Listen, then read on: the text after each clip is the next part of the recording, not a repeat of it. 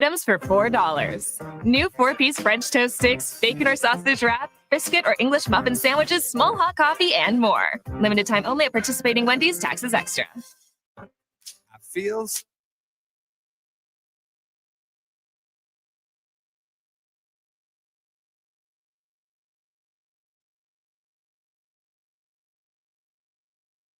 The Jason Gregor Show. First jump in front, 9-8. First quarter action. Davis, the deep catch. Once again, wanted to go in, did not get it. It was awfully close. On Sports 1440. Yaremchuk for Philadelphia. Pickard the equalizer for Edmonton. Centering pass. Score. Draisaitl his 31st, but the battle was won behind the net. Presented by PlayAlberta.ca, Alberta's only regulated online gambling website. To second, and short hop, 4-6. Double play in. There it was. He brought it to the side.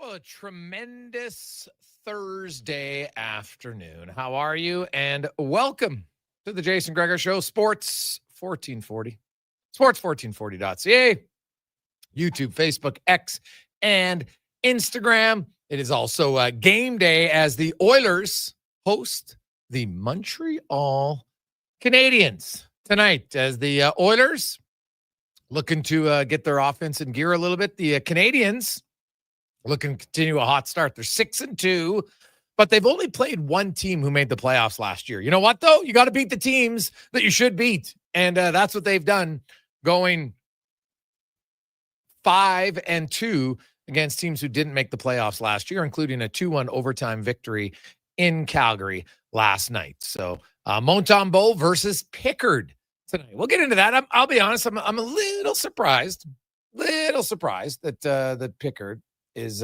starting, but it's all right. I was doing a one-on-one with Adam Henrique afterwards, so I didn't get a chance to ask Knobloch because his press conference going at the same time. I'd just be curious as to what the reasoning is that Pickard's going to play 2 out of the next 3 when your starting goaltenders played very well thus far. So it might not matter at the end of the day, but it was just a little surprising to me. I thought it would have been Skinner tonight for sure against Montreal the way he's playing, but maybe they're going with they got a reason, and we'll see what it is. Regardless of who's playing net, it has really zero impact in the offensive side of the ice because that's the side that needs to get going. And their 2 best offensive games, their 2 most dangerous games came on home ice. Connor McDavid said, you know what, I really liked how we started offensively, and then on the road, it just kind of went away. So maybe it'll come back in this pit stop of a home game, because that's right. They were on the road for 5. They're home for 1 before they go out on the road again. Seattle, Vancouver, Saturday and Sunday. The Jason Gregor Show is always brought to you by PlayAlberta.ca. It's our favorite game on Thursdays, the Daily Grand, $1,000 a day for the next 20 years. That's $7.3 million. Good luck. Get your tickets. PlayAlberta.ca. We have a loaded show for you today. Landon Ferraro will join us. We have Tony Marinaro giving us the Montreal side of things. Dave Owens is back. He's healthy. We'll talk about him. Wear your helmets, boys and girls. Also, TR will be by. Ken Reid's got a new book out. Talk to Reader about that and just a Blue Jays mania that is infecting Toronto and lots of parts across the country. Yaremchuk will be by as well in the 5 o'clock hour, talking all things Edmonton Oilers. We got Livingston as well. 5 questions. We'll hear from Connor McDavid, also from Matt Savoie, who's going to get promoted. And Matt Savoie, who I thought his game has gotten better. And the coach obviously sees the same thing. Matt Savoie had a few great chances last game, did assist, won a key faceoff on that overtime goal by Jake Wallman. And he will start tonight on the top line with McDavid and Draisaitl. He'll just swap lines with Podkolzin. Podkolzin will play now tonight on the third line with Trent Frederick. And Frederick will move to the right wing with Phil and Podkolzin. The Nugent Hopkins line stays the same. Mangiapane and Roslovic. Henrique's line stays the same with Ike Howard, fresh off his first NHL goal, and David Tomasic, who is still looking for his first NHL goal. So there you have it. The Montreal Canadiens, the local boy from Fort Saskatchewan, Alberta, Kirby Dach is coming back in the lineup. He's missed a few games with injury, so he is going to be amped up, playing in front of family and friends tonight in Edmonton as they try to win 2 games in a row for the first time this season. And we'll see if they can they score 3 goals 5-on-5 in a game, which they've yet to do. So we'll see. Other big news today in the sporting world is the NBA for all the wrong reasons. And man, some big names, Connor Halley, that have been arrested in this NBA gambling rink. There's 34 arrests, some including mafia families. There's Portland Trailblazers coach Chauncey Billups, Miami Heat guard Terry Rozier is involved, former NBA player Damon Jones. Like, this isn't great by any stretch of the imagination. No, not at all. I mean, and it's an issue that the NBA's had for a long time, going back to, officials skimming points. And then, last year we saw it with Porter, a lesser known player, I would say, minimal player getting minimal minutes, taking the under. And then to have it with Terry Rozier, I mean, a bigger name, former first round pick. Declan will tell you, maybe not beloved by the Miami Heat fans this season or recently, but that's a bigger name, a guy taking an under with a massive bet back in 2023. And then you got a head coach from an organization in the NBA in Chauncey Billups, a guy who's an NBA champion, had a really good career playing as well, getting caught up in these high stakes poker games. It's wild. Did not wake up expecting to see 2 players in the NBA and a former player arrested, but I guess with the legalization of gambling, and I think this might be going back to previous, like it's scary that these things can happen. And it's surprising news from the NBA, and you got to wonder the trickle down effect from here, Gregor. Who else might be involved? Yeah, so we will we'll see. This now they've investigated a lot. I know a lot of people are now, oh, what about this guy? What about this guy? Don't you think if they've arrested 34 people, they would have probably done a pretty extensive investigation? Because I think to just, guess, well, like nowadays when a guy misses a layup, people are going to think, oh, betting, right? And that's going to be the unfortunate part now. Because guess what? Guys and gals do miss layups. Whether it's in the NBA, the WNBA, in college, in your neighborhood game, right? You'll look like what looks like a gift, you miss it. It happens. That doesn't mean that, try and do it. Now, you look at some of these prop bets and different things like that aren't ideal. It'll be curious to say. I will say this though. I know because we had a lot of people saying, you should eliminate gambling. I think too often in society, we see a minority do something and like a very small percentage, right? Like this is a big investigation. How many active NBA players, Cons? 3? Yeah. Right. So there's 3. So you want to change everything because of 3? That doesn't really make sense to me. That's all I'm going to say. Like what's the NBA? You got 12 players on each team, right? 12 times 32. You're talking over 350 players, right? So we're talking 1%. We don't need to make drastic changes all the time for 1%. Hey, it was like when people were like, oh, get rid of fighting, ban fighting, even though all the studies said 2 to 3% of concussions, I think it might have been 4 actually at the highest, came from fighting. And that was during the era when there were basically hired guns to fight.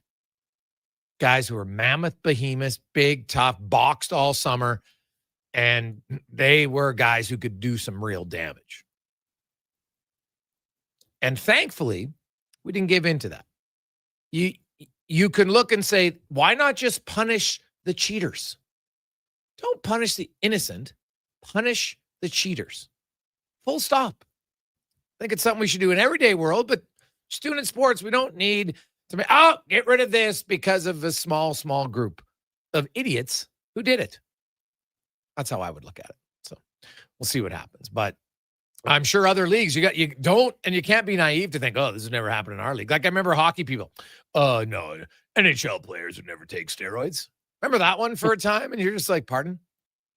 What's one of the main goals in hockey? Faster, bigger, stronger.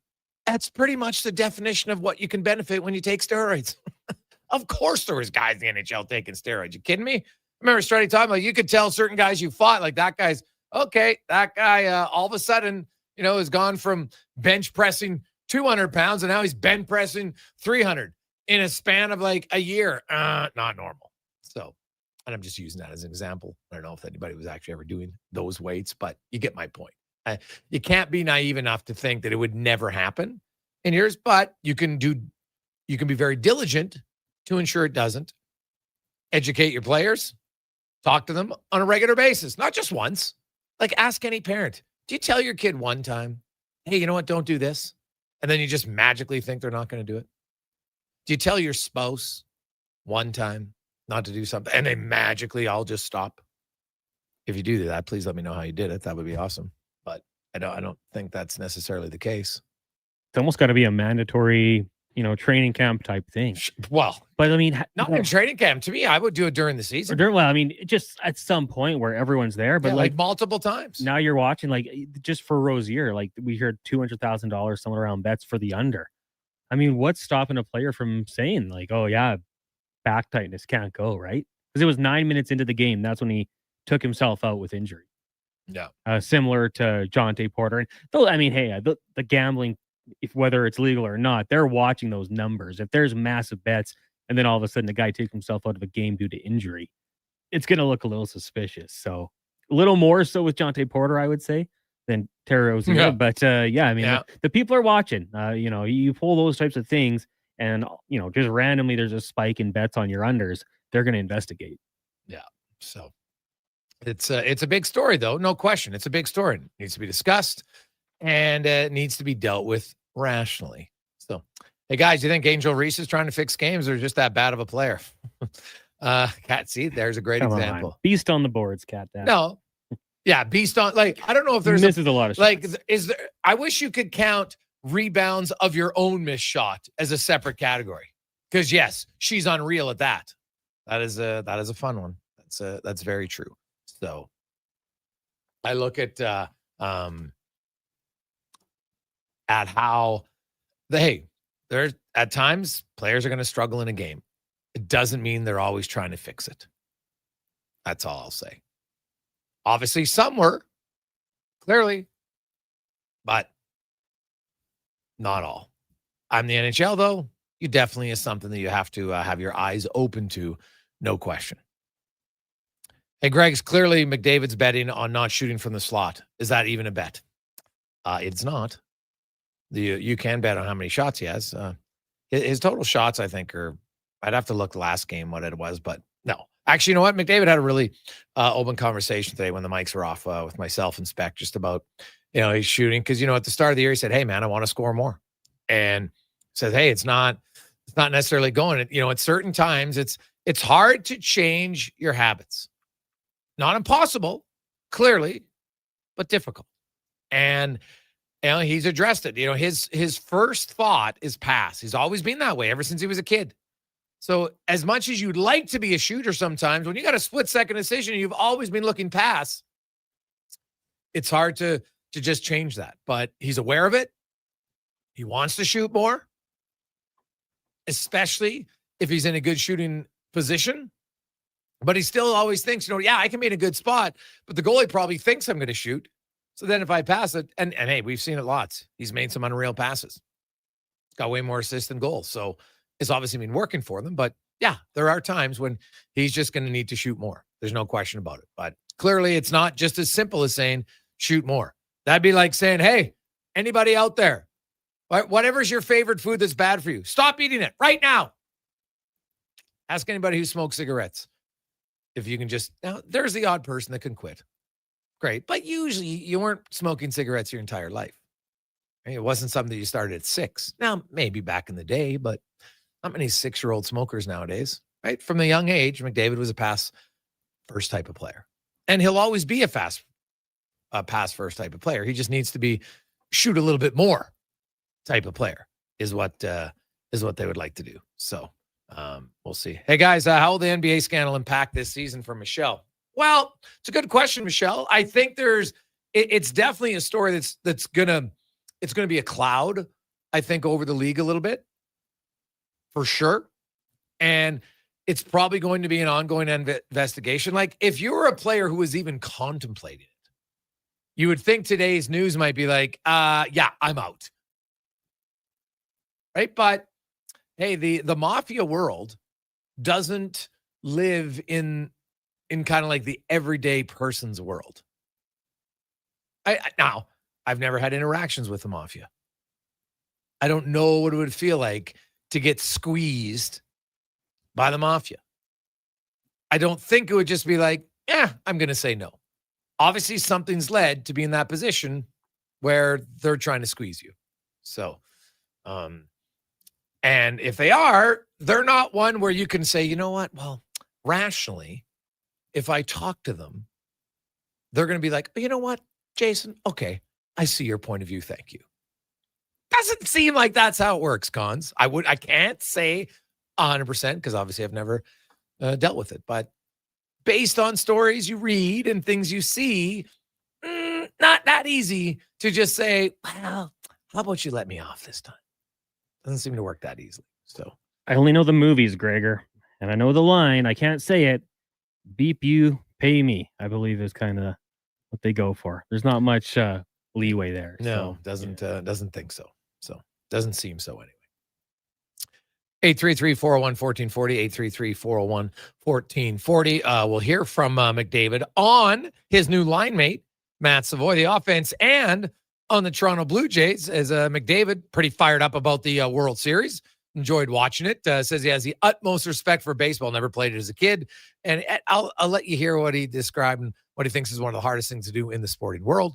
We'll get to that. We have Matt Savoie as well. Pretty excited about his opportunity to move to the top line with McDavid and Draisaitl. We got Landon Ferraro coming up and more. It's the Gregor Show presented by PlayAlberta.ca.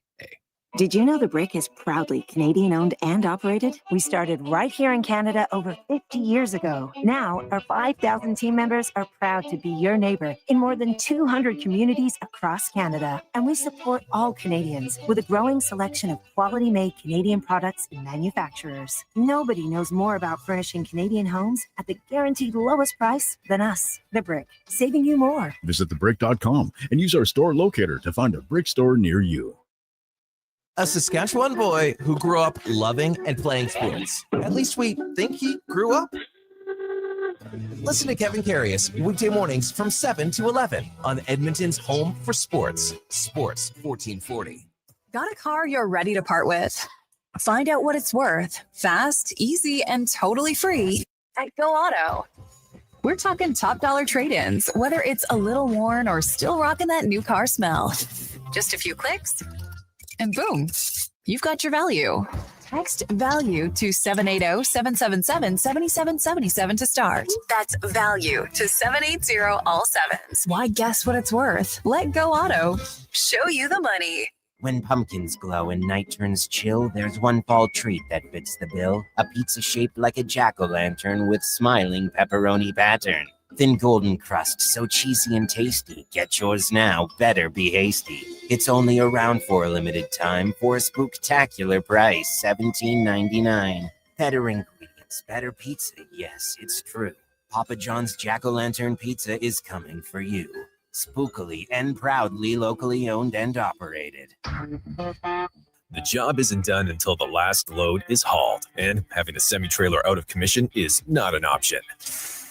Whether replacing or adding to your convoy, Edmonton Trailer has a huge inventory of new and used semi-trailers, trusted by the gravel, logging, oil field, fluids, and freight industries. Find a trailer right for you online or at one of their 3 locations. For sales, service, parts, rental, and finance, when you're in it for the long haul, Edmonton Trailer. Groceries, mortgage payments, family holidays, a new car. That's what profit shares look like for Vision Credit Union members. Each year, we return about 75% of our profits, $35 million last year, to the people who bank with us. Because at Vision Credit Union, when you're an owner, you get your share. Why not get yours? Learn how at whatsyourshare.ca. That's whatsyourshare.ca. River Cree is the place for all your favorite sports. River Cree Resort and Casino, featuring UFC action and boxing live on the big screens at Tap 25, the MVP of sports bars, and in the Center Bar. Plus, catch this fall's biggest games. Every goal, every tackle, every home run. River Cree is also home to the Twin Rinks, where rec hockey and community teams come to play. Public skating available. Details at rivercreeresort.com. River Cree Resort and Casino. Excitement. Bet on it.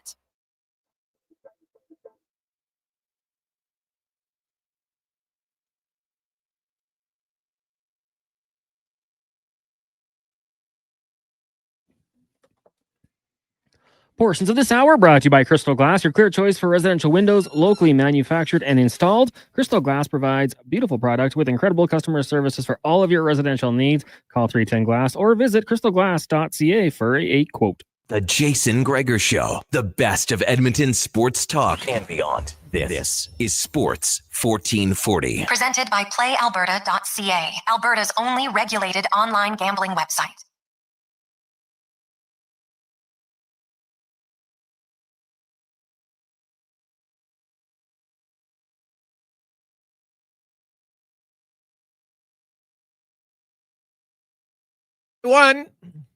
Welcome back, Jason Gregor, Connor Halley, Sports 1440, sports1440.ca, YouTube, Facebook, X, and Instagram. It is game day here as the Oilers in action tonight against the Montreal Canadiens. You also have Connor Halley's Chargers Thursday Night Football taking on the Vikings. Also tomorrow, game 1 of the World Series. And if you missed it, Trey Savage will be pitching in game 1 for the Blue Jays.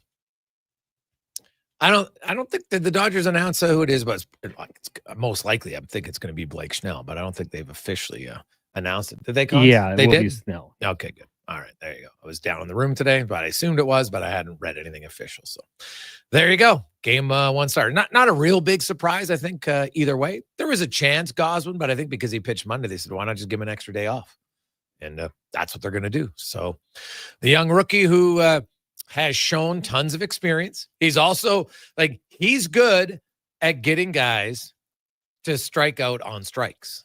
Right? And the one thing that the Dodgers don't chase a ton of pitches. So this could be a pitching duel.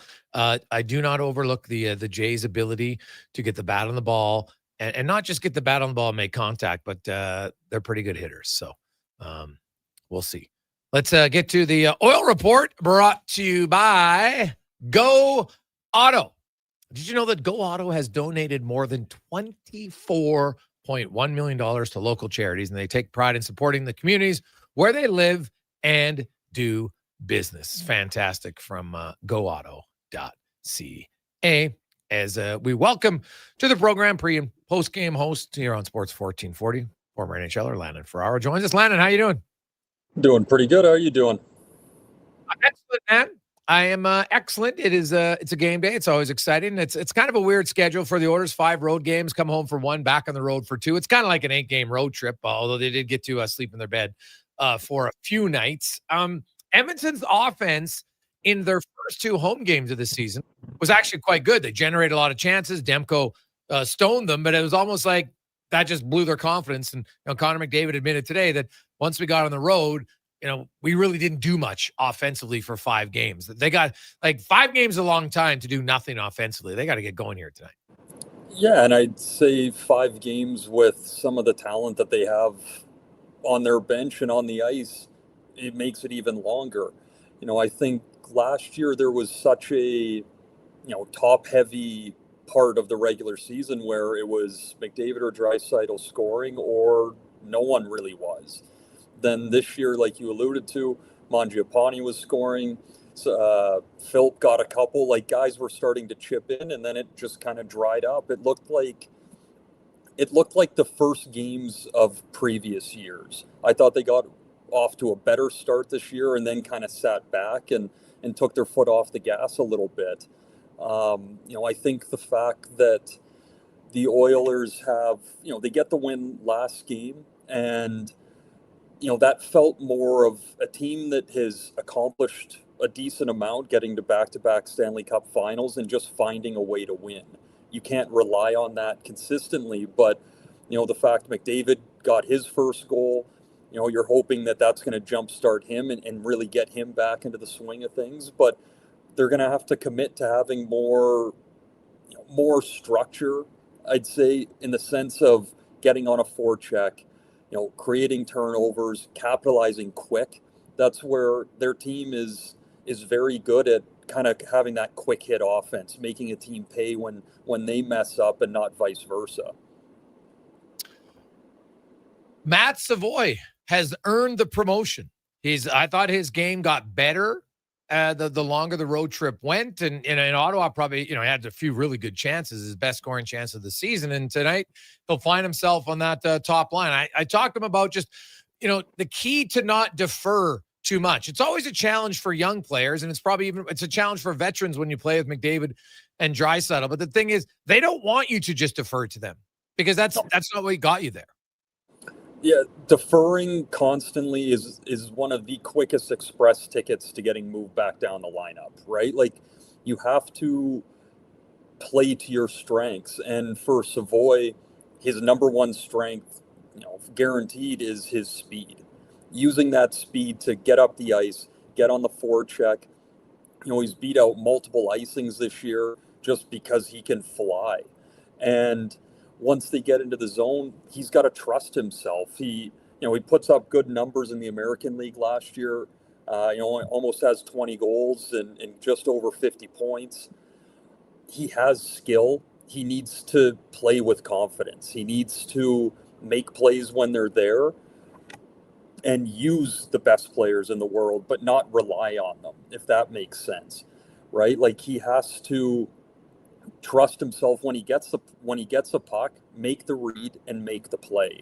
Don't try and find where 29 or 97 are every single time, because for them, they're just playing the game. Yeah, they think the game at an incredible speed. They see things that other players don't, but a lot of the work off the puck is about getting open, finding those open ice spots. You can't do that if the puck's constantly just being thrown to you. You can't find those soft areas. Leon Draisaitl is so good at finding those soft areas on the ice. But if the puck's being kind of panic thrown to him every single time that Edmonton touches the puck, now he's losing one of his greatest strengths. So for Savoie, it's having that pinch me moment of, wow, I'm on a line with these two, but then quickly moving past it and just trusting himself, making plays, and not getting overwhelmed, which is so easy to say from the outside, but not getting overwhelmed playing with those two, understanding that they need him to do his job so that they can do theirs. Jake Walman came in, obviously made an immediate impact last game for the Edmonton Oilers. I thought they were cautious with his minutes, played 18 in a bid, first game back, hadn't played really since the playoffs. And, so tonight I probably expect to see him up above 20 minutes. But, last game again, Atlanta was a pretty solid defensive effort. Like, this team, the one thing that's been consistent is they haven't given up too many quality chances. And when they have, their goaltending for the most part has been pretty good. Yeah, and I think that especially their top four is just going to get better the more Walman settles in.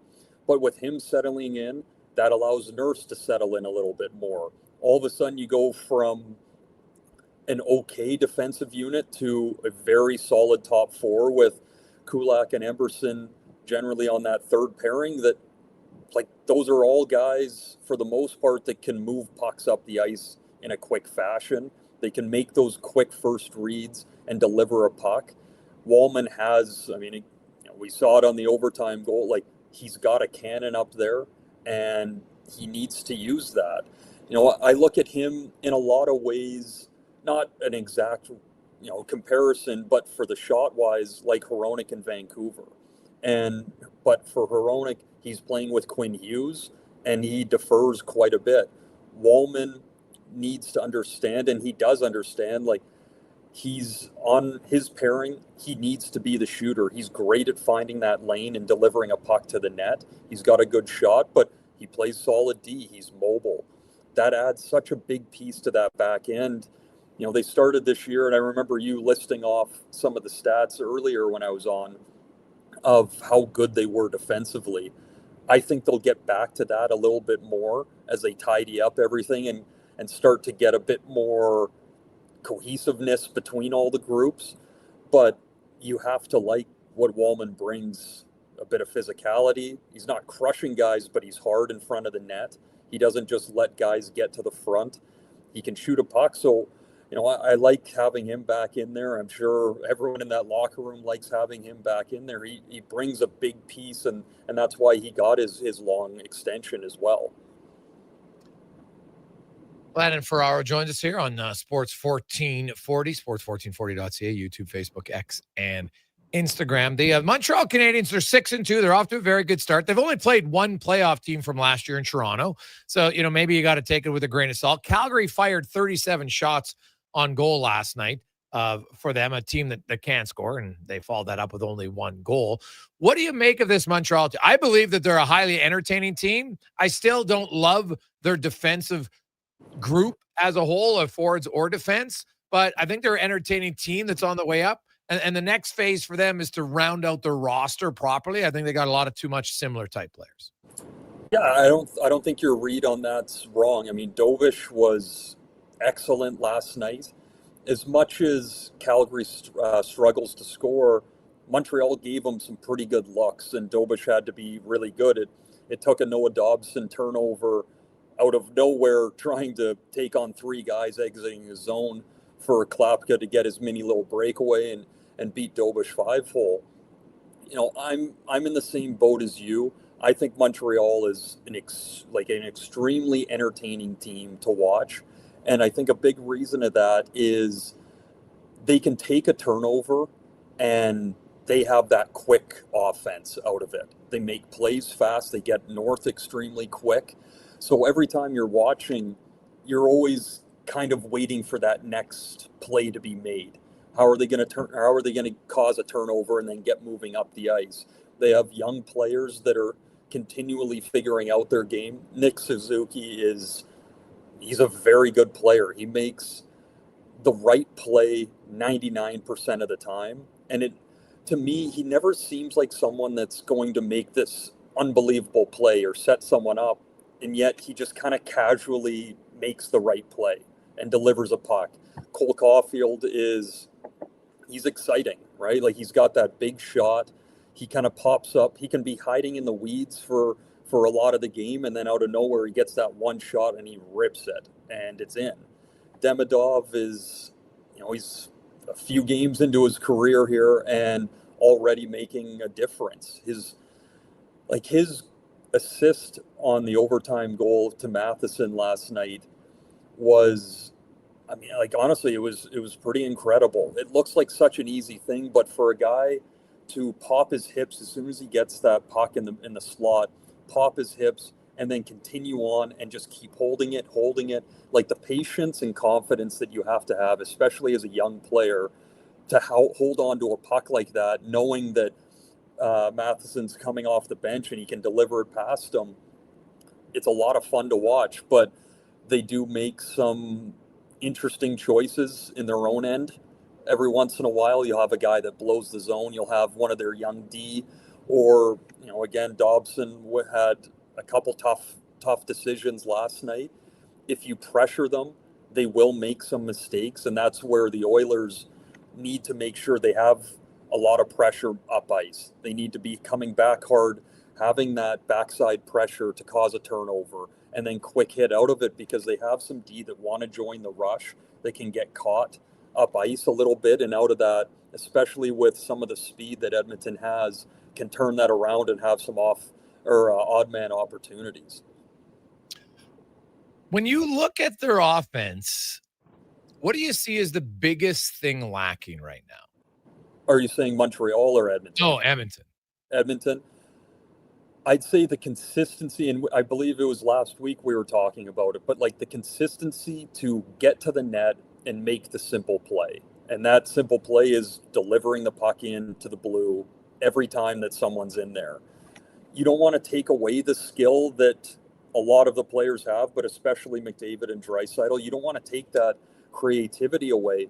But at the same time, when things aren't going easy for them, where they're just making plays all over the place, there has to be that, call it a B game, that they sit back into.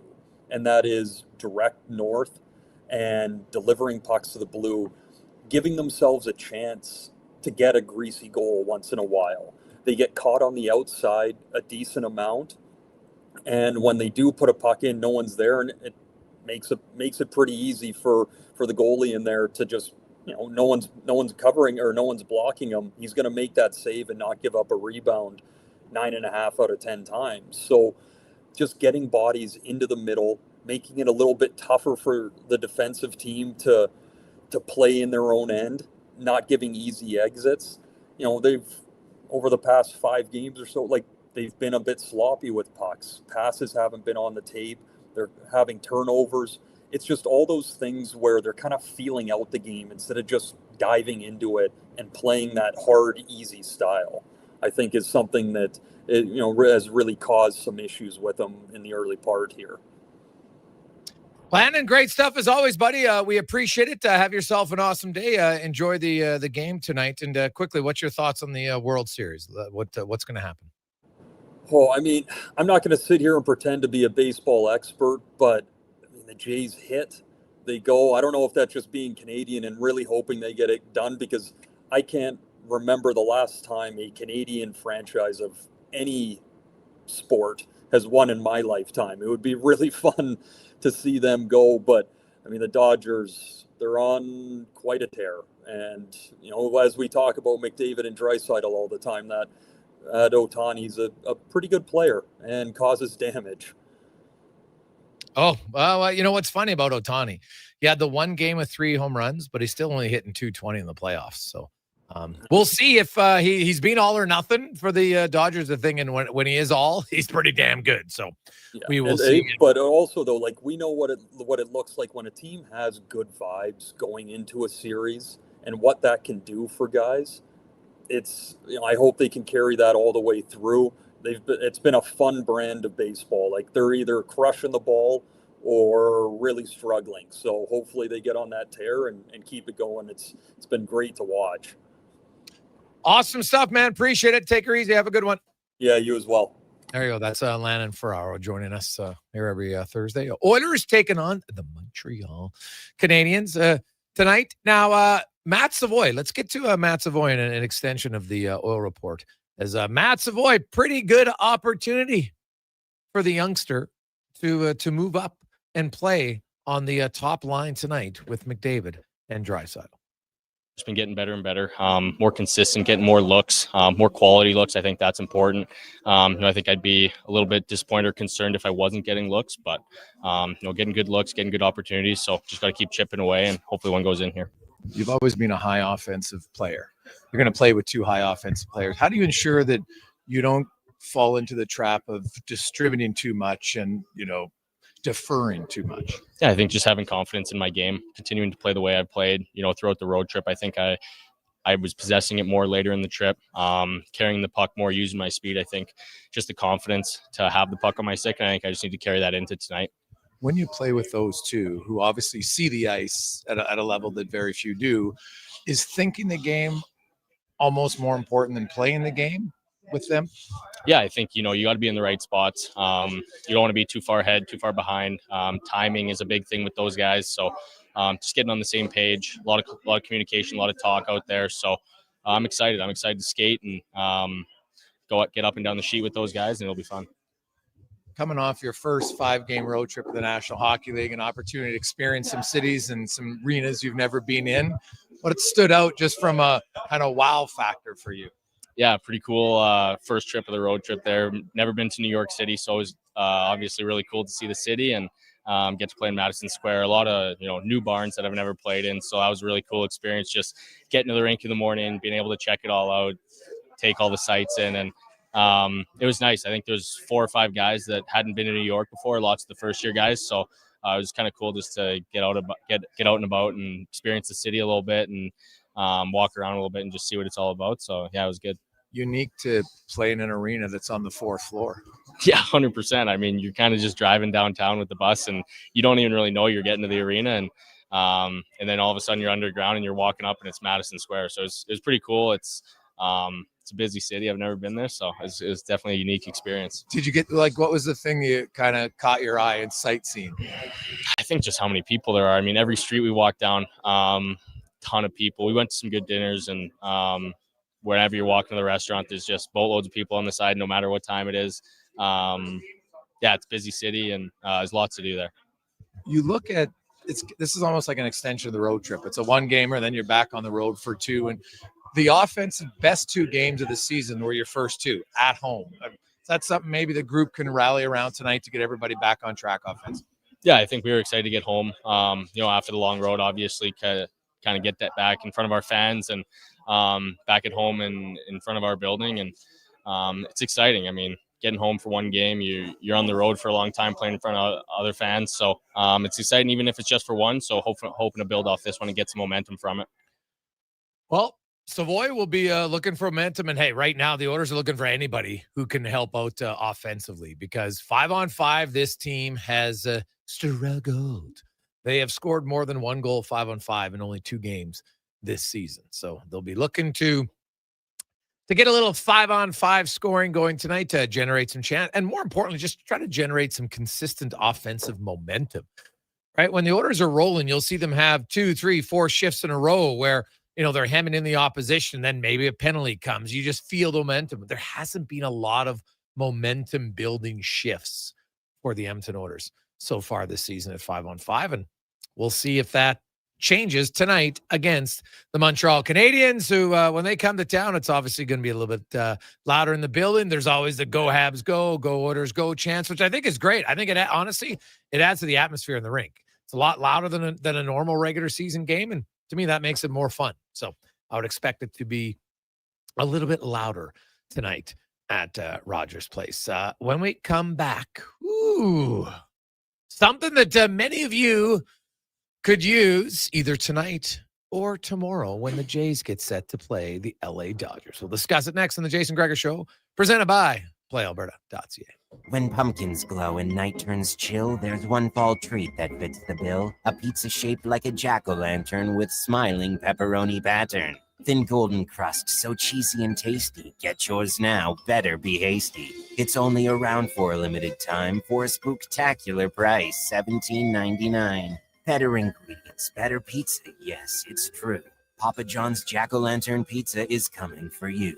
Spookily and proudly locally owned and operated. Hi, Mike here from Northgate Chevrolet Buick GMC. I'm super excited to tell you today that we have fed over 250 families so far with our Feed 500 Families event. With that said, we are still short of our goal. We have decided to continue this on through to the end of October. With your help and your support, we can get this done. Please stop in and see us today, 13215 97th Street, or visit us online at northgategm.com. Looking for the perfect gift? Give the gift of great taste with a Loca Quality Market gift card. Redeemable at any Loca Quality Market or Loca operated restaurant. It's a treat for food lovers. Ready anytime. Grab yours today at loca.ca. This hockey season, before every game, check out the pregame show with Andrew Walker on Sports 1440. It's brought to you by Titan Supply, your only source for rigging, lifting, and hauling products. Visit titansupply.ca. Top quality flooring, locally owned, and Canadian products from Beaulieu. Yeah, that's CFI. CFI what? No, CFI, Custom Floors Inc. From free estimate to professional installation, contact Custom Floors Inc. at customfloorsinc.ca. Groceries, mortgage payments, family holidays, a new car. That's what profit shares look like for Vision Credit Union members. Each year, we return about 75% of our profits, $35 million last year, to the people who bank with us. Because at Vision Credit Union, when you're an owner, you get your share. Why not get yours? Learn how at whatsyourshare.ca. That's whatsyourshare.ca. Hey there, this is your wake-up call. It's time to change to your winter tires. Unless you want to be sliding and swerving around icy roads like you're some kind of dummy. Head to Big Toy Shop and get it done right for a great price. We won't lie to you, inflate your bill, or waste your time. Time to change your tires. Big Toy Shop, 8315 Argyle Road. 780-298-2797. Portions of this hour brought to you by Japa Machinery. Japa is digging deep on their 50-year history of supporting Alberta's construction industry with their line of special edition blackout excavators. Visit japamachinery.com for all the details. The Jason Gregor Show, the best of Edmonton sports talk and beyond. This is Sports 1440. Presented by PlayAlberta.ca, Alberta's only regulated online gambling website.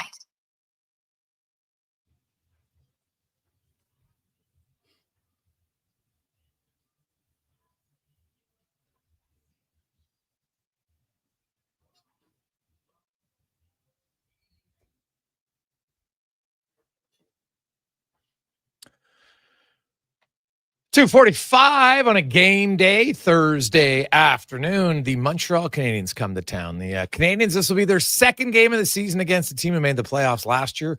They are 0-1 in those games. They lost to Toronto, but they are 6-1 in their other 7 games of the season, including a 2-1 overtime victory last night in Calgary. They beat Detroit, who's rolling 5-1. They beat Buffalo 4-2. Beat Chicago 3-2, Nashville 3-2, and Seattle 5-4, and they've lost to the Rangers and the Maple Leafs. So we'll see. The Oilers just looking to try to get some traction going on their season thus far, as they are looking to get their 4th win of the season and improve to 2-0-1 on home ice. I think their 2 best offensive games, no question, occurred the first 2 games of the season against Calgary and Vancouver. They generated a lot of shots. They had 35 and 37 shots in those 2 games. But unfortunately, in the 5 games since, they have had a grand total of 128 shots. So, an average, not much better. Like, what is that? 21 until like 20, 25 shots a game. So not ideal. Not ideal at all. So they want to get their offense back on track tonight. And hey, we'll get things back on track when it comes to your taste buds. As we get to Thirsty Thursday, brought to you by Sherbrooke Liquor. 2 locations. They got the OG on St. Albert Trail and 118th Avenue, and on the southeast side on 50th Street and 92nd Ave. If you're looking for beer, wine, cocktails, or non-alcoholic cocktails and beer, they got it all. The best selection in the city. Sherbrooke Liquor. As David Owens joins us once again, he's back off the IR. Dave's gonna give us a little reminder of why you should wear a helmet when you're biking. Yeah, well, I actually brought you some show and tell on why you should wear a helmet. Oh yeah, you cracked it pretty good. Eh? Oh, I cracked it pretty good. Yeah, look at that. It's just like a part. Oof. Yeah, thanks. Both sides of it. Wow. Yeah, on the side. How'd you wipe out? Where were you? I was on Vancouver Island. I was on Mount Suhalem. It's a great little spot. And I was with my buddy, he's the guy that coaches the World Cup champions and stuff like that. And anyways, we were coming down this trail. I was taking it easy that day, and he was waiting for me at the bottom, and he saw me come down, and then he saw me disappear, and he heard this loud crack, and he came back, and I was out cold. The bike was still between my legs. I maybe slid forward, 4 or 5 feet. That was it. And so I literally I must have hit some, like a bit of these wet roots. There's a braid of roots there, and I just hit them and just went right over and bam. Head first. Done. Head first. Yeah, done. So I tell you, if I wasn't wearing that helmet, you might be a goner. I'd be a goner. Yeah, 100%. Or you'd be in very rough shape. Very rough shape. Yeah. So my brain would never be the same. No, definitely not. So yeah. So well, it's good to have you back. So yeah, it's pleasure good. to be back. You had a few weeks off in concussion protocol. We'll say. So there you go. You've come back, and what are we trying today? Oh man, we're doing a tasting with Bridgeland Distillery here, and these guys are phenomenal. They're out of Calgary. I like their bottles. They've got great packaging, but really the product is amazing. These couple of guys, they've they've been so popular with their whiskeys. They've actually made it into Forbes magazine for an article, because like these guys are like, where's like Calgary making Bridgeland Distillery, limoncello and Amaro and things like that. And so they are fantastic. And everything's made there. They distill it, they age it there, they barrel it, they bring in all the barrels. They're from Europe. Most of them come in from Italy, and they're all like French oak and American oak that have had a variety of things. And then they also do something unique too, that a lot of their spirits that are either cocktails or mixes, when they want, instead of buying a wine barrel to do it in, they actually make the wine themselves and then use the barrel if they're doing a wine cask thing or something like that. So they really switch it up. They're really hands-on and are making some really amazing products. And the first one is getting ready for holiday time. Italians love this stuff, and everybody else. But limoncello. And the limoncello is typically an aperitif, something you can make a spritz out of it. And typically it's really sweet. And they're using like a grain spirit, and they are, a lot of lemon zest and stuff in it. These guys are actually using a grape-based spirit. Got a little pop to it. It's got a little pop. And wow, that is not, you're right, because limoncello is normally sweet. Yeah. And that almost tastes like a whiskey. Yeah. So they're making a grape-based limoncello. Ooh. They also don't put the lemons in it. They just take the vapors. So these organic lemons, they sit on the top of this screen and take it in. And then they also they don't add sugar to it. They only add honey, and they get their honey from a farmer be out of close to Calgary there. And so this is their famous limoncello. Ooh, it's pretty darn good, man. It's it's got a little whiskey, but you can taste the lemon in it. And it's a lot warmer, I find, than a lot of limoncellos. It's warmer. Yeah, exactly. Yeah. And so it's I find, as you and I aren't huge sweet fans. No. To drink, I like to eat drink. sweets. Yeah. and so I like some limoncellos, but I can only have like a sip of it and I'm done. Whereas this, you could actually enjoy a full beverage, or like you say, mix this and make a spritz out of it. It's amazing. All right. Well, that is a very unique limoncello. I have to say that's not very sweet. Cool. Yeah. Very well. I guess if they're, they did whiskey, they kind of almost stay true to the roots in the whiskey. In the whiskey sort of style. Yeah, exactly. But this is all, it's unaged, doesn't go into a barrel or anything. Really? And it's in a great base. So it's this is all just like natural lemon vapors and honey that are going into it. So super natural. Like I said, so no it's good for you, is basically what we're saying. He's good for you. Yeah. Okay. Oh, that's right. I like it. All right, then we're gonna move on to their Amaro. This is their Spalumbo's Amaro. So what's Amaro? Amaro is it's another bitter aperitif kind of beverage out of Italian again, and they had they made this for the Spalumbos. They're famous in Calgary as a side thing, and they started selling it on their own because it was so popular. And so this is something you do this, either on its own, just like it is right now. I like to drink mine like that, where it's not on the rocks. You can have it on the rocks. You can use Amaro. Is there honey in that? This one here. No, I don't think so. It's just it's got that vanilla star anise in there, bittersweet chocolate. That's lightly spiced. That is one of the more unique tasting cocktails I think I've ever had. Like it's sweet, but not remotely it's not overpowering sweet at all. And so you could use this in like a Manhattan or even an old fashioned instead to change it up. I would sip on that for sure. Yeah, that is really good. Mm-hmm. Again, there's lots of character, and Amaros are very different from all over. No Amaro is the same. For those of us watching on the YouTube stream, this one's got a lot of character to it, and on X and everywhere else. Here's the bottle if you want to check it out. It's pretty good. Yeah, Bridgeland Distillery. A Spalumbo's Amaro. I have to say, I don't think I've ever had it tastes a little bit like amaretto.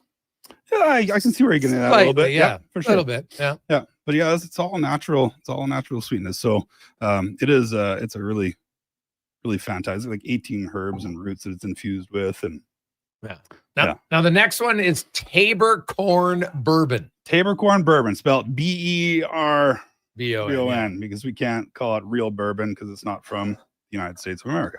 Right. So this is their bourbon style whiskey. And this is a tried and true full on regular everyday whiskey. Yeah. So say anything you use bourbon in. Yeah, the corn malt, it use definitely the corn malt Tait, it's not as sharp or kind of hit you as much as I find bourbon does. Bourbon is an acquired taste. If you want to drink bourbon, bourbon is kind of like a light scotch sometimes, I find. Sometimes. But this one's a lot softer and easier to go down. Softer. And they use 60% Tabor corn out of this, 32% of the Penholds barley, and 8% Penhold wheat. And, one of the other cool things about Bridgeland is they use 100% Alberta local malt and grains in their stuff. So to be certified craft malt in Alberta, you have to have 15% in your mix. That's it. They use 100%. Okay. Perfect. So it's a low bar, but let's support the locals. I'm all over that. I love it. Exceed it. So, 100%. Yeah. All right. It's really spectacular. So, and again, great. Anything you would use a bourbon for in your cocktails, replace it with this. Now you have the next one. That's the Tabor Corn Whiskey Bourbon 101. So it's just the same, but it's darker. So this is exactly the same piece, but it's bottled at 50.5%. So the first one's at about 45.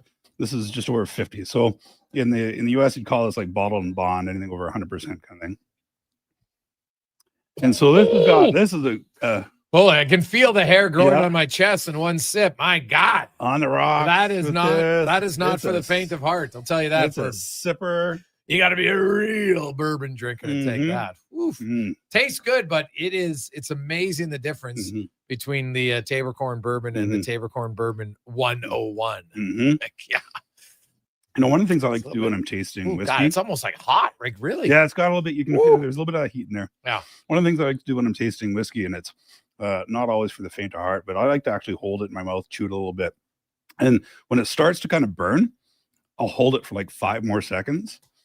And then you can swallow. And what that does is it's just allowing the natural saliva in your mouth to do what a drop of water or something like that would be in the whiskey. And so you'll really open up all the flavors of it by holding it for a bit. And then, oh my God, that makes a massive difference. It's almost like you taste it more on the top of your mouth. Yeah. Yeah. I've never done that before. Yeah. So you hold it. Wow. Hold it. Yeah. Hold it until it starts to burn. And then, but it doesn't. It's a little funny. bit longer. I didn't feel like it was as hot, but it tastes like it was infinitely more flavorful. Yeah, because it'll tone down, and that's just the natural. It's just like adding a drop of water, but using your natural saliva. Huh? Yeah. Dave, I like it. I learned stuff on here. Right? Ooh, fantastic. That is a way different flavor. It's amazing. Like it tastes way better. Yeah. Yeah. Wow. Yeah, and it really tones down those. Like, they should tell people this. Like this should be. You might have to have a how to drink properly little pamphlet that you can that's put what in we're Sherbrooke. doing right now. Well, we are doing that right now, but you go to Sherbrooke and you should have it when you leave. Hey, hold it in your mouth for 5 seconds. Longer. Yeah, absolutely. And then, I can't believe what a difference it makes. Like do the first one without it. Yeah. And then take a sip later and then hold it for 5 seconds. Yeah. And really, I do that with almost any spirit is because it just helps tone down the alcohol in it. So you can actually taste what's in the background of that spirit, that grain or malt or whatever. Do you do that with wine too? I hold it a little bit with wine, but not as long. But I kind of aerate it with wine and things like that. Yeah. Nice. Yeah. And to wrap it all up, finish it all up, we have their old-fashioned cocktail. So they use their Bridgeland's Young 3-grain whiskey, which is 60 corn, 32 Penhold, 8 bars. So 8% Penhold wheat instead of rye. Okay. Is the base. And then they mix it with their orange liqueur, some bitters, some organic simple syrup, and they have a pre-mixed old fashioned. You go, yeah. Pour in your glass. That's nice, and you're ready to go. Smooth, very smooth. Goes down super easy if you like the old fashioned. And I think there's nothing wrong with having a pre-batched cocktail in your house. Sometimes you come home from work, you want an old fashioned or a Manhattan. And you don't want to have to go through or have all the different bottles, in your closet or something like that. And you recommend you don't store these in the freezer, right? I don't store them. No, store it. Yeah. Shelf room temperature. Because what does it do in the freezer? It takes away so it cools it down. So you start taking away that flavor, right? Okay. So anytime you ice something up, it tones down that flavor in there. Yeah. All right.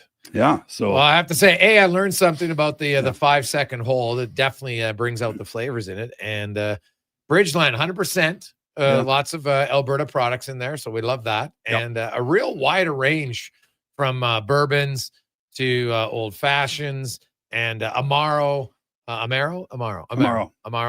and limoncello. So and they, check it out. they've got several other products in their lineup also that we also carry. I think they've got a Manhattan in there. They've got some eau de vies, things like that. So if you're curious about this today and you tried something here or you heard something you liked, Otwell tomorrow is actually doing a complimentary tasting from 3 till 7. I think they're scheduled, and Bridgeland's going to be there with a whole bunch of their stuff. Oh, so tomorrow's a big taster from 3 to 7. Taster, 3 to 7. Stop in, boys and girls. Pop in, have a taste, and grab some stuff for the Jays game. And also Jays games, just like Oilers playoffs, bring your weary Jays gear in, jersey, hats, whatever. 10% off everything in both locations. At Sherbrooke. So it's Friday, Saturday, and then, of course, Monday, Tuesday, Wednesday next week. Yep. Awesome. 100%. Awesome 100%. stuff, Dave. Thanks, man. Glad to hear you back on track. Yes. Good thing you wear a helmet. Yeah. It's a good thing. Me too, yeah. You definitely need to. Awesome. Awesome. Let's get to the con man and a Sports 1440 update brought to you by Fountain Tire. Winter's coming. You know it is. You're trying to put it off. You need some winter tires. Well, guess what? 15% off all winter tires right now at Fountain Tire. Final location near you, fountaintire.com. This is a Sports 1440 update. It is game day in the city. The Oilers take on the Montreal Canadiens. Puck drop just after 7. Our pregame coverage gets going at 6 with Walker, Paulson, and Landon Ferraro. Elsewhere, got the Flyers and the Sens. Lightning taking on the Blackhawks. Ducks in Boston. Blues host the Mammoth. Canucks in Nashville taking on the Preds. Jets host the Kraken, and the Hurricanes battle the Avalanche. Portland Trailblazers head coach Chauncey Billups, Miami Heat guard Terry Rozier, and former Cleveland Cavaliers player and assistant coach Damon Jones have been arrested as part of a league-wide ranging investigation related to illegal sports betting and rigged poker games backed by the Mafia. The NBA said both have been placed on immediate leave by their teams. On the court, 2 games tonight. Pacers host the Thunder at 5:30. At 8 o'clock, you got the Nuggets taking on the Golden State Warriors. And Week 8 in the NFL kicks off this evening. Chargers host the Vikings. That one gets going at 6:15 from the majors. The Blue Jays announcing Trey Savage will get a start tomorrow night in Game 1 of the World Series against the Dodgers, who will counter with Blake Snell. Coming up in hour 2 of the Jason Gregor Show, we'll be joined by our Thursday co-host, Terry Ryan. We'll also hear another edition of Campaign's 2-Minute Warning and speed things up in the CanTorque Racing Report with Colin Livingston. I'm Connor Halley. This has been a Sports 1440 update. Sports 1440, a Stingray radio station broadcasting on Treaty 6 territory. Download the free iHeartRadio app and listen to CKJR wherever you go. Hey, sports fans, we've got a clear choice for you. At Crystal Glass, we provide customers with the perfect glass for any job. From home to auto and even commercial, installation or repairs, we're your team. Call 310 Glass or visit crystalglass.ca. Crystal Glass. Day or night, tasting just the right. You can order Oodle Noodle at oodlenoodle.ca, delivering you the news almost right away. Remember, you can order Oodle Noodle at oodlenoodle.ca. So stay on your couch all day and order oodlenoodle.ca. Oodle Noodle. When you have lifting and material handling needs, Northwest Crane delivers. Western Canada's Sani dealer, backed by the industry's toughest one. 3 years, 3,000 hours, no compromises. They service all crane makes and models with skilled technicians and deep industry expertise. Alberta owned with locations in Leduc and Grand Prairie and fully equipped service trucks. Northwest Crane keeps your operation lifting. For more information on sales or service, visit northwestcrane.com or call today. It's a new season, Edmonton, which means it's time for new offers. Play Alberta is offering odds boosts on every Oilers game all season long. This is your chance to score big. And for a limited time only, our listeners can get an exclusive $50 free bet when they deposit $50 using code Gregor50. That's code Gregor50 for an exclusive $50 free bet. Alberta wins with Play Alberta.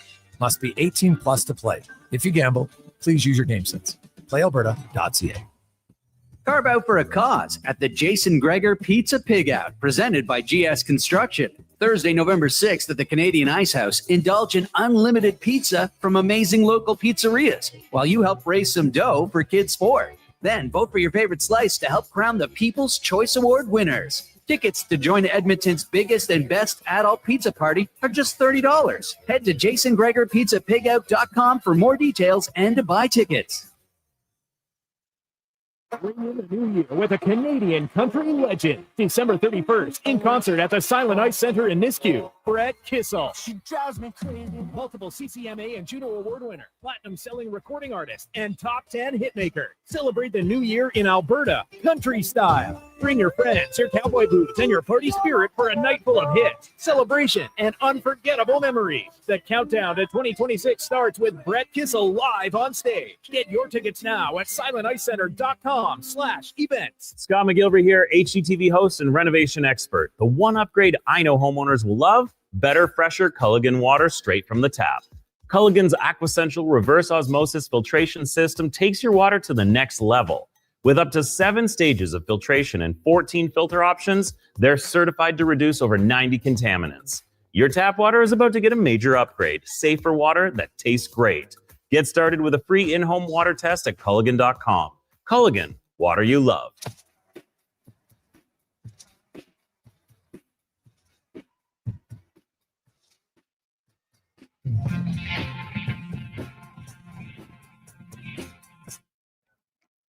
Portions of this hour brought to you by Leading Edge Physio. We treat pain and injuries head to toe and some other issues that might surprise you, like incontinence, vertigo, neuropathy, and cognitive issues. We invest in the technology, techniques, skills, and people who know how and what to fix. Life shouldn't hurt. LeadingEdgePhysio.com. Hat tricks, touchdowns, and home runs. Get it all with the Jason Gregor Show on Sports 1440. Presented by PlayAlberta.ca. right. Alberta's only Try- regulated Good thing you online wear gambling helmets. website. Yeah. It's good.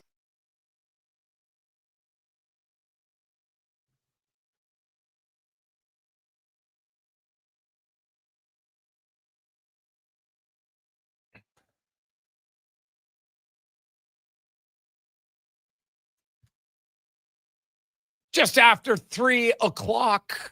How are you on a Thursday afternoon game day on the Jason Gregor Show on Sports 1440, sports1440.ca, as well as YouTube, Facebook, X, and Instagram. Thanks so much for listening. Thanks so much for watching the show. It's always brought to you by our title sponsor, PlayAlberta.ca, where you can get in the game and use the promo code Gregor50. You make a $50 deposit, use the promo code Gregor50, and you'll get another $50. And it's a pretty sweet deal at PlayAlberta.ca. We got a lot of texts to get to. You can always text us 833-401-1440, 833-401-1440. You can email us in our inbox, Gregor at sports1440.ca. Got a few texts coming in. Hey, boys, you think Savoie will be nervous? Yeah, maybe, Jack. I guess I like nervous and excitement. It's a real fine line. I don't, you know what? Like, he's been now around the team for basically 6 weeks, right? With captain skates and stuff. Like, I think he'd be more excited. Like, you're Matt Savoie. Like, look at the opportunity you got in front of you. I don't think there's much reason to be nervous. Like, no one's expecting him to carry the line. And honestly, like, I don't know if they're like, well, Matt Savoie better score. He's not going to play there. I don't think that it's like that much pressure, to be honest. Just perform well, make some plays. How about have some help be part of extended offensive zone time, which that line really hasn't had. And honestly, that more so should be on the shoulders of McDavid and Draisaitl, if we're being honest, right? Those are the guys who drive a line. Those are the guys who should be making the plays to have extended offensive zone time. And it's not like they'd be non-existent in the offensive zone. But from what we've seen the last 5 years, these 7 games have been rather pedestrian by the order standards of 5-on-5 play, especially for 29 and 97. I think that's totally fair. Like, how many 5-on-5 points they got? Not many. Is it 2 or 3 combined between them? Not good. So if Savoie gives them a spark, that'll be a huge bonus. Like, maybe his spark is just he gets to some loose pucks and maybe doesn't even end up with an assist or a goal tonight. But if he helps him have extended zone time, I think that'll be a good thing. We welcome in Terry Ryan, as always, on Tuesdays and Thursdays, a star of Shoresy. TR, how you doing, man? Not bad at all. Enjoying the day, enjoying the fall season. How are you doing? And pretty good. Hey, when are you filming Shoresy next? I'm not sure when we're filming it. They're doing a show now called Kill the Bear, the same production company, and Jared. It's another Jared Kiso vehicle, but we're going on tour. We're gonna in just a few weeks. We're going in to play Toronto and then Detroit. We're spacing out these games, alumni. We're going to Boston, the Rangers, the Islanders. We're actually coming out there late January. We'll be Calgary, Edmonton, and Vancouver. So we're coming out there as well. So I know that's coming first, and then I'd be surprised if we don't film right after that. All right. Okay. Just checking. But season 5 is not out yet. That's coming out. Yes. I believe at Christmas time, right? And then we'll shoot another one after. Okay. Because I know you're guaranteed at least 6 seasons for sure. So and hopefully more. Looking at that, because we just had that question about Matt Savoie, right? And I know you're a young guy coming up in the NHL. Now, you didn't get to play with guys like McDavid or Draisaitl, but still, you had some good NHL players on your team. Where's the balance between nerves and excitement when you get that opportunity to play in a top line? Oh, God, yeah. My first game ever. It was exhibition, but it was in the Montreal Forum, and it was one of the last, it was sold out. We were playing against Boston Bork. Everybody was playing the game. So just giving you context and for my own, I was 18 years old. I was nervous at the camp anyway. I was a Montreal fan. And then they just thrust me, and I didn't play exhibition games up until that point. I stayed with the team practicing and everything. And then for some reason, I remember Jacques Demers actually said to me, you've worked hard in the camp, you've worked really hard. And I remember I didn't do great for a first round pick. I had cameras in my face every day. I thought I did poorly, but anyway, he begged to differ and said, you want a game before you go back to junior? You're going to have to miss the home opener tomorrow. I said, well, of course, I'd love to play in the NHL, obviously. And he put me on there with Mark Recchi and Pierre Turgeon were on my line. Yeah. So, I remember being like, it was a bit overwhelming, like not only just having those guys, but going out and playing in the Forum and just the cameras and the fans I remember being overwhelmed. You're right. Is it nervous energy? How do you harness all that? I didn't really know. I remember being a bit overwhelmed that day. I did score. It's on YouTube. The puck came out of the corner, and I kind of kicked it in the net, but it counted. And I had a fight. So the boys took me out afterwards, and it really, really lifted my spirits, and there was a monkey off my back. And then from that point on, especially as the years went on, and this isn't Savoie, it's not like he's 18, it's his first camp. I remember being in a sense of admiration, but I wasn't really that nervous anymore about making a play. I was actually excited about, I didn't play with those guys a lot, but it did happen. And, I remember, like a constant state of admiration for the players I was playing with, but I was almost excited. I wanted to make a good play with Mark Recchi or Saku Koivu. And I would think that's what Savoie's think. I mean, I can't speak for him, but I would think he's been there a while enough to know these guys will be comfortable. Yeah, well, he's been there for 6-7 weeks. If you go back to the captain skates, and he was there, in the past. So there is there's a fine line where this is also a huge opportunity for you, right? Like this is what you play for. So I just don't know if you're a little nervous. You might be nervous for the first shift or two, right? But it's not like in the second period you're like, oh my God, I'm very nervous. Yeah, exactly. And honestly, I might have mentioned this before, but I would go right up and tell the people I was playing with just to get it off my chest. And it would make me feel better. I'd just say, guys, honestly, put yourself in my position. Let's just be realistic here. I watched you guys at Merck. I got your hockey card, for God's sakes. Now we got to go out there and play together. Just like that. No qualms. Oh, just like that. You got to know how I'm feeling here, because it's hard for me to explain, but I know if anybody here knows it, Rex, you know it. You played in the Western League just a few years ago. You went through just like I did. Now, I remember, I'm not exaggerating this. I remember exactly having that conversation. Rex might have opened the door to the conversation, I believe, but I went right there with it. And then it's all out there, and I just felt better about it. And now I was, there's so many teams and a different era, but for me, the Canadians, it's almost like there was an innate sensibility within the team. That's just what you do. You be professional, you show up, and do your work. I mean, that's the way the NHL should be. But it seemed in Montreal that, with so many unbelievable leaders and champions over the years, that was just a characteristic that you were supposed to kind of stumble upon yourself. You're supposed to be professional as a Montreal Canadian. So when all that dust settled, and you realize these are just players, I'd rather have that conversation, and it usually worked out good for the mind. Now, did you get him to sign your hockey card? I got him to give me a stick and signed. Yeah, okay. I did. Yeah, I did. And I went, and we're in camp. Honestly, I won't want to waste too much of your time, but honestly, the first day I met Rex was we were having inter-squad games, and I came out, and he said, yeah, my name is Mark Recchi. They call me Rex. That was the first day. Okay, this is a few weeks before that. And I said, yeah, I'm Terry Ryan. And I was going to say they call me Noof, because they do call me Noof out west, where I played junior. But I got it mixed up, and I said Roof. I said they call me Roof. I got Ryan and Noof, and I started stuttering, and then I fell down, and I slipped and fell. And right before that, I was so nervous I was puking in the room. So I had puke on my face. I fell down in the boards, in the gate where you go on the ice. I said, I'm Roof. And then Patrick Waugh was in net. Okay, and I went out, and I'm telling you, objectively, I did not play well. But the puck, there was a rebound, and it landed right there, and I put it up under the bar. I scored a goal. Those games that you score a goal, but you didn't play well.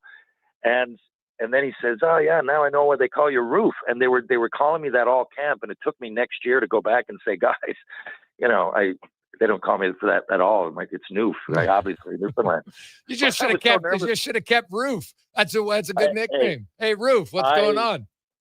There was an element to my first camp of a little boy talking to his idols. That's what it was. And it took that game, but that game was at the very end of camp, right? And I was there early, so I was there. The draft was July 8th. It got pushed back because of the lockout, and then World Junior Camp was in Montreal, and I just stayed there. Right. So I was there for 2 months, but speak when spoken to, head down. And then I remember that being a real, motivational kind of opener to me really meeting the guys, Yeah, no, that is, that's wild. But so you're nervous there. I could see it. If Matt Savoie was nervous at captain skates and everything else, exhibition, sure. But, he has played a few shifts with those guys. So I think he should be all right tonight. But TR, when you watch the Oilers games and you look at their offense, clearly that it's, especially on the road trip, the 5-game road trip, their offense was bordering on anemic. It rarely had consecutive shifts. Even in Ottawa, they were up 2-0, but they had 12 shots on goal through the first 40 minutes. Right? That used to be a period for the Edmonton Oilers. Never mind, 40 minutes. And while it was 12 shots, there weren't a ton of scoring chances out of those 12 shots either, but they were up 2-0 and basically scored on 2 really good shots by McDavid and Howard at that point. And it's safe to assume that their offense is going to find their way, because I just can't see McDavid and Draisaitl scoring at this pace for much longer. They're just too good of players. But you do have to do certain things better. You can't just say, well, we keep doing the same, because if you would have told me after the Vancouver game, just keep doing the same things, I'd agree with you, because the Vancouver game was their best offensive game by a mile. They generated a ton. Demko stood on his head. He was unreal. Heck, Tomasic could have had 3 or 4 goals that game, just himself alone. But since that game, there's not a lot of games that I look and say, yeah, okay, they scored 2 goals, but, geez, they could have had 4 or 5. They played really well. That hasn't been the case. If you're Chris Knobloch or you're the players, what is step 1 to getting the offense back on track? Now, that's a great question, and there's all kinds of ways I guess I could go with that. But if it's me, I think step 1, okay, I'm looking at this situation, as you just mentioned. The Vancouver game, I thought, was their best game of what I've seen, and I've seen most, and I've gone back. It seemed that they were the most engaged. I thought they looked like Jersey almost took it to them, they were, and the Oilers are almost reacting. They're because Vancouver were on their heels. They were almost waiting to see what Edmonton were going to do. So I find Edmonton are are waiting until the other team kind of dictates the play. And for a team like the Oilers, which is so offensive, and I know this is going to pop at some point, Bouchard too, on top of those two guys. I mean, he's not just going to get no 5-on-5 points and no goals. But again, looking from afar, they're not penetrating the middle of the ice. And I don't just mean the front of the net, but that is something. Now, that'll improve when Hyman gets back. But it's weird because it's the Oilers and known for all this offense. And I don't know what it is. It seems that they're not. Confidence is one thing, but the puck is bouncing a lot. They don't seem to be making tape-to-tape passes. And that middle of the ice is like totally foreign to them. Now, I get using your speed to the outside and all that, but they're just not. They just don't seem to be effective going into the middle when they often dominate those plays, and then they get going and, it's almost, you got to keep your head on a swivel and all of a sudden when the Oilers have you in their zone, right, they're all over the place and they usually get good chances from the front of the net. Even if you go back when they use the breakout, they're usually somewhat, unless they're using pure speed, they penetrate the middle a little bit, but it's like teams are keeping them out there. It's like they're not scared, but it's just the way they're playing is tentative. Yeah. Oh, tentative is a great word. I would agree. Like there's not a lot of consistent threats offensively where you kind of roll. Like Terry Ryan has a good shift, and then Recky's line comes out and they have a good shift, and then Turgeon line comes out and they have a good shift, right? There hasn't been a lot of carryover from one line to the next because rarely is one line having even a whole shift in the offensive zone.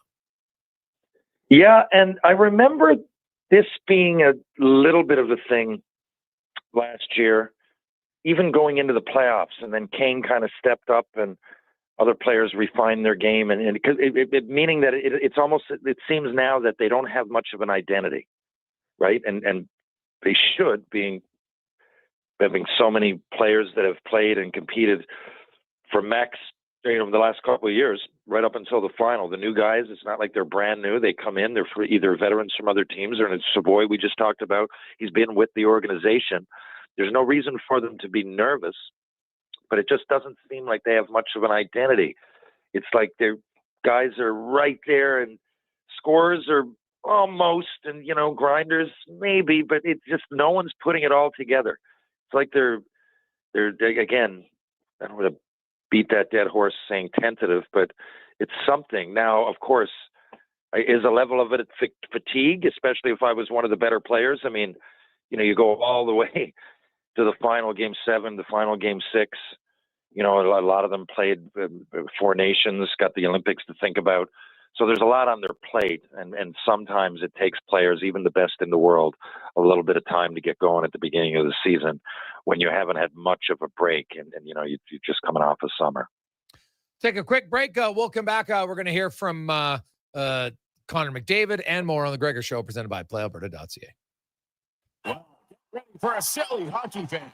Your partner in power just skated onto the ice. EWEL.ca, the new e-commerce website for electrical wholesalers Edmonton, is ready for the power play 24/7, 365. UL skates to where the puck will be in 5 years. Now that's forward thinking. Killer selection, slamming products from the best brands, and legendary service. Don't sit on the bench. Get your account today at EWEL.ca and win that project. Plug into your partner in power. Get an EWEL.ca account today. Get ready, Edmonton. Glow Christmas Festival returns to light up the Edmonton Expo Center from December 4th to 31st with dazzling activities for the entire family. Wander the glowing trails, meet Santa in his sleigh, and shop from over 30 local artisans and vendors with handcrafted gifts and holiday treasures perfect for everyone on your list. Get your tickets and learn more about what's on this season by visiting the calendar of events at edmontonexpocenter.com today. At Leading Edge Physiotherapy, we believe that life shouldn't hurt. Now, that doesn't mean that we don't know that sometimes it really hurts. I mean, we've seen people at their worst moments in life, when they feel they have nowhere to turn, or at a time when they felt like their problem just wouldn't ever go away. We've also seen people who thought to themselves, it'll just go away on its own, or this is no big deal. I don't want to bother anyone about this. Don't know where to turn to, or think it's no big deal? Either way, we have the technology, techniques, and skills to help you get back to it, whatever your it may be. Life shouldn't hurt. LeadingEdgePhysio.com. LowTide.com. He's a legend in the booth and a master on the mic. Low Tide brings the banter weekdays from noon to 2. Sports 1440 is where Edmonton talks sports. Get in the game. Text 833-401-1440. Want some good news? St. Albert Dodge is holding the biggest sale of the year on their in-stock Ram 1500 Sports. Every single one on the lot is discounted by a whopping $14,000. Yeah, 14 grand. And St. Albert Dodge has the best selection in Alberta. Over 90 Ram 1500 Sports to choose from with great packages, including the Night Edition and GT models, all $14,000 off the ticket price. Get down there and see how easy it is to do business at St. Albert Dodge. Mr. Ruther meets a ghost. 1 plunge, 2, and 3. A toilet clogged with a ghost? Man, I love plumbing. You're free now. I will never find peace. The clog is fixed, yes, but I have never trusted the sump pump. No problemo. I can fix that. Now go to the light, you little scamp. Thank you, Mr. Ruther. To resolve your unfinished plumbing business, trust one plumber, Mr. Ruther. Whether you're a craft beer connoisseur or more of a wine aficionado, there's always something new to discover at Sherbrooke Liquor, a unique, family-owned, independent liquor store. The selection? Incredible. The non-alcohol section is also very impressive. Sherbrooke Liquor, expert, knowledgeable staff with a passion for unique finds. More than just a liquor store, we're a community. Alberta's best, the one and only Sherbrooke Liquor. Wine, spirits, and oodles of beer. Visit SherbrookeLiquor.com. Portions of this hour brought to you by Culligan for all your residential water needs. Your local water treatment company, more than just big bottles. Culligan.com. From puck drop to kickoff, it's the Jason Gregor Show on Sports 1440. Presented by PlayAlberta.ca, Alberta's only regulated online gambling website.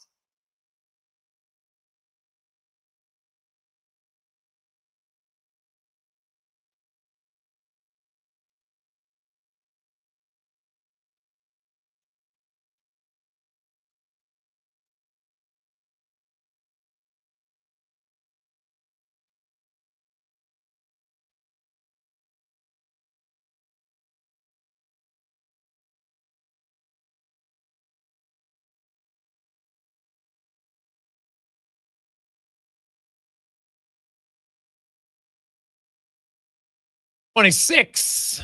Jason Gregor, Connor Halley, Terry Ryan, Sports 1440, sports1440.ca. As we roll through on game day, Oilers taking on the Montreal Canadiens. Canadiens were victorious last night in Calgary, 2-1 in overtime. They obviously didn't skate today. Kirby Dach, though, will return to the lineup tonight for the Montreal Canadiens. Also, Montembeault, who did not play yesterday, will be the starting goaltender tonight. Patrick Laine is still hurt for the Montreal Canadiens. Meanwhile, the Oilers, they did move Kasperi Kapanen officially. He's on IR. Janmark's not coming back anytime soon. So, Regula is getting very close. He practiced again today. And so Regula likely will come off IR here maybe as early as this weekend, by the sounds of it, for the Edmonton Oilers. So they'll get a healthy body back there. And they won't have to send anybody down if they don't want, because they don't even have enough guys in the active roster right now with Kapanen go to IR. So they could easily activate Regula for the weekend set. Zach Hyman still, didn't skate today, did skate yesterday with the team. So I might have skated on his own this morning, I understand. So he's still doing well, but obviously the earliest he can play is November 1st. So I'll say this: next week, when the Oilers return and they're practicing, they got a few games at home, we'll have a good sense of where Hyman is when you get to Monday or Wednesday. Is he practicing with the team on non-game days? That's got to happen first. If I don't see him on the Wednesday, you think he's going to play on the Saturday? Probably doubtful. You got to think he's got to practice a few days with the team before he's going to be activated from LTIR. So we'll have a better sense of his return. They feel like things are going well, but obviously he can't return before then. So we'll see what happens with him. Now, Jason Gregor, Terry Ryan with you, Sports 1440. Tomorrow we'll have lots of Jays talk, of course, the World Series. What do you make of Trey Savage, TR, getting the start tomorrow for game one? Yeah, I like it. What's not to like? The guy's put on a show. He's young. He's energetic. He's enthusiastic. He's confident. He's humble. He's as good a pick as any of the boys. I'm happy with the 4 starters, what it seems like it's going to be. Even for Scherzer, people are questioning it. But whatever, what did you bring him in for? And to go back to you, Savage, I have all kinds of confidence. They got their work cut out for them, but I don't see any better guy to lead the way. Yeah, I don't, you know what, whether he's in game 1 or game 2, I don't think it really matters. You know what, him and Gosman are just probably games 1, game 2 starters, and away we go, and it makes sense. And, you know, he's got his work cut out for him. Not that he's going against him per se, but on the other, when he's not on the mound, it's going to be Schnell, who's been very good for the Dodgers. So, you know what, either way, I'm looking forward to it. I can't wait. I think there'll be lots of watch parties across the country tomorrow as the Jays and the Dodgers get set for the first time in 32 years. The Blue Jays are in the World Series. Should be some fun times. Now, let's go in the room, brought to you by Action Electrical. 53 years in business, one of the most diversified electrical contractors in Alberta. And guess what? They're hiring 2nd, 3rd, and 4th year electricians. Looking for a great place to work, highly competitive wages, and lots of opportunity for internal growth? Go to careers@actionelectrical.net. That's where you send your resume. Careers@actionelectrical.net. And had a chance to catch up with Connor McDavid today, and McDavid discussing just kind of, hey, where the team is at, and first off, just the opposition tonight in Montreal. Well, they got great D-men that all move well. They move the puck well. Really speeds up their game. They got great forwards that are playing well. They're a good team. We got to be ready to roll. Been 7 pretty consistent games defensively for your group. You haven't given up a ton, but what have you liked about your defensive play? Yeah, I mean, I think we're getting good goaltending. That's been the saving grace, really, is we're getting saves. We've given up chances, like every team does. I think we have areas that we can clean up for sure, but we're getting great goaltending. It's been great. Usually a good defense. Oh, you guys always talk about good defense lead to good offense. I think the 5-on-5 play collectively as a group isn't where you need it to be. What have you seen? What needs to get better 5-on-5 offense? That's a good question. Yeah, the whole thing just seems a little bit off. I said that the other night, but the whole thing just seems a little bit off. But, great opportunity here tonight at home. It's a great team to get it going. Connor, it's always a unique atmosphere when Montreal or Toronto come to town. What's it like as a player? It's fun as a fan because they're half the building with Montreal fans. What's it fun? It is fun. These games are always fun. It's exciting when the crowd's into the game, and when a team like Montreal rolls in, or Toronto, as you said. The crowd's always into the game. It's always fun. Really looking forward to this one. It's like Matt's voice getting the look on his line today. It looked like he could have scored once, twice, maybe 3 times in that last game. Can you maybe talk about what you've seen from him so far this year? He's playing really well. He's got a great engine on him. He skates really well. As you said, with a little bit of luck, he scores 1 or 2 last game, and he's off and running. So, but he's playing really well. He's dug in defensively. He's done a great job on the penalty kill. Done everything that's asked of him. So that offensive side will come. You kind of garner how smart of a hockey player he is with this last 7 games. You can tell. Obviously, it's all there. He's got all the tools. As I said, skates really well. He's got a big engine. Handles the puck well. Shoots it well. Checks a lot of boxes. So it's only a matter of time for him. I know you like to watch a lot of other hockey, but how closely have you been following the Jays? I know you're a big baseball guy, and what are your thoughts on the World Series? It's been really exciting, really, really exciting to see them go on this run. Such an exciting Game 7. Obviously a great hit there. So really excited about the World Series. I think all Canadians are. Kind of unique, I saw it with the Raptors, obviously, when they won, and obviously now, MLB in the NBA, like only having one Canadian team, it kind of brings the whole country together, which is special. That's what sports is supposed to do. It's supposed to bring people together, and it's fun to see everybody come together to support the Jays and the amazing run they've been on. Are you jumping up and down, yelling at the TV, or throwing the remote? Like, what kind of sports fan are you? I would say none of those, but I'm cheering along like all Canadians. I want to see them pull it through.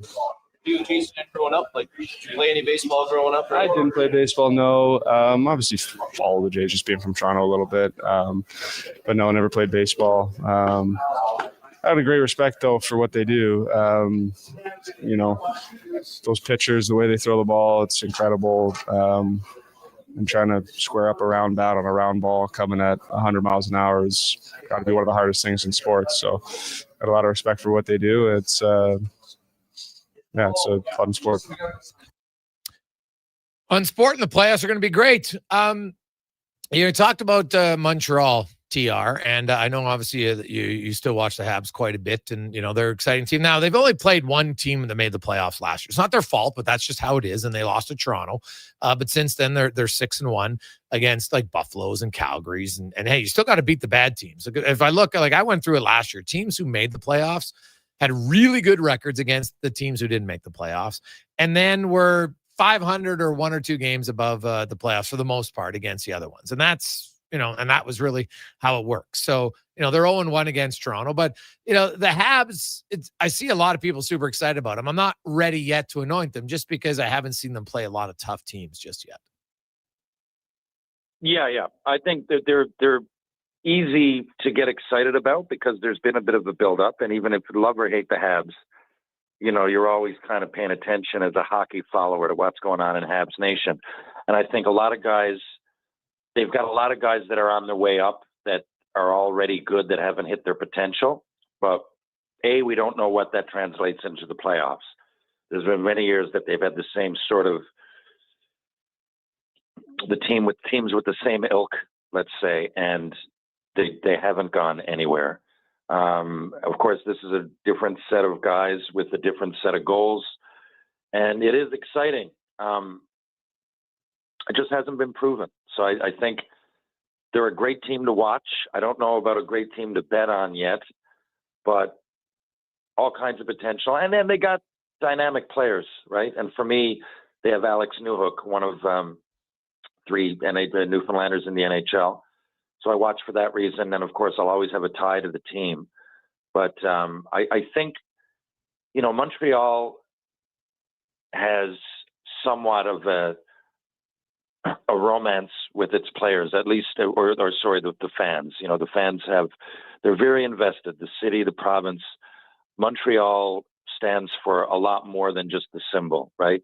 And this year seems like the kind of year where, especially coming off a year they didn't really expect to make the playoffs, but they did.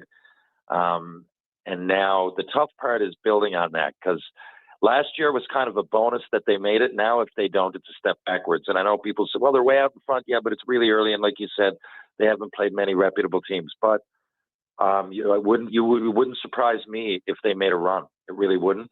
And in a year or two, I think, we're getting into some dangerous territory. But until then, it's really all potential. But they're exciting to watch.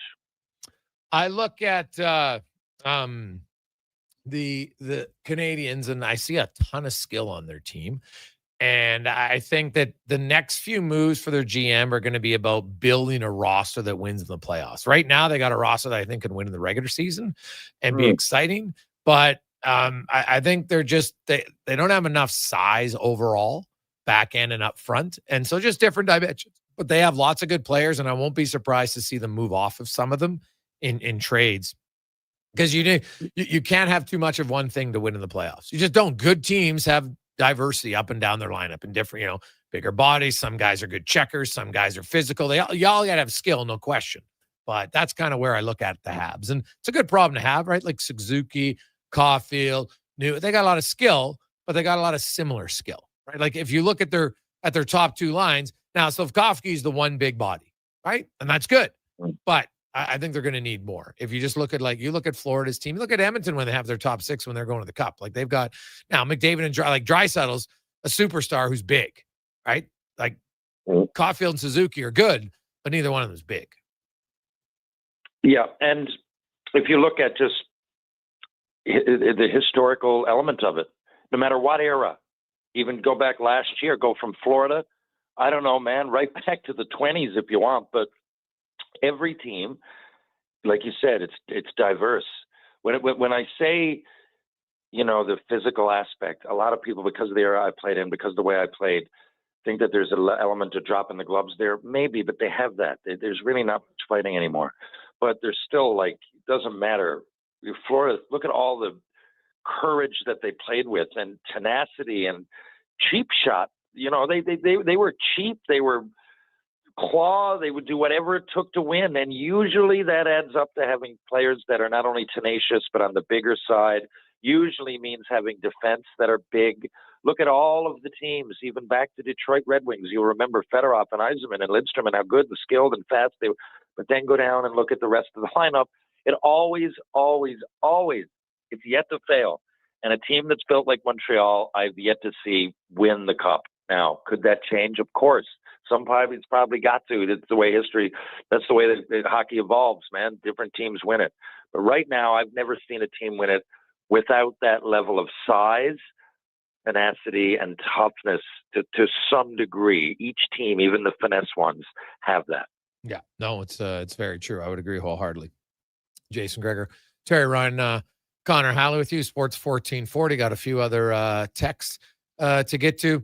Hey, boys, how long do you think before they split up Draisaitl and McDavid? I would say until both of them get going offensively. That's going to be my answer. What about you, TR? Yeah, and I think we're going to see it all kinds. It's going to repeat itself.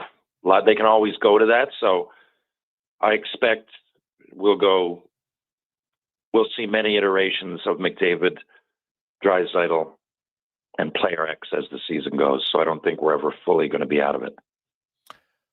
Quick break. We'll speed things up when we return. Gregor, Ryan, Sports 1440, sports1440.ca, presented by PlayAlberta.ca. You got a go-to coffee spot, a trusted barber, even a lucky game day jersey. But when it's about looking your absolute best, there's only one name you need. Mr. Dirk. Family run since 1939. We're experts in crafting impeccable tailor-made suits and offering a wide variety of everyday styles. Pair that with personalized one-on-one fittings and the convenience of on-site tailoring. Mr. Dirk elevates your style game. Visit our Edmonton store or explore MrDirk.com. Score big on style with Mr. Dirk. Attention! It's Edmonton Oil Kings Military Appreciation Night at Rogers Place. Sunday, it's the Battle of Alberta WHL style as Edmonton faces the Calgary Hitmen. Get there early for a pre-game ceremony and check out the military vehicles on display on the plaza and in the concourse. And at every home game, score Calmont Kids food combos for $10 or less. The value is king-sized. Oil Kings Hitmen Military Appreciation Night, Sunday at 4. Great family entertainment at Rogers Place starts at just $20 a seat. Save on day of game pricing now at oilkings.ca. Hey everybody, it's Jason Strudling. How would you like to join me and the superstars of hockey on an exotic holiday? Join us on a 7-night cruise through the Mexican Riviera, leaving from Los Angeles and including Cabo, Mazatlan, Puerto Vallarta, and more. While we relax and cruise the tropical waters, you can attend an intimate meet and greet with legends like Bill Ranford, Fernando Pisani, Kelly Buckberger, Ron Lowe, Gene Principe, Jack Michaels, Louis DeBrusque, and more. There's still time to get in on every hockey fan's dream cruise. Book now and save $500 per couple. The Edmonton Hockey Legends Cruise. Price started at just $23.99. Part of the proceeds support the Ben Stelter Foundation and Kids with Cancer. Visit cast.tours/Edmonton. Call 1-833-347-7678. Call now to book and save $500 per cabin when you mention promo code Stingray Radio. That's cast.tours, 1-833-347-7678. Michelle and Colette are sisters. Sisters who don't agree on much, especially when it comes to which hockey team is the best. Edmonton is the best, baby.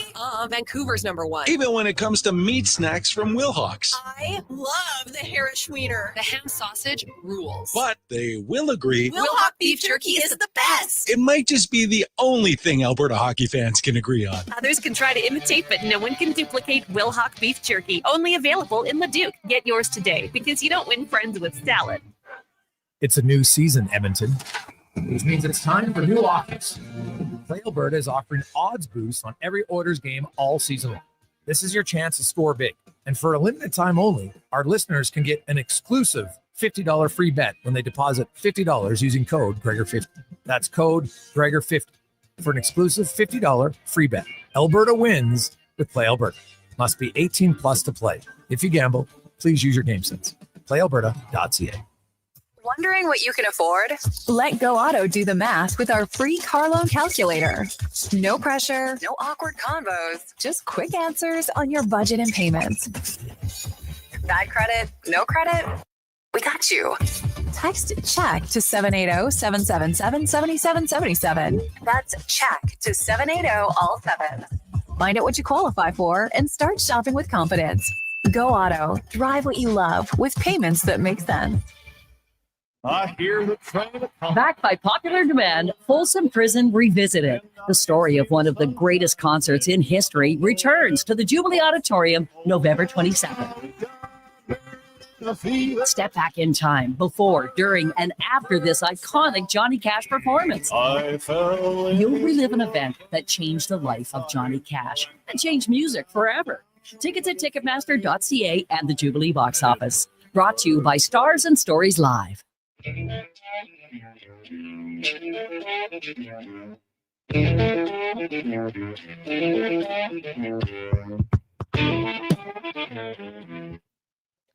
Portions of this hour brought to you by Sherbrooke Liquor, the best place for wine, cocktails, and beers from all over the world. Also, a variety of excellent non-alcoholic options. See more at SherbrookeLiquor.com. The Jason Gregor Show, the best of Edmonton sports talk and beyond. This is Sports 1440. Presented by PlayAlberta.ca, Alberta's only regulated online gambling website. 3:45. Welcome back. Interesting question for you. Let's say you had two players in the NHL scoring race, and they're tied. There's not like you obviously want them both. There's do you play one more than the other in the final game of the season? Would you put them both on a top line with your other player if indeed one? Let's say this guy. Hey, we got to play him together. You play him apart. It's not really the same comparison, but it is an interesting dynamic when you're a team and you have two going for one spot. And that's where we're at as we get to the Racing Report, brought to you by CanTorque. What's the best way to beat the tariffs? Well, simple. Buy Canadian, and CanTorque's products are only made in Canada, but right here in the City of Champions. CanTorque.com. As Colin Livingston joins Jason Gregor, Terry Ryan one again. CL, how you doing? Man, today's been a busy day. Trying to get lots of prep done around the shop. We got a big anniversary thing coming up next week. So I was on the business end of a weed eater for about an hour and a half trying to take the things down. So it's always the best part of hosting a party is having to get prepared for the party. But it's such a nice day. I mean, getting to work outside is it is not nice. so bad. Yeah, it's late October. But That's pretty good. You know that feeling like we've got a big gas powered weed eater. Oh yeah, So there's I've something got it about in the my- guy on a weed eater. It's unreal. My hands and my shoulders and my back are still vibrating. Oh, but you I don't know. There's just something about it. You feel like very manly when you're running the whippersnipper. Who doesn't? Every guy out there knows. There's just something about it. It's pretty good. Let's get to F1 and the McLarens. Like took each other out in the sprint. I don't know when the last time that happened is, and I know that they're 1-2 in the race standings right now. Obviously, there's a real competition here. Like I'm kind of torn. I know people say, "Oh, you got to just pick one and let them win," but I'm like, well, no, it's supposed to be racing. Let them race. What do you think? At this level, the team gets a lot of say in how these drivers are supposed to race. Now, they say they've got quote unquote papaya rules that as long as you don't take each other out and you don't, mess each other up, everything's okay. But that hasn't really been the case. I mean, Norris drove into the back of Piastri in Montreal. Norris drove into Piastri lap 1 in Singapore, which kind of, hurt Piastri's chance. Yeah. He's also had some questionable qualifying, like, took himself out of the race in Baku, Piastri did, and then made a really aggressive move on that first lap that, he really aggressive initiated. is a polite way of saying stupid in that regard. No, the problem with Austin is what makes it awesome. So, when you go up that hill, the track feels like it's 10 cars wide. And then you can't see the breaking point. You can't see the apex. So as you get there and everything gets tight and cars still don't really have a lot of traction and guys are sliding around, it's really tough to try and find space. Like really what you have to do, unless there's a crash directly in front of you, you just kind of have to point where there's nobody in front, still keeping in mind that there could be cars beside you. And what Piastri did is just made an aggressive cut to the inside. He saw a hole in front of him, but Alonso was on his inside. He got launched up and just through sheer luck kind of came down and drove into Norris. Like, kind of the best thing that could have happened for Piastri once he made that mistake is to take out the closest guy that was chasing him, but that left Max alone to go out, win the sprint race and pick up 8 easy points. Yeah, no, that part of it wasn't ideal. If you're running McLaren, what would you do? I would definitely start backing Piastri. He put the time in. He had the more consistent season.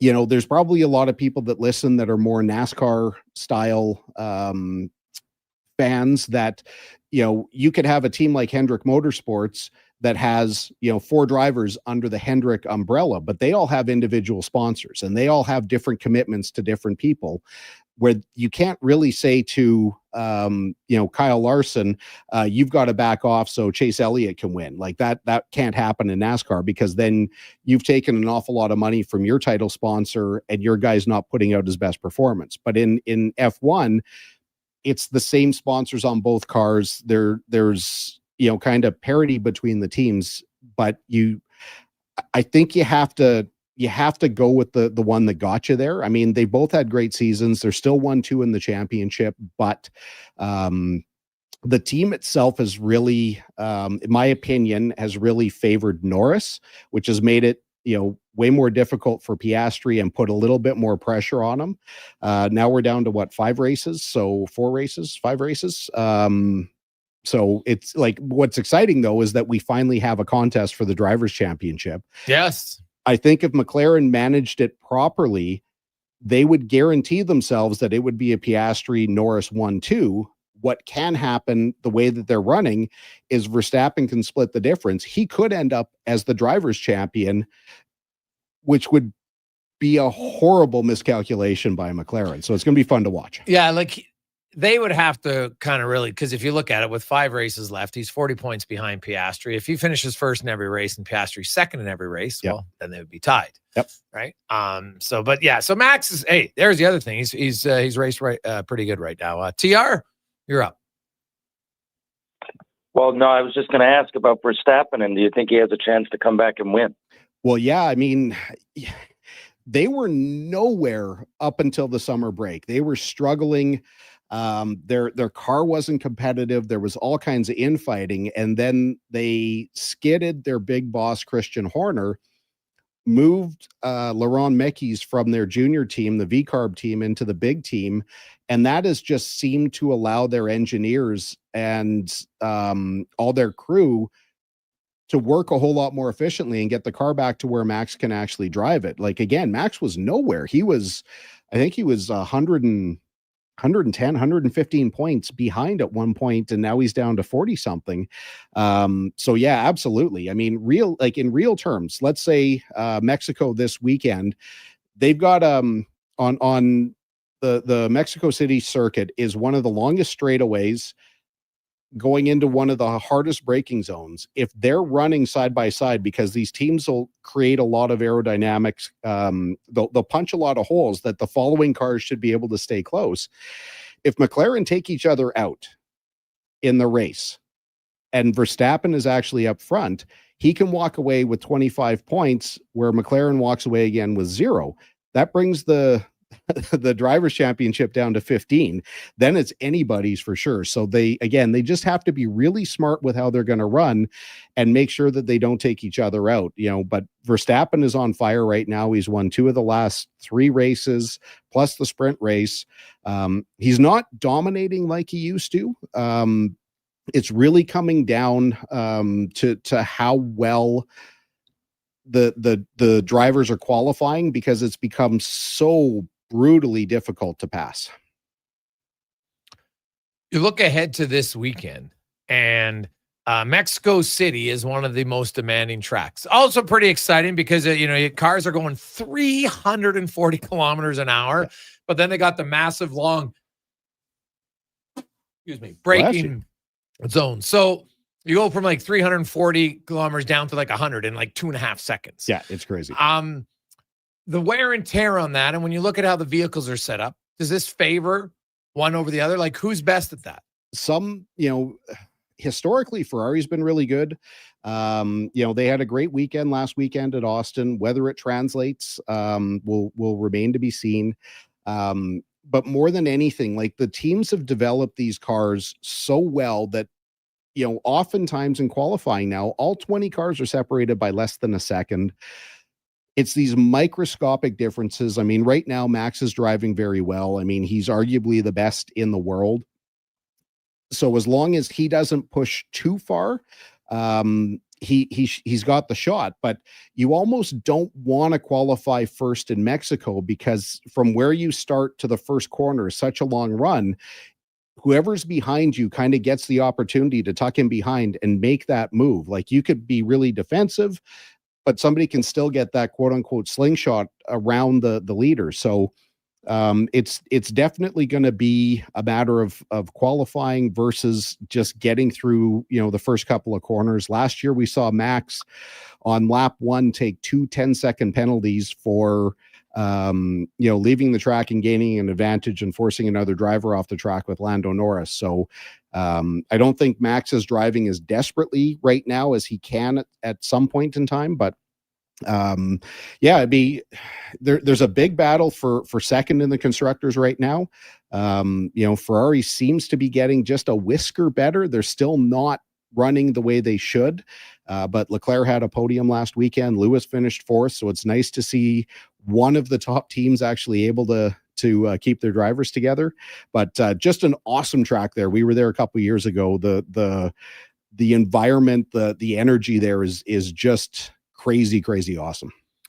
And you look at it like, if you're McLaren, because the truth of the matter is, regardless of them taking each other out, you can argue that Verstappen's car has been the best car here for the last month. Yeah. So how can McLaren kind of reverse that? Or do they have time here in the final 5 weeks? I think they've already played their hand. It really seems like they've stopped the development on this car. They're not really going to bring any upgrades because they're focused, and most of the teams are focused on 2026. It seems like Red Bull is kind of keeping one foot in both sides, that they're still bringing little bits to their car. But McLaren just needs to maximize what they've got, and then really run the team game to make sure that there's no more contact. There's no more, you can still play games, but just, don't really mess each other up like that. Hey, TR, have you ever driven in a race car? Like, have you done, like, even in the passenger seat in any place? No, it's on my bucket list. I'd love to try. Now, what about, like, have you ever driven, like, on a simulator? You know what a simulator is?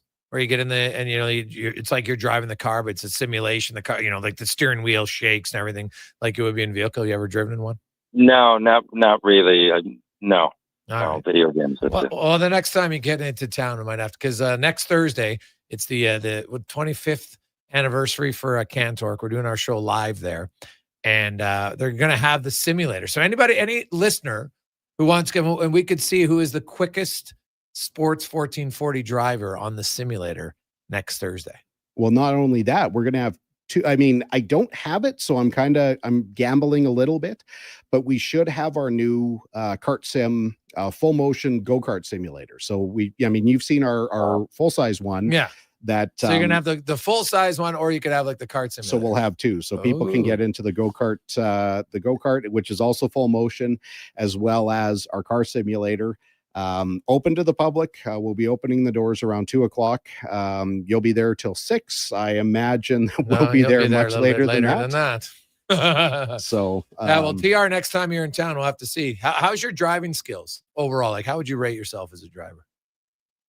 I'm okay. I would consider myself a good driver. When it comes to stick shift, I'd have to practice again. I'm all right. And of course, I've had some sports cars, usually been automatic, but I can drive a stick, not great. Okay. Yeah, you don't really need to know how to drive a manual to get in the simulator. Yeah. We can turn on driving aids to make sure that it even shifts for itself. It's just a matter of being able to figure out, the lefts and the rights, and just kind of develop a feel to see when you're going too fast through a corner that you slow down. And keep the car under control. I really would love to try it. And not that it, I've because you've come on the show, I've tried to educate myself a little bit recently, and I watched some stuff on Netflix. I read up on, and I'm really intrigued, and it's something I've always wanted to do. Oddly enough, I'm actually in Grand Prairie that Friday, if you can believe it. On Maybe I Halloween. can look into. Oh, you might have to. Yeah, I am. Well, you're close, buddy. You're in God's country. You might have to stop by. We'll see if you can drive. Well, if nothing else, Colin, it's something. We'll make a trade somehow. But maybe you can get me out one day in one form or another, if it's simulator, or maybe you can take me out. And anytime our doors open for the simulator, that's no problem. Anytime in the summer, I'm happy to stick you in a go-kart or, any of our bigger vehicles and see it. Well, we'll even throw in a pair of Depends just in case. Oh, yeah, that'll be needed. Awesome. I'm excited. Okay, well, Colin, we'll see you there. So we'll put out the shout out any of our listeners who think they know how to drive. The simulator will be open next Thursday. Yep. CanTorque, which is located on 146th Street and 119th Avenue. All right, 146-35, specifically 119th Avenue. You can check it out next Thursday. We'll be there live doing the show, so should be a lot of fun. We'll see you then. Sounds good. Let's get to the Con Man and a Sports 1440 update brought to you by Loca. Quality markets, healthy, good food. And you know what? Maybe you don't like cooking for yourself. Well, they got over 200 chef-prepared meals for you. Make it easy. Make it simple. 2 locations, Edmonton and Sherbrooke Park. And check it out online, Loca, LOCA.ca. This is the Sports 1440 update. Game day with the Montreal Canadiens in town, set to take on the Oilers. Puck drop just after 7. Pre-game coverage here on Sports 1440 gets going at 6 with Andrew Walker. Elsewhere, you have the Flyers taking on the Sens, Ducks, and Bruins. Lightning up against the Blackhawks and Sharks in New York taking on the Rangers. Blues host the Mammoth Canucks in Nashville, and the Jets taking on the Seattle Kraken.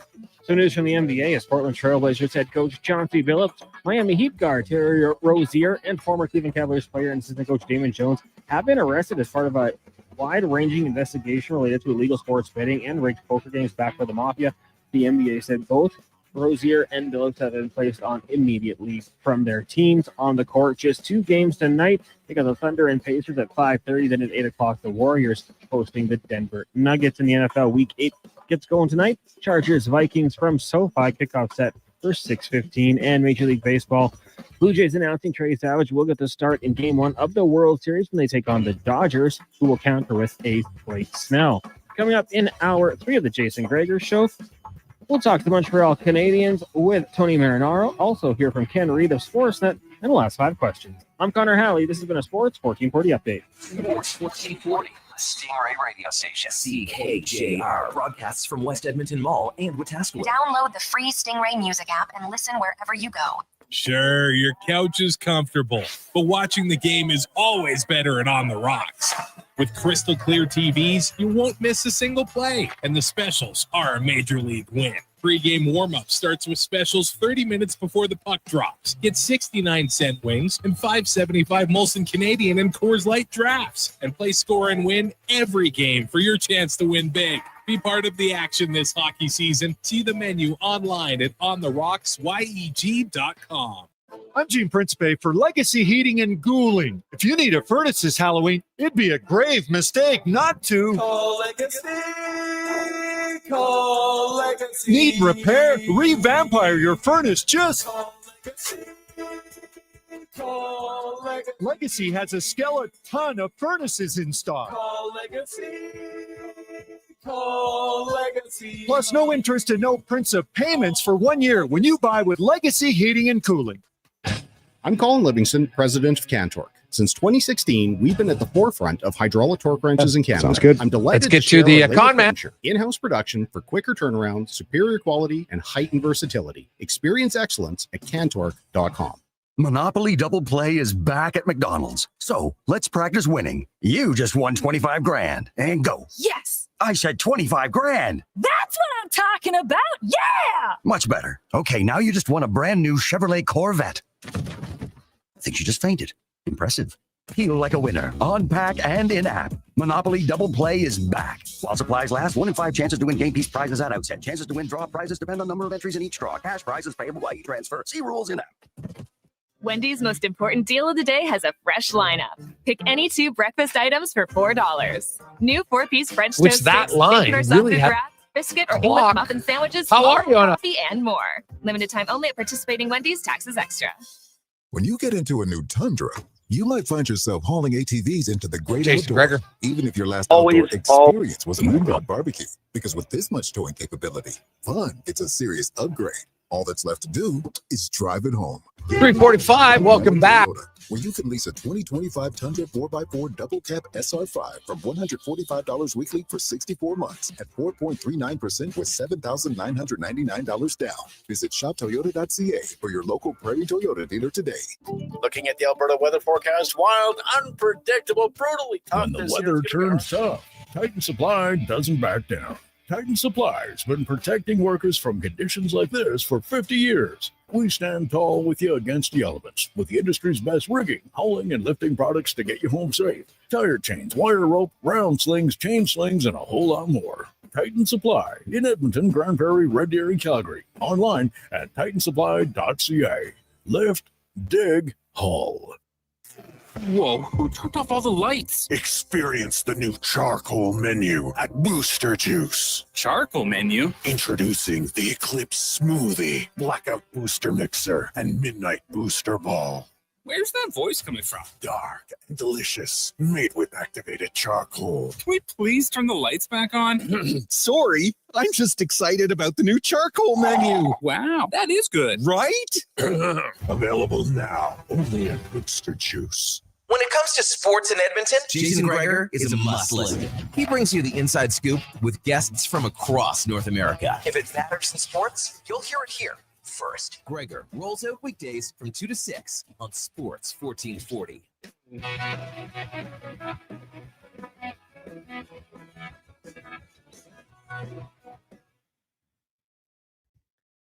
Portions of this hour brought to you by Northwest Crane, available for all your lifting and equipment needs, specializing in selling and servicing cranes. Get lifting at northwestcrane.com. The Jason Gregor Show, the best of Edmonton sports talk and beyond. This is Sports 1440. Presented by PlayAlberta.ca, Alberta's only regulated online gambling website.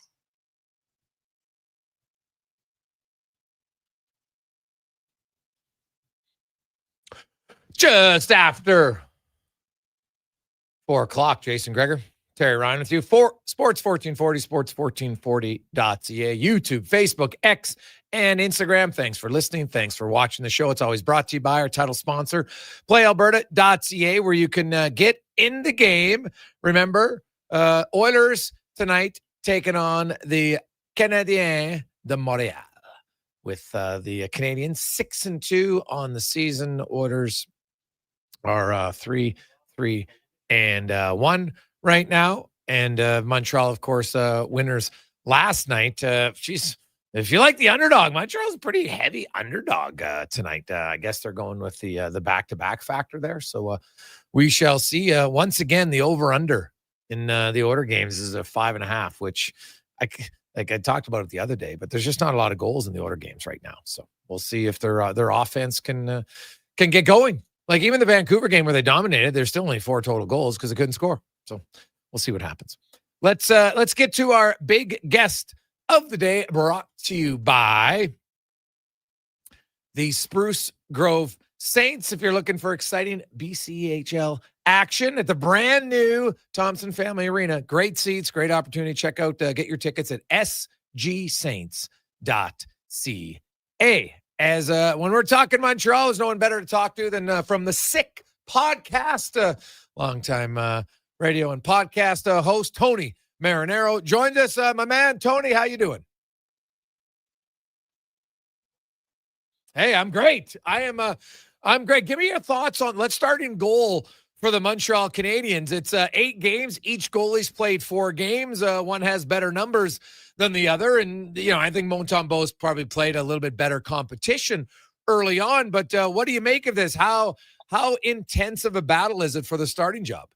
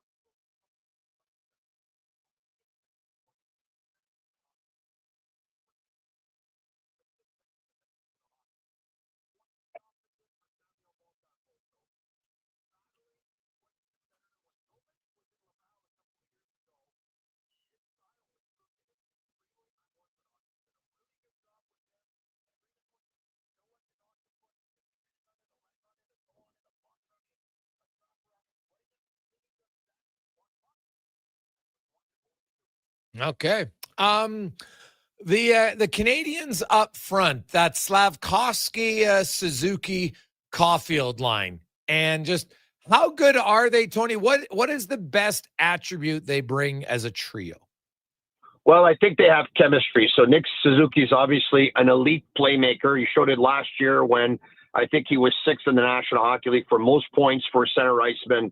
I think today he's tied for fifth in the National Hockey League for most points. He actually has, 10 assists in his first 8 games of the season. The first time any Montreal Canadiens forward has done that in about 30 years. Cole Caulfield's an elite sniper. He had a career-high 37 goals last year. He's on pace to score over 45 this year. He should score over 40. There's no doubt in my mind. I think Caulfield's the type of shooter and scorer that could score 50 at one point. What's amazing with him is that a couple of years ago, his production was a little bit lower than expected. And Marty St. Louis told members of the media, just chill. I'm working with Cole to make him a much better player, to make him a responsible two-way player, to make him a 200-foot player so he can have a better career. And you know what? Marty, I think, did an amazing job with Cole Caulfield because he's become a player that you can play in all circumstances. We haven't seen him on the penalty kill yet, but I bet you that if they would use him, he would do well. Juraj Slavkovsky doesn't shoot the puck like Cole Caulfield, and he doesn't pass the puck like Nick Suzuki. He doesn't have the moves that they have, nor does he have the hockey IQ that they have. But he's got the body. He's got the size. He's 6'3". He's about 225 to 230. He goes to the front of the net. He goes there to pick up the garbage. He's the F1 who goes in.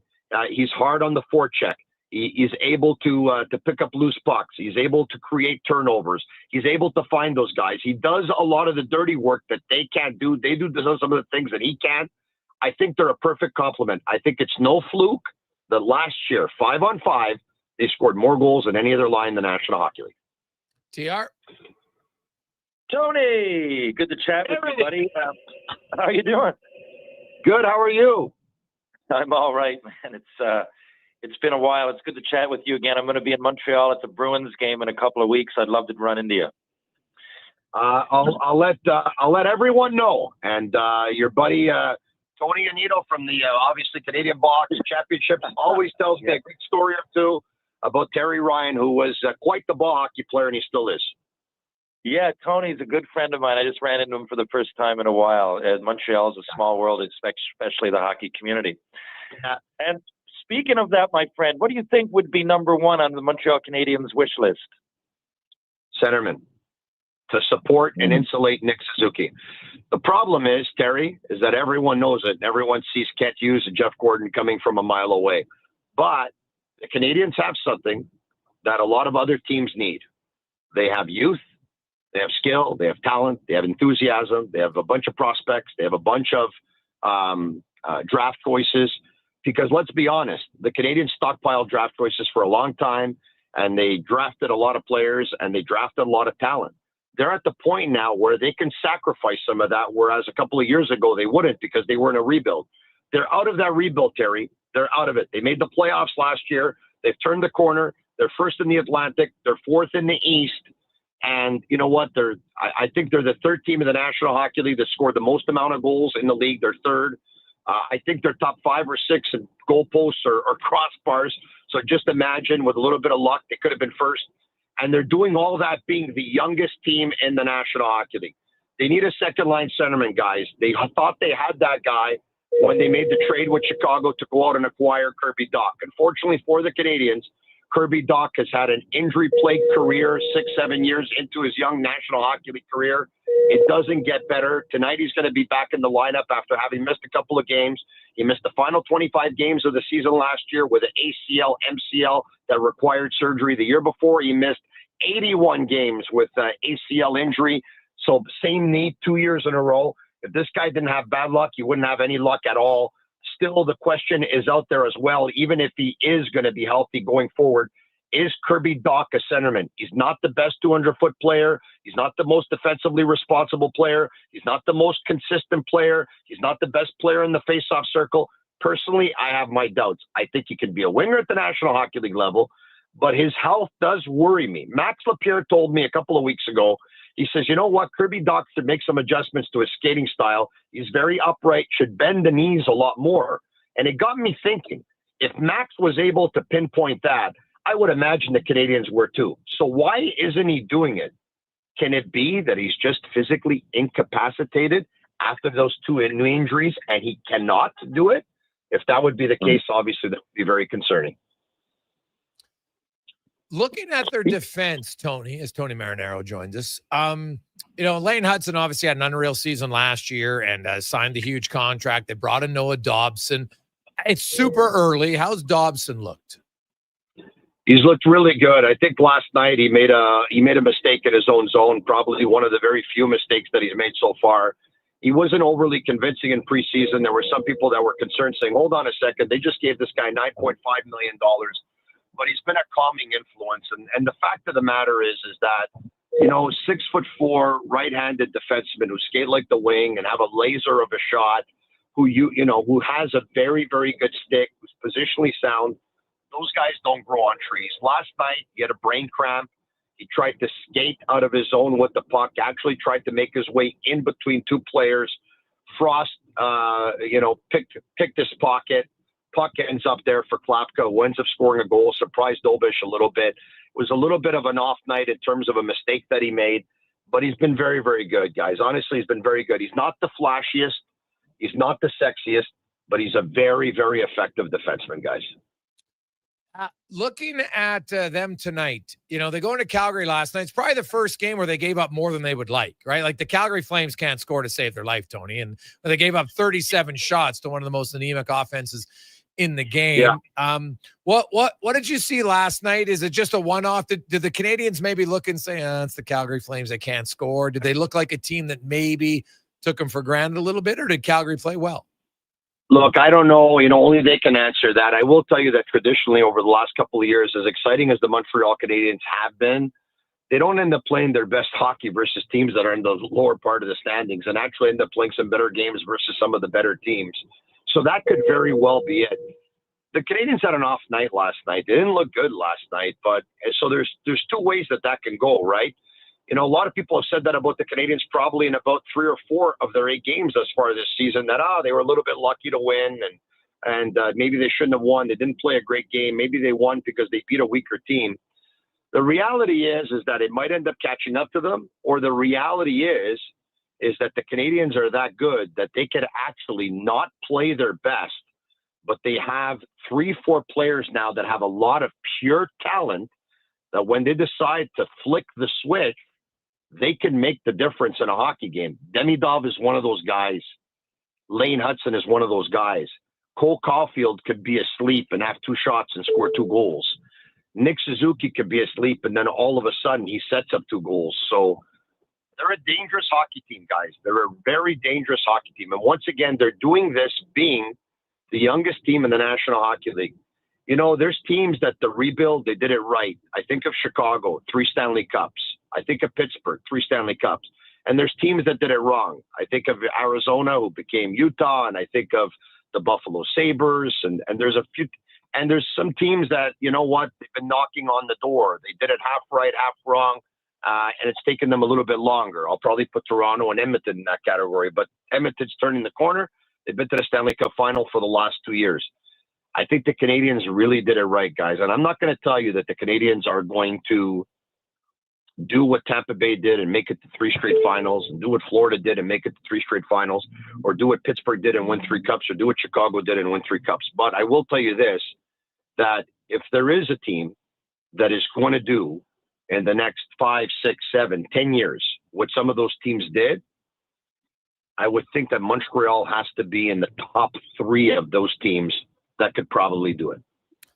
They've done it right, guys. How has Zach Bolduc looked? Very, very good. Now, consistent all the time? No. On Saturday, he had a hiccup, and he started the season very, very strong. I think he had 3 goals in his first 3 games, all on the road. Last night on their 4th road game, he scored a 4th goal. He's already put himself way up there in Montreal Canadiens history as a player who has scored 4 goals in his first 4 games on the road. I think he's already put himself in the top 3 or 4 in Montreal Canadiens history in that category. He's a guy who's in the bumper position on the power play. Last year, after the 4 Nations face-off, he was unbelievable for St. Louis.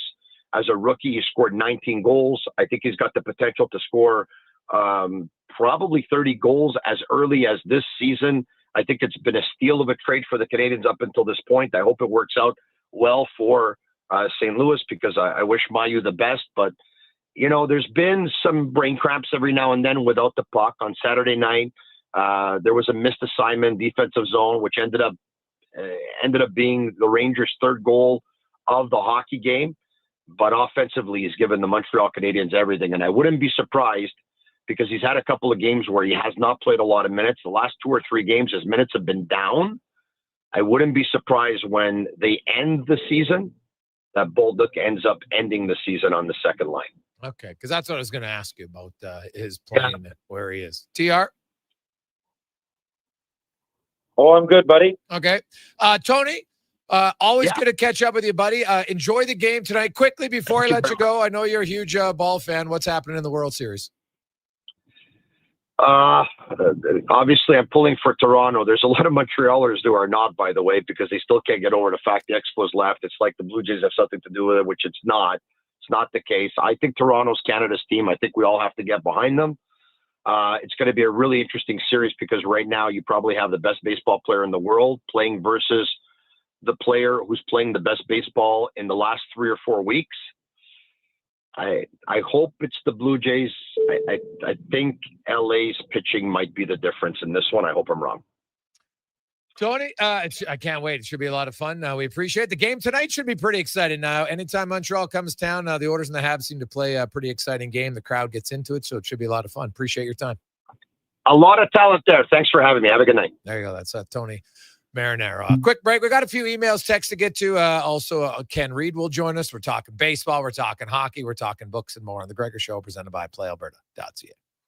Legacy Heating and Cooling is the #1 furnace replacement company for zombie hunters. Those who know their old decrepit furnace passed away years ago. It's decaying husk shuffling around now as the furnace. Legacy Heating will send your undead furnace to its grave, replacing it with no payments and no interest for 1 year. Protect your legacy from the beast in the basement. It's time to destroy the furnace of the dead. Legacy Heating and Cooling. Fall in the savings at Wolf GMC Buick. For a very limited time, get 0% on every 2025 Buick and GMC, including the all-new Buick Envista, the Encore, Envision, and Enclave. For the GMCs, 0% on 2025s like the Sierra Half-Ton, Sierra HD, even the Yukons. Get 0% on all 2025s. Plus, get up to 84 months on the GMC Sierra Half-Ton Crew Cab. But like the Leaves, these deals won't last long. Get into Wolf GMC Buick now. Wolf GMC Buick. We're making it easy. Excavators, loaders, lifts, compaction equipment, and more. Find the XCMG construction equipment you need. Available for rental or sale at Japa Machinery Group. Japa, helping build Alberta from the ground up for 50 years. Visit japamachinery.com. An electrical solar team is now making a play for sustainability and savings. They're specialists in powering up for a greener future. That's the strategy, designing and installing high-efficiency solar panels. They're helping homes and businesses combat rising utility costs by harnessing the power of the sun. A smart move for efficiency and the environment. Hire the Action Electrical team to bring home a win for your project. Visit actionelectrical.net. Silent Ice Sports and Entertainment is an innovative market leader across Western Canada. Properties include the Spruce Grove Saints, the Junior Prospects Hockey League, Silent Rides Charter Company, the Hockey Super League, and the newly launched Female Super League. Silent Ice also owns the Western Hockey League Seattle Thunderbirds and operates the Morinville AAA Arena. The Silent Ice Center, a new state-of-the-art entertainment facility in Nisku, features 2 sheets of ice, a 1,600-seat arena, as well as Summit Restaurant. Learn more at silentice.com. I'm Rick Showers from Noble RV, and I know a lot about how RVs work. I post videos on Facebook every week showing the weak points and how failures can occur. But even I don't winterize my own RV. What are you saying, Rick? You don't think you could do it? Oh, sure, Bob, I could do it, but I couldn't do it at a professional level. When you expect your RV to survive the harsh northern Alberta winter, this is no place for hobbyists. And I don't service used RVs all day, every day. Instead, I hired people smarter than me to do that sort of work. That's the team that winterizes my trailer, the same team that'll winterize yours. Your RV service team works 12 months of the year repairing and maintaining used RVs. That's right, Bob. If you want your RV working right in the spring, the real work happens now, in the fall. Our winterization packages start at just $99, and that includes a full report in writing.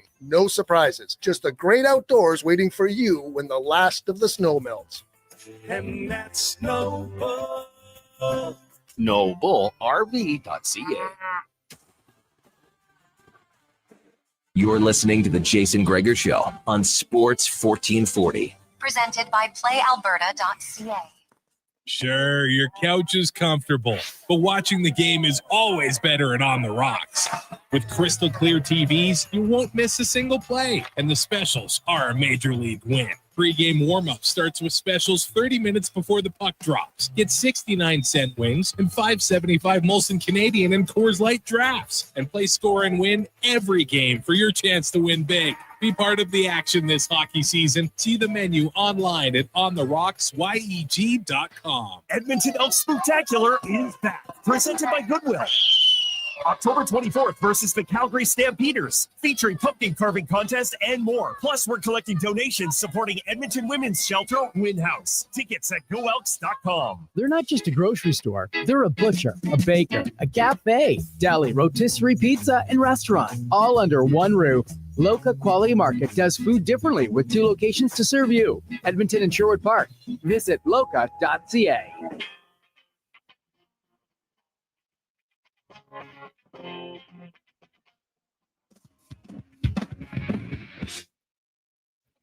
Portions of this hour brought to you by On the Rocks. The Oilers are back in action, and OTR is ready to be your hockey headquarters. $5.75 Molson Canadian and 69-cent wings. You can also play score and win every game. See more at ontherocksyeg.com. The Jason Gregor Show, the best of Edmonton sports talk and beyond. This is Sports 1440. Presented by PlayAlberta.ca, Alberta's only regulated online gambling website.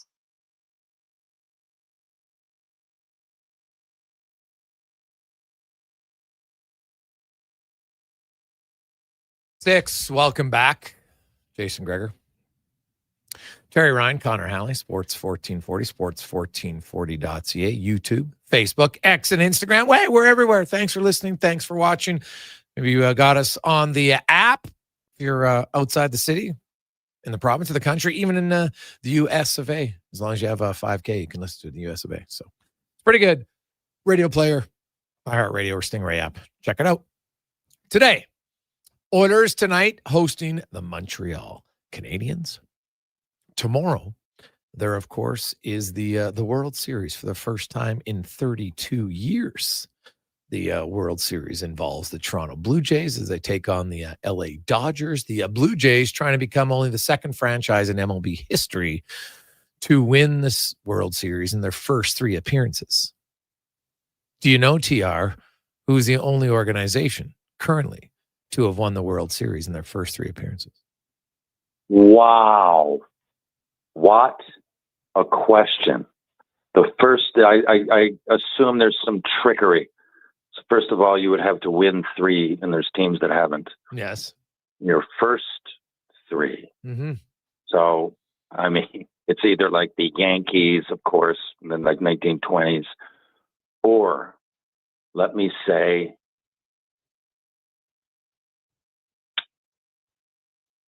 Got a guess? Houston Astros.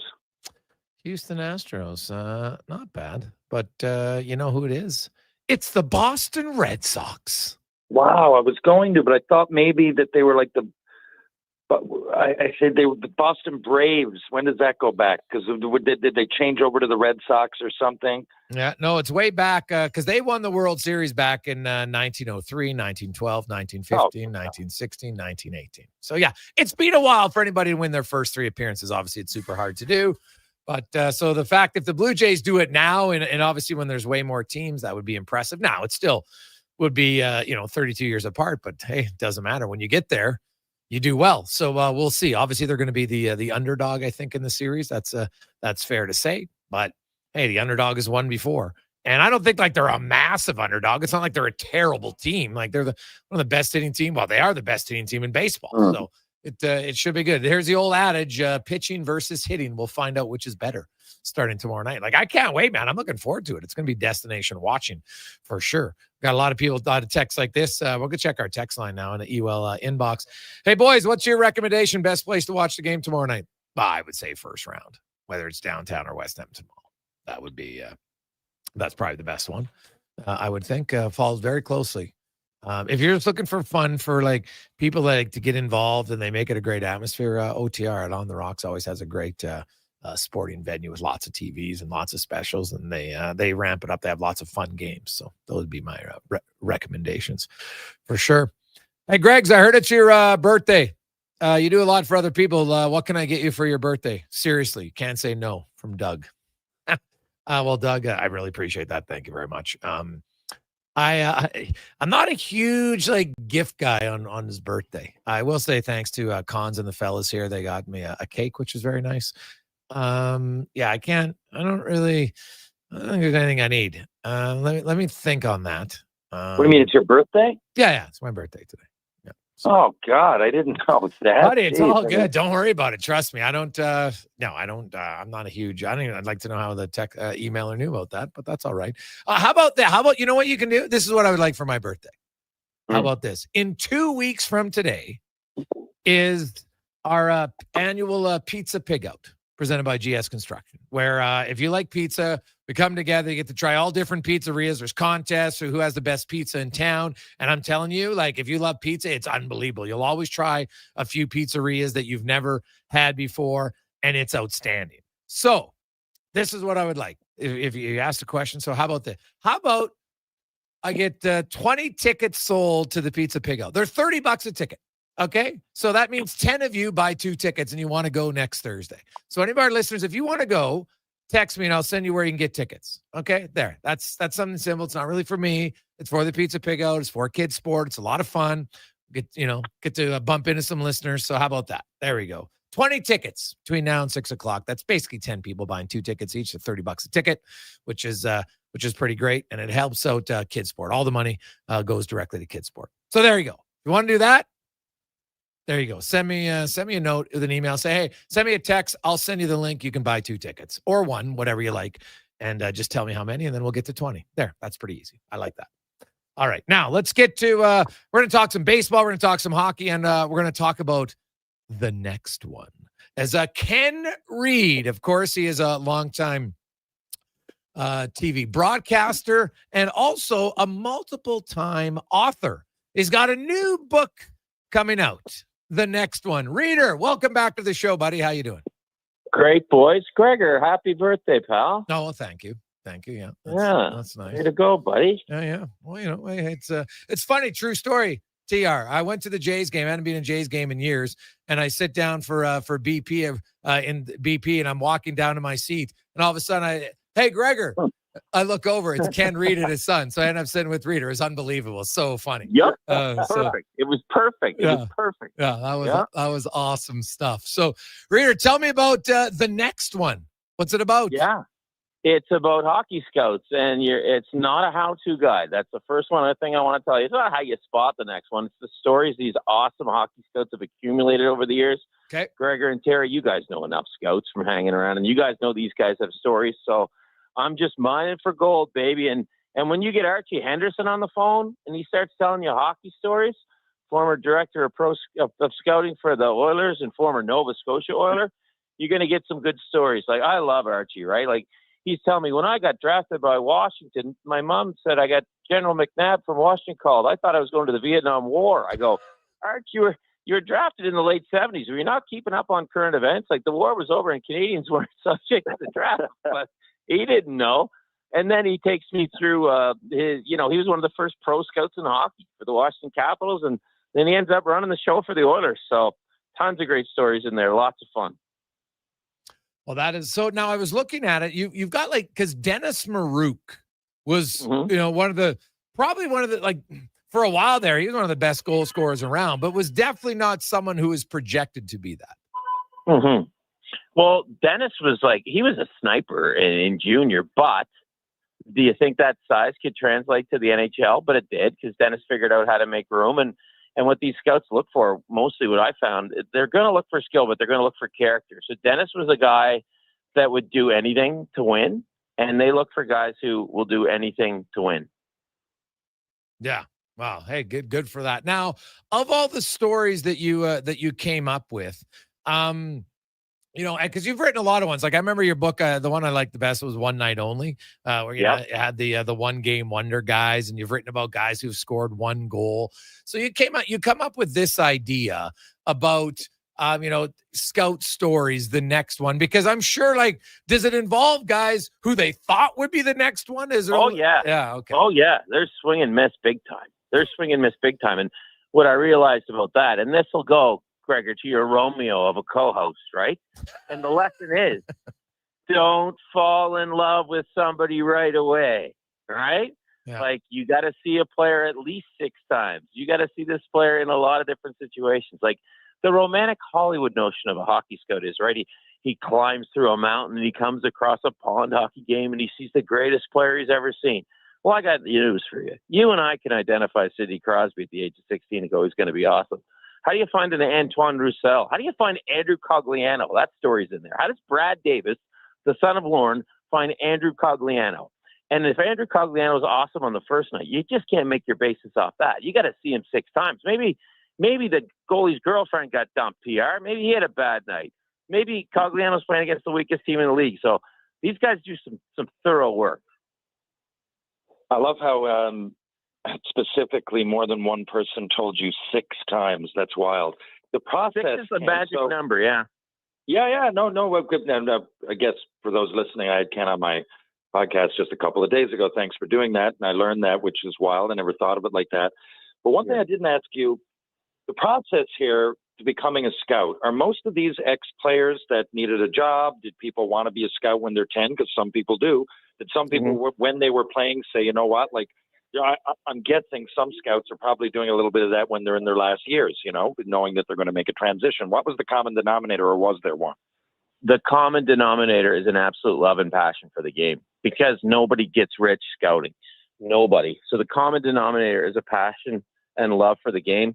There's ex-pros, there's guys who never played pro, but the common denominator is an absolute love for the game. I mean, who doesn't want to drive in a Ford Temple with no heat through the middle of Saskatchewan and Manitoba in the winter to find Aaron Asham playing AA hockey, right? You got to love it. You got to love it. That's the common denominator. It is. Well, what's funny, because I talked to a scout before, and they said, there's a lot, like, people say, hey, it's a scout. Like, you really have to accept that, like, it kind of joked, if you're an NHL scout, it should almost be the no home league for scouts, because you're on the road a lot. You really are doing something kind of for bigger than yourself, because it's great if you scout a guy, and I could write down and say, I really love Terry Ryan, pick Terry Ryan. At the end of the day, if your GM doesn't listen to you, he doesn't pick Terry Ryan, or someone else might pick him before you, right? So it's a labor of love that's kind of, selfless in the sense, because it's a lot bigger than you.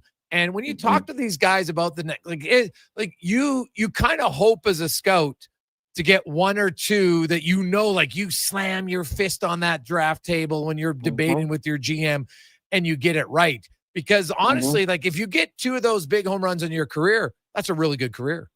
Absolutely. There's a story in the book about Rick Knickel. Do you guys remember Rick? He had that debut with the LA Kings when he was 31 as a goalie. And he became a scout for Nashville. He saw Jordan Tutu for the first time when he was just helping out at a Wheat Kings Bantam camp. Tutu was 14. And so Rick makes a little note. And Rick just loves this kid. And he sees him over and over and over again. And he is adamant that they have to take Jordan Tutu, to the point where he encourages his general manager to make a trade up. And they did. David Poyle traded up to make that pick. And that was, that was a great pick for Rick. And Rick prides himself on that sweet spot. He always said it was around 3, 4, and 5. If you can't find a guy at around 3, 4, and 5, you're a legendary scout. So yeah, it's a very selfless position. You have to know your GM's wants, what your GM looking for. Yeah. And it's kind of like, and it's kind of like, it's kind of like being in the media. You're not going to get rich, but you're doing it because you love it. And it's like being the lighting director on a Hollywood film. Ben Affleck's getting all the credit, but you're part of that too. Yeah, it's very true.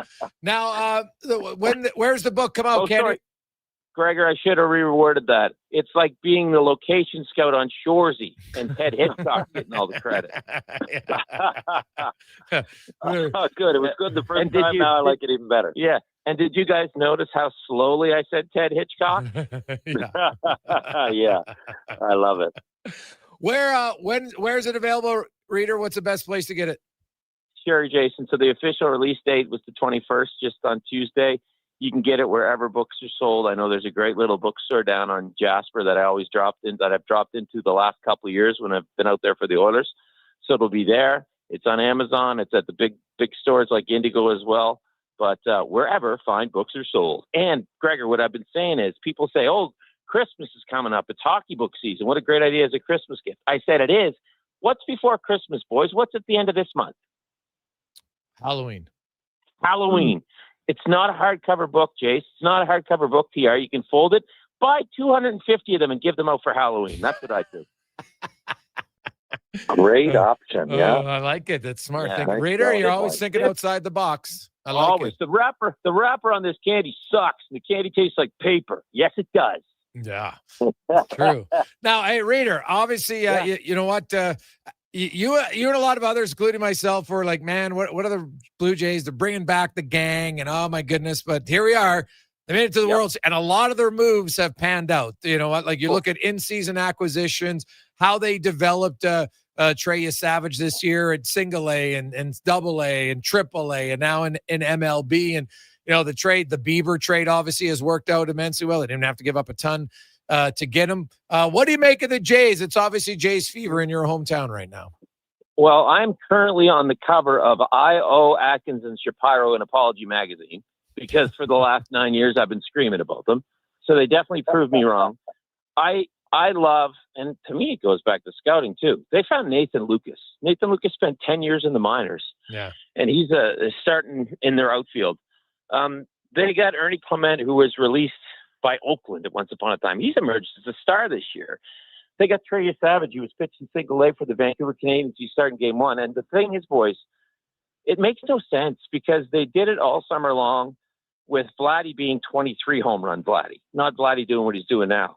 They did it with Bo Bichette out of the lineup, and they're still doing it with Bo Bichette out of the lineup. Like, a hero will always emerge, but in the case of the Jays, like 7 or 8 heroes have emerged. It's a storybook season. Now, will they win? I don't know. Can they? Absolutely. Oh God, yeah. What is your key, do you think, for the Jays to win? Like, is it captain obvious? They got to find a way to get to the Dodgers bullpen before the 8th inning. Well, what they've done, yeah, you nailed it. What they've done all year long is they've had really good quality at bats. You'll see a 10-pitch at bat, and maybe the guy will pop up. But you got 10 pitches, and we all know how every baseball team is in love with pitch count. So if they can get to that Dodgers pitch, get into the Dodgers bullpen, then the games begin. Like when the starters leave a game now, I'm like, okay, now the game has begun. Don't pitch the ball to Shohei Ohtani will also be a key. If they can contain Ohtani the way they contain, say, a Judge in that series against the Yankees, then they'll have a chance. But don't try to be a hero. Just go up there and have smart quality at bats. Don't go hacking. But they've played all year. They remind me of a good National League team from back in the day because they put the ball in play, they have stellar defense, and they get timely home runs. So if they put the ball in play and they play tight defense and have quality at bats, I think they'll be in good position. And lastly, Reader, what do you? I know you're always following things around the NHL. What do you make of the Habs and the Oilers very early on this season? I was very glad to see Connor score the other night. That was good. The Oilers seem to me they're just this is kind of what I expected. I did not expect them to come flying out of the gates. That's tough what they went through again last spring. The Habs are that's how you rebuild a team. Little water bugs, right? Now I'm glad they got some size in an Anderson. I'm glad they got some muscle in a Jack Eye. If I was a Montreal fan, I'd be pretty psyched. But again, I don't put too much into what I see in October. So do I think Connor McDavid is going to get a goal, every 7 games or so? No. Do I think the Habs are going to win at 6 out of every 8? No. But I like where Montreal is. And for Edmonton, I just think it's it's a process, and the regular season's become a process for them. And it's just, you kind of get better as you go. And I don't think necessarily they're going to have the same roster right now that they're going to have when the playoffs start. So tweaks will be made, I would figure. You guys? Yeah, well, I look at Edmonton, and they just, their best guys got to get playing better. That's just as simple, like offensively. If that happens, the offense will come. Defensively, they've been pretty good. Now they got Wallman back, so that in theory should only make them a little bit better. I still think the makeup of their team, getting Hyman will help, but I think they need a little bit more sandpaper up front before the season ends, no question. And hey, the goaltending's been fine up until this point. Connor McDavid was actually raving about it today, but that'll be an ongoing one. And hey, we'll see. They got Ingram in the minors. We'll see what happens there kind of in a few months to see if he can come back. But it's that position's voodoo half the time anyway, except for maybe 5 guys. Yeah, I hate to be the guy that harps on goaltending and say that's going to be a situation until it's not a situation anymore. But I think it is. And it's the easiest guy in the world to point the finger at the goaltending tenor nature of the position. And, it's a tough spot for Stewart to be in, and they should pump his tires. The guy can come up with some big games. You just gotta can't let those little squeakers in, right? Those are the ones that kill you. Yes, it's very true. Reader, well, congratulations on another book, buddy. I'm looking forward to reading it, and we'll talk to you again soon. Thank you. Happy birthday. Remember, the next one, the ideal Halloween gift. I love it. Ken Reid joins us. That'd be awesome, kids. What's this? Hey, are you a hockey player? Here you go. Here's a book on the next one.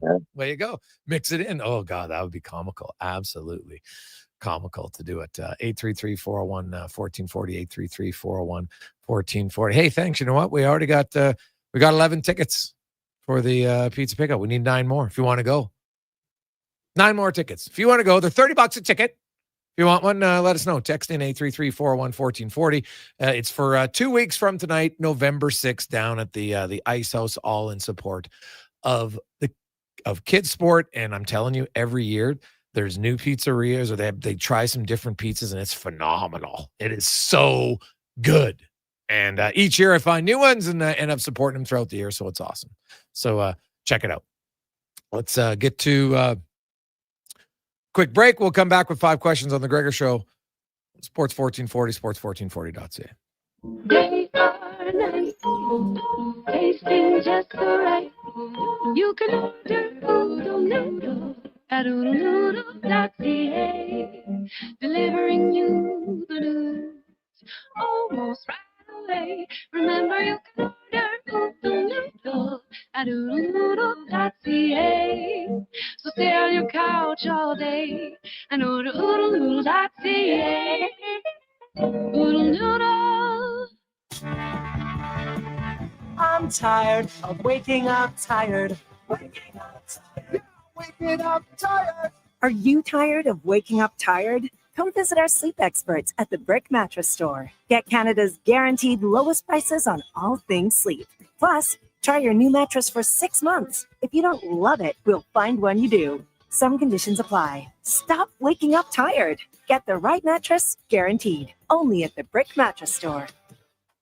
And now Action Electrical's testing team is on defense duty. They're the guardians of safety and compliance, a critical part of any lineup. Precisely. They perform rigorous safety and code compliance testing for commercial operations.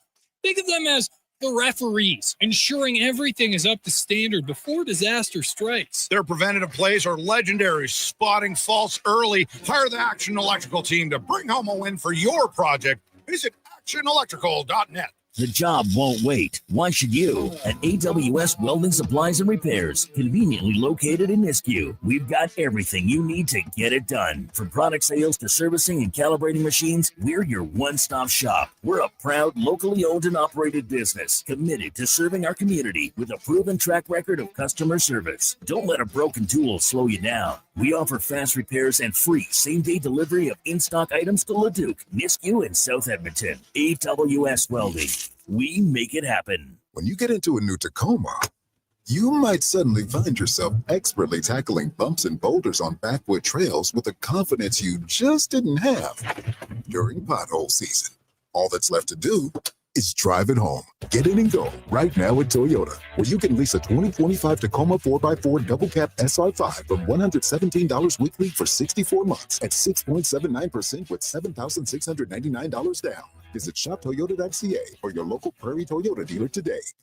Whoa, who turned off all the lights? Experience the new charcoal menu at Booster Juice. Charcoal menu? Introducing the Eclipse Smoothie, Blackout Booster Mixer, and Midnight Booster Ball. Where's that voice coming from? Dark and delicious, made with activated charcoal. Can we please turn the lights back on? Sorry, I'm just excited about the new charcoal menu. Wow, that is good. Right? Available now, only at Booster Juice. Ever had a problem returning auto parts? At Ed's Auto Salvage in Westlock, we do things differently. Hi, it's Lisa, and we're proud to offer one of the best return policies in the business. When you shop with us, you buy with confidence, knowing that if it doesn't fit or if it's not the right part, we'll make it right. For nearly 50 years, Ed's Auto Salvage has helped Alberta drivers save money, stay on the roads, and shop stress-free. Trust the team that stands behind every part we sell. Visit us at edsautosalvage.com.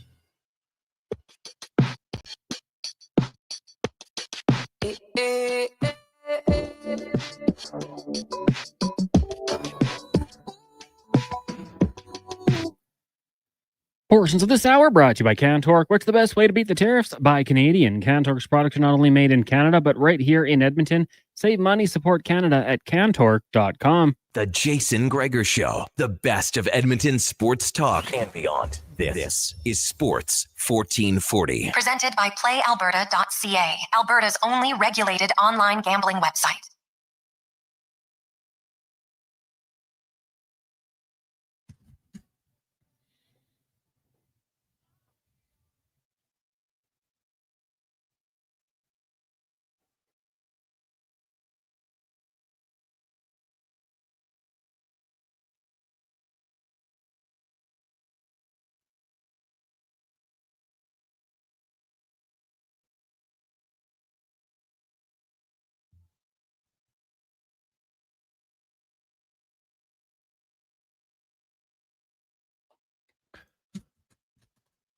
$4.50, Gregor, Ryan, Halley. Game day, Thursday afternoon on the Gregor Show, presented by PlayAlberta.ca. And remember, the Daily Grand, one of our funnest games. Our favorite game, even though I've never won, but maybe you can. Get your tickets, PlayAlberta.ca, where you can win $1,000 a day for the next 20 years. God, that, like certain things you'd think would get old over time, that would never get old. How would it? How could it get old? Who doesn't like money? It's always nice to have it, especially if you have a little extra. That'd be always good. So, how many people out there right now are making $1,000 a day? Gonna guess not many.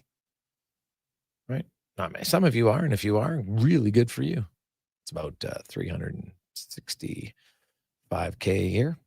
It's a pretty good cake if you can make it. But that now, remember, this 1,000, that's like after tax. So it's kind of like you're making 700 and probably 660, 670, guessing. So it's pretty good. Pretty good. If you're in that small group, good for you. Most people don't think so. Let's get to 5 questions now, brought to you by The Brick. We're saving you more. Hey, that's what they like to do. And at The Brick or thebrick.com, you should stop in today because they got a 1-day sale for VIP people today. You can get 50% off local delivery. Also, 65% off sofas when you buy the matching love seat or chair. The Brick and thebrick.com. It's time for 5 questions on the Jason Gregor Show. All right, guys. Question number 1. What's happening tonight when the Oilers host the Montreal Canadiens? I'm going 5-2 Oilers, and I'm going McDavid hat trick again. I am. I feel lucky. I look at 5 goals, man. That'd be great for the Oilers. Until I see them have a game breakout offensively, I can't predict a game. So I think it'll be 3-2, but they score an empty net or make it 4-2. So, question number 2 for you guys. Pretty crazy news out of the NBA this morning with Terry Rozier and Chauncey Billups arrested for gambling-related reasons. What do you think pro sports leagues can do to attempt to try to stop this? It's a really good question. Well, to me, it's very simple. You like, hey, you're getting arrested. Like, this is bigger than just the game itself, right? So I look at that factor, but hey, make the punishment severe enough that you're done for life. Right? Like, I'm a big believer. If we made more punishments severe enough, people would not just think twice, they'd think thrice, 5 times, 6 times. Like, but then again, like, sometimes you're never gonna weed out the idiots who want to do it. Like, what was Declan saying? Rozier's made what, $125 million in his career? What the hell is he doing? He's sure not getting that much on a side hustle for this. So what are you doing? Right? Like, so I don't really understand it. Like, there's always going to be someone who doesn't have the common sense approach. I don't know if you can fully protect against them, but you make the punishment severe enough, that'll at least make most sane people think twice. Yeah, I mean, as far as what can you do to prevent it, I don't think much at this point. I mean, you can, but there's always going to be, it's an easy system to get around, right? You're always going to have corrupt individuals. Yeah, and the reasoning, there's a lot to unpack. It doesn't make any sense from a lot of levels, but this has been happening. I just watched a movie, 8 Men Out. Check it out. Look at the time and the place. It's over 100 years ago, right? And we're still talking about it. I don't think you'll ever avoid it fully, unfortunately. It's what we catch and what we don't. Good point there. Question number 3 for you guys. What do you make of Trey Savage getting the start for the Jays tomorrow night in Game 1 of the World Series? Yeah, I love it. I've said it, but to repeat, to emphasize what I've already said, he's young, he's energetic. You're giving the ball to a guy. You're showing a bit of confidence in someone who's a little bit green when it comes to the major leagues. But I think in this sense, he's had a bit of success, and there's still a little bit of the unknown. And I think the Jays need the unknown, and they need the underdog stories. They need every bit of side juice that they can get. And it's only changing the order around a little bit. The guy reeks of positivity and potential, and you're the underdog anyway going in, even though it starts at home. So I love it. And I don't only like it, I love it. I don't have an issue with it. It kind of made sense. I know they could have got, people said, well, Monday was Gosman's throw day anyway, but I'm like, they're going to start Game 1 and 2. So why not give him an extra day's rest anyway? And then let him pitch in Game 2. So you know what? Savage has been really good for this team. So I don't have an issue with it at all. Question 4 for you guys. PlayAlberta.ca is the Chargers as 3.5-point favorites tonight over the Vikings. How do you see this one playing out? And any prop bets you'd consider dabbling in? I'm not dabbling in anything Charger related, but God, it's hard. It should be an easy pick to say the Chargers will win. But as we've seen from the Chargers, Con, no offense, they haven't necessarily been the most reliable at times. So, but I'm still going to take the Chargers at home. The Vikings QB play right now isn't very good. I'm going to take the Vikings. I am. The Chargers showed terrible pass defense the past few games. I think Wentz has had 300 plus yards one of those games, maybe even 2 of them, even though he's looked sloppy. So I'm going with the Vikings, and I'm going to go with the over. I'm going to hammer the over. I kind of lean with TR. The receivers there are very good, but prop bet around Godson quickly becoming one of Justin Herbert's favorite targets, and the over-under at 42.5 yards. I think that might be a good pick. Final question for you guys today. Canadian actor Ryan Reynolds turns 49, sharing a birthday with our very own Jason Gregor. Do you have a favorite movie that Ryan Reynolds is a part of? Pretty good-looking guys. Ooh, I like that. Nice. Ryan Reynolds, the top of that totem pole by a landslide is anything to do with Deadpool. So 1, 2, Wolverine was it versus Deadpool, whatever it is. I find those absolutely hilarious. I actually rewatch them to make notes with the jokes, just to remind myself. They're so funny and, like chirps. And if there's one close to it, it would probably be Free Guy. I enjoyed that. He plays a video, kind of controlling his own video game. It's tough to explain the premise, but that would be the only one even remotely close for me to Deadpool. I'm actually going to go maybe a little bit off the board because I thought it was quite humorous and probably factual for a lot of people. But remember, definitely maybe with Rachel Weisz, Elizabeth Banks was in it with Reynolds, and he had to explain to his 11-year-old about divorce. I just remember the movie. I thought it was pretty good. So I don't like Deadpool is obviously very good, but I'm going to go different. So I'll go with a big change. Now I was going to go Ted because you said any movie and he was part of Ted, but I opted not to. That's fair. Because I thought it was too like he wasn't in it that big of one. The other one I liked of his was The Hitman's Bodyguard. It was pretty good. Yeah, I like that one. Yeah. So that's with him and Samuel L. Jackson, Salma Hayek, Gary Oldman, I think, is in that. So pretty good. Cons, you have a fave? You know, I wish I liked the Amityville Horror more, like the remake that they did with him in it. Oh, I've never seen that. Yeah, I mean, I think the classic's a better one. But just like as the question goes, favorite movie that he's a part of, Harold and Kumar Go to White Castle. It was released when I was at an age where I would like that type of movie. Okay. And I think his line is like, but doctor, why? Just like a simple thing like that. Classic movie, though. Oh, geez. Nice. The other one was actually The Croods, right? The animated one where his voice is in it. A New Age. The Croods is pretty funny. I don't know if you could probably haven't seen it, Cons, and TR, your daughter might be too old to have watched it, but Croods is pretty funny. So. Oh yeah, no, we watched it. It's funny. Yeah. So I like it. TR, good chat with you, buddy. Have yourself a wonderful weekend, and who knows, maybe we'll see you in your Alberta tour next week. Hope so. I'm really going to look into it. Thank you, Connor. Thank you, Jason. Thank you, Edmonton, and talk soon. There you go. That's Terry Ryan joins us Tuesday and Thursday. Let's get to the Con Man and a Sports 1440 update. Brought to you by Northgate Chevrolet Buick GMC. We're nearing the end, and man, they're getting so close to their goal. They want to help feed 500 families. How do they do it? Every vehicle that they sell this month, they will feed a family of 4. It's a pretty fantastic initiative. See all their vehicles at northgategm.com. This is a Sports 1440 update. It is game day. The Oilers are set to take on the Montreal Canadiens down at Rogers Place. Puck drop just after 7. We've got pregame coverage for you with Andrew Walker, Donovan Paulson, and Landon Ferraro getting going at 6 right here on Sports 1440. Elsewhere, Ducks taking on the Bruins. Lightning host the Blackhawks. Penguins in Florida. Got the Rangers and the Sharks. Canucks in Nashville. And the Winnipeg Jets hosting the Seattle Kraken.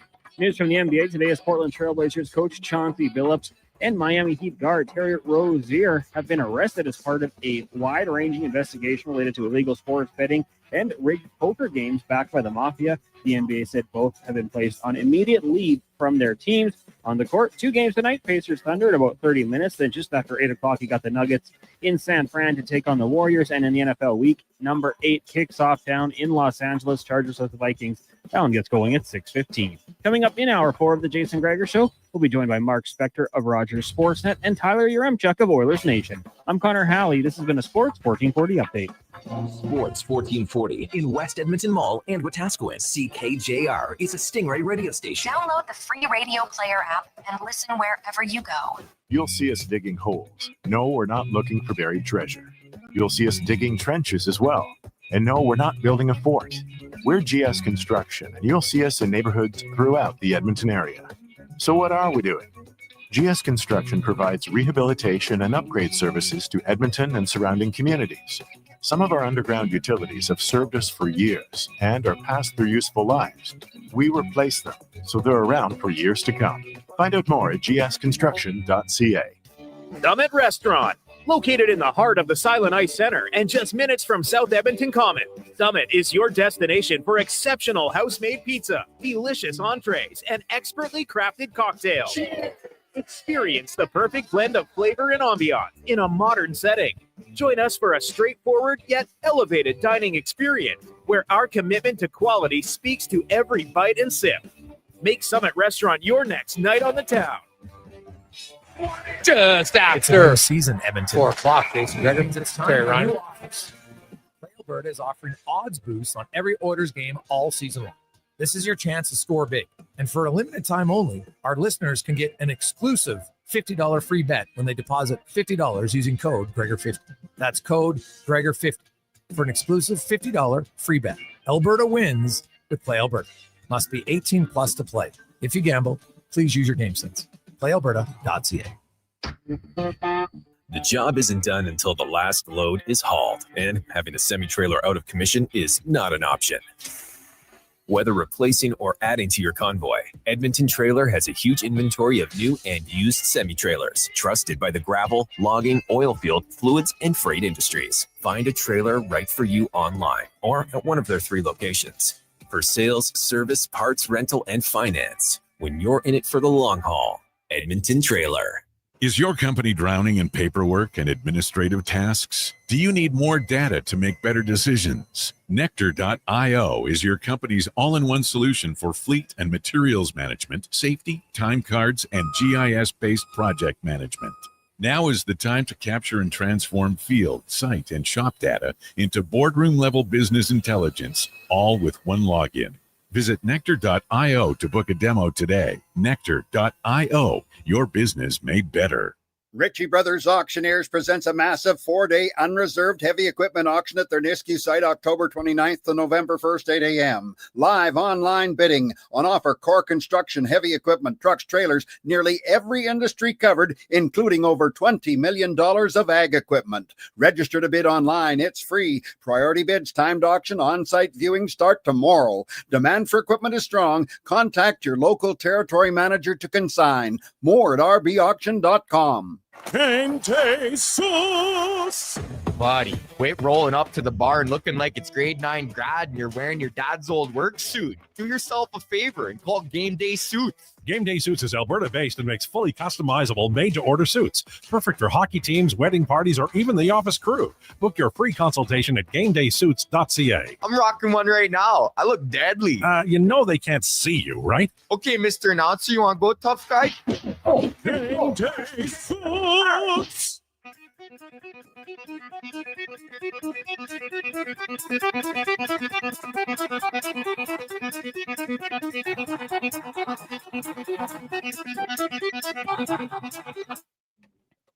Portions of this hour brought to you by Elks Nation, 2 weekly podcasts with Eddie Steele and Declan Kruger breaking down the green and gold, the most in-depth EE football coverage on YouTube and anywhere you get your podcast, elksnation.ca. The Jason Gregor Show, the best of Edmonton sports talk and beyond. This is Sports 1440. Presented by PlayAlberta.ca, Alberta's only regulated online gambling website.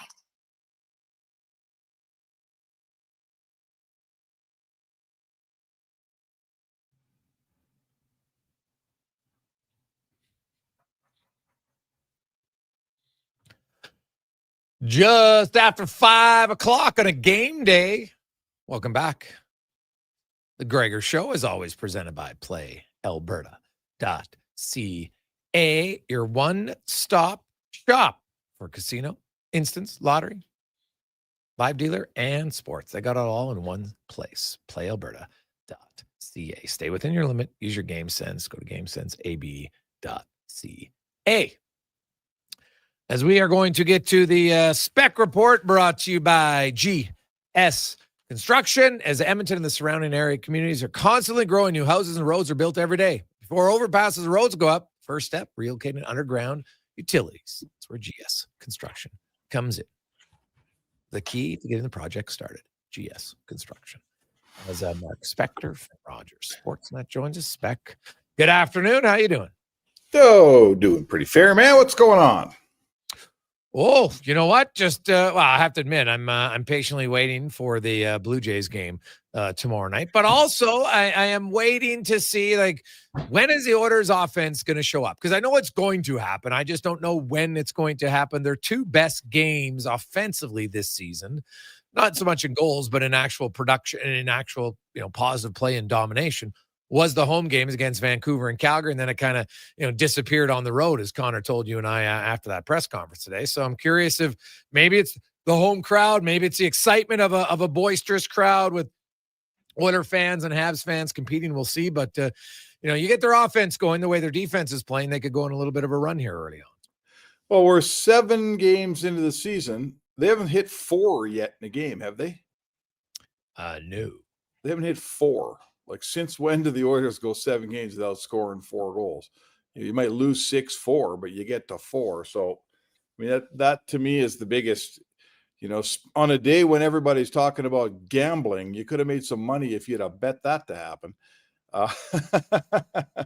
So let's start there.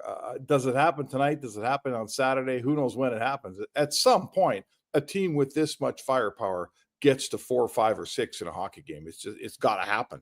And again, in the vein of gambling, the odds are it should happen after 7 games. We should be waiting for it to happen any night here, shouldn't we? Yeah, for sure.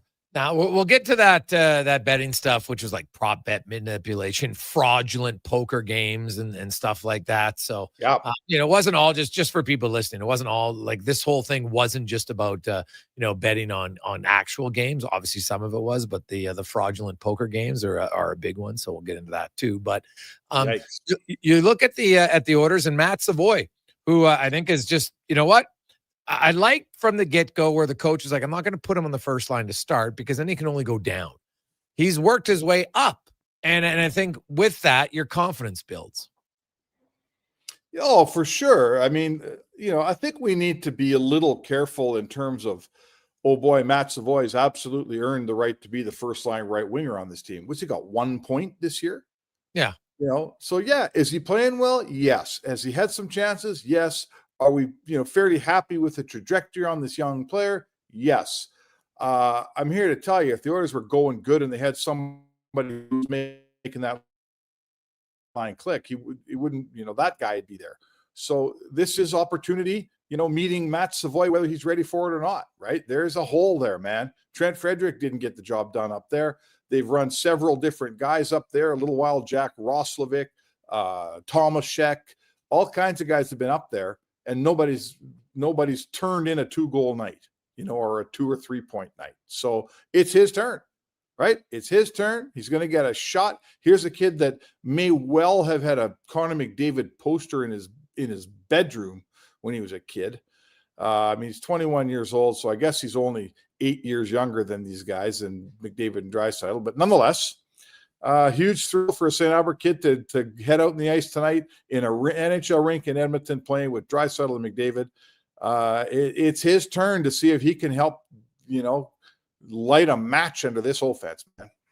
Yeah, no, it's not like you're right. It's not like Matt Savoie is playing unbelievably well, but there's no one that's really, done much up there. And nope. Savoie in other situations has at least been a guy who's been noticeable in some games, creating chances, using his speed.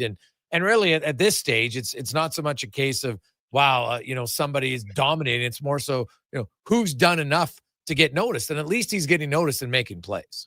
He is. Listen, in the end, I would be very surprised if it's Matt Savoie or any of these younger, less significant players who pulls the Oilers out of this thing. We know who the straws are that stir the drink in Edmonton, right? Matt Savoie, like, if we're waiting around for a kid who's played whatever he's played, like 7 and 4 or maybe 12 or 13 NHL games, if we're all waiting for that player to get Edmonton out of this offensive slump, that's not probably fairly healthy for the chances of the Oilers. The guys that are going to get him out of the slump are the guys wearing 29 and 97, a veteran player like Nugent Hopkins, a guy like, Mangiapane popping a couple. Can Savoie help? Hey, man, if he can help, they'll take the help. But I don't want to put a bunch of pressure on Matt Savoie saying, okay, son, get us out of this slump.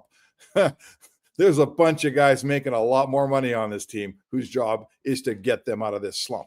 Oh yeah, no, he's just a complimentary guy who might win a few puck races and get the puck to those guys. I think that's kind of what they're seeing here. And other guys that have been there, it hasn't worked. Like it's funny to me that usually you put the stars with guys to help get them going. I think there's a case of let's try to mix them up guys to hopefully help our stars get going. Because the truth of the matter is every team goes as far as their best players take them. That's just a fact. You can have games during the year where your depth shows up and that's awesome. But at the end of the day, and even when your depth plays well in the playoffs, that's great. But you still need your big guys to be going in the playoffs to have success.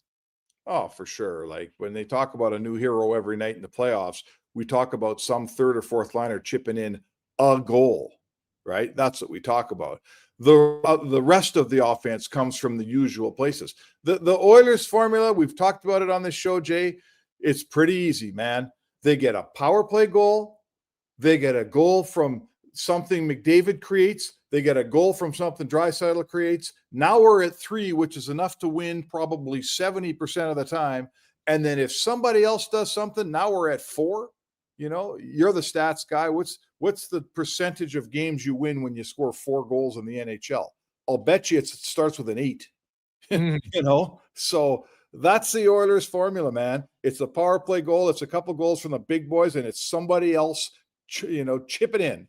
And that gets you to 4, and 4 is enough to be I'm telling you, a 750, 800 hockey team if you do that every night. Yeah, I would think that that's going to give you a decent opportunity to get wins. If I'm doing this kind of off the cuff spec, looking what do you got right now? So far in the NHL, there's been 80 games where a team has scored 4 goals. Okay, what's their record? Well, that's what I'm going to add up now. So of those 80 games, they have won 69. There you go. 7 out of 8 games you win. Yeah, and then I'm trying to see how many they've even got like a loser point in. So they've had a loser point in 1, 2, 3, 4 of them. So they're 69. 6. What did I say? There's 7 80, and 4. 69, 7 and 4. Yeah. So there you it's go. not bad. So it's not bad. Better than if you get to 4 in the NHL, you'll win 7 out of 8 games, and you toss in a couple loser points. That's the Oilers formula. I'm not breaking any ground here. Here's the funny part. Doesn't agree with me. The teams that lost the 4 overtime losses, both teams scored 4 goals. So while the one team had 0, the other team did win. So I'd have to break that down. It probably hasn't even been 80 games in it. It would be a little bit different where because it seems that there's like that was early in the season, like October 11th and 10th, and there's 7-6 and 7-4 games, but there's been how many games now where 80 games where a team scored 4 goals, and 22 times the losing team has scored 4 goals as well. So there you go. And I'm going to guess that most of those losses came when both teams had scored 4. So either way, yeah, if the Oilers get to 4, their odds of winning will go up significantly. They're 3-3-1 so far, because here's the thing, Spec. I looked it up today. So the Oilers have allowed 3 empty net goals, which, makes their goals against look even more. And their goals against is still fine. But if you take out empty net goals, and I took out all the empty net goals, because empty net goals doesn't mean that you're playing poor defense, right? And even sometimes you can give up a goal and not play poor defense. Sometimes the offense just makes a good play. But I took out everybody's empty net goals. And the Oilers have the 5th best goals against average in the NHL when you have a goalie in the net. So they've been really good defensively. You heard Connor McDavid talk about, man, our goalies have been really good for us this season. We still would say mistake. They're making some big saves. And Stuart Skinner's being the main guy because he's played 5 of the 7 games. Yep. Are you surprised that Calvin Pickard's playing tonight and then he's going to play 2? So basically he's playing 2 out of the next 3 when your starter's playing really well. Yeah, I kind of am. As you pointed out when we were talking this morning at the rink, it's pretty obvious. There's a back-to-back coming this weekend. So whoever plays tonight is playing 2 out of the next 3 games. So yes, and the way Skinner's playing, traditional hockey thinking says, why aren't we going back to the guy?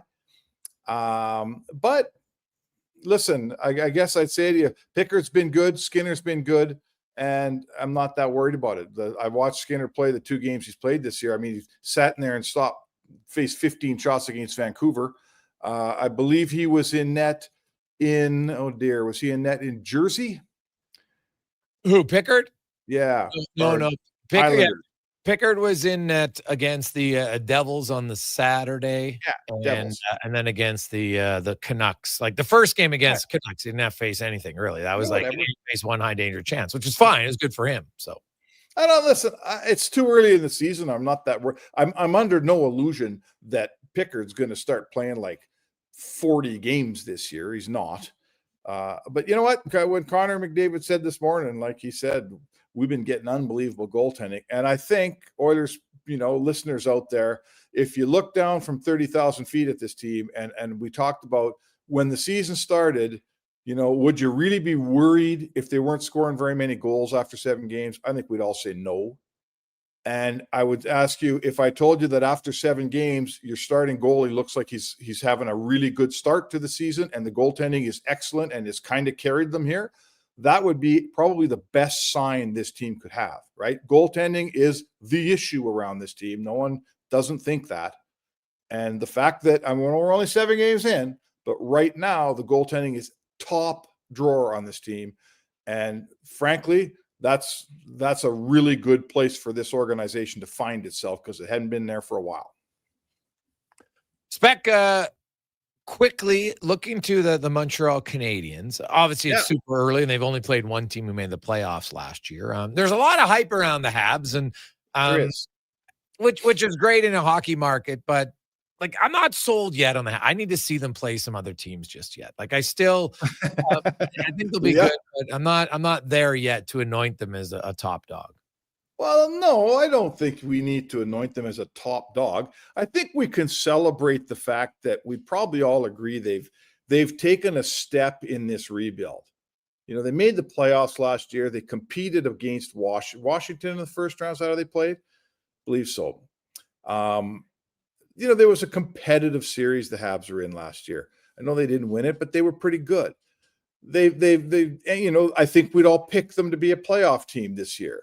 We're not firing coaches. We're not getting new GMs. They seem to have traction in their rebuild. They're getting somewhere. They're exciting to watch. Win, lose, or draw, the Habs are fun. When you turn on a 5:00 game out here before your Oilers play at 7 or 7:30 or whatever, watch the Habs play, man. They're tons of fun. So I don't need to tell you, Jason, that, oh boy, they're going to win a cup. I'm just happy to see that uniform that we all have so much respect for. They're like Yankees of the NHL. I'm happy to see it be relevant. That's all. They're fun. They're relevant. They're going to knock somebody off along the way here, and they're going north. I mean, I'm kind of happy about that, I guess. What about you? Oh, no. Hey, it's good to see them going up. No question about it. It's always fun when Montreal's in. No question. Yeah. I like that part of it. I just, it's interesting to see like people think like they're in now and it's like a no brainer. I'm like, so I think they'll take some points away from the Leafs this year for sure. Oh, they'll take some points away from a few teams. Yeah. You know, that whole thing out there. Florida, I mean, everyone knows how good Florida is. I got nothing bad to say about the Panthers. But, you know, they're probably a little tired. They got some serious injuries this year. Like, you know, holy man, I don't know how they continue to win with what's going on there. The Leafs, I look at their lineup and I think, I don't love that lineup. The defense is average. Their goaltending is average. Boston's heading south. It's time now for Ottawa. It's time now for Montreal. I don't know if Detroit ever gets there, but it's the turnover. You can see the turnover in that division. And I think if the Habs are going to start stealing some points from the Bruins and stealing from Florida and Toronto, I'm all for it, man. I'm here for it. Yeah. Spec, we'll see you at the rink tonight, buddy. Have a good one. All right, man. There you go. That's Mark Spector, the Spec Report, brought to you by GS Construction. We'll return. Yaremchuk will join us. We got Cam Tait, the 2-minute warning, and more on a busy Thursday edition of the Gregor Show, presented by PlayAlberta.ca. Monopoly Double Play is back at McDonald's. So let's practice winning. You just won 25 grand and go. Yes. I said 25 grand. That's what I'm talking about. Yeah. Much better. Okay, now you just won a brand new Chevrolet Corvette. I think she just fainted. Impressive. Feel like a winner. Unpack and back. Monopoly Double Play is back. While supplies last, 1 in 5 chances to win game piece prizes at outset. Chances to win draw prizes depend on number of entries in each draw. Cash prizes payable while you transfer. See rules in app. Edmonton Elks Spectacular is back, presented by Goodwill. October 24th versus the Calgary Stampeders, featuring pumpkin carving contest and more. Plus, we're collecting donations supporting Edmonton Women's Shelter Win House. Tickets at goelks.com. Did you know The Brick is proudly Canadian-owned and operated? We started right here in Canada over 50 years ago. Now, our 5,000 team members are proud to be your neighbor in more than 200 communities across Canada. And we support all Canadians with a growing selection of quality-made Canadian products and manufacturers. Nobody knows more about furnishing Canadian homes at the guaranteed lowest price than us. The Brick, saving you more. Visit thebrick.com and use our store locator to find a Brick store near you. Hi, Mike here from Northgate Chevrolet Buick GMC. I'm super excited to tell you today that we have fed over 250 families so far with our Feed 500 Families event. With that said, we are still short of our goal. We have decided to continue this on through to the end of October.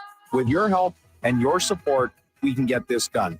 Please stop in and see us today, 13215 97th Street, or visit us online at northgategm.com.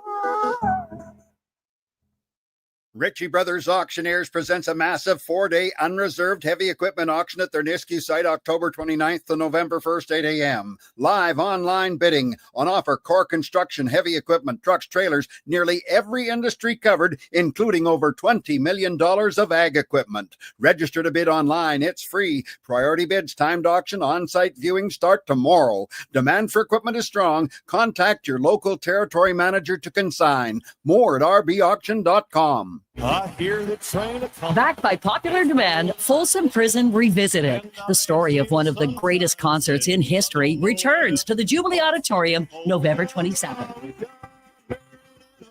Step back in time before, during, and after this iconic Johnny Cash performance. You'll relive an event that changed the life of Johnny Cash and changed music forever. Tickets at Ticketmaster.ca and the Jubilee box office. Brought to you by Stars and Stories Live.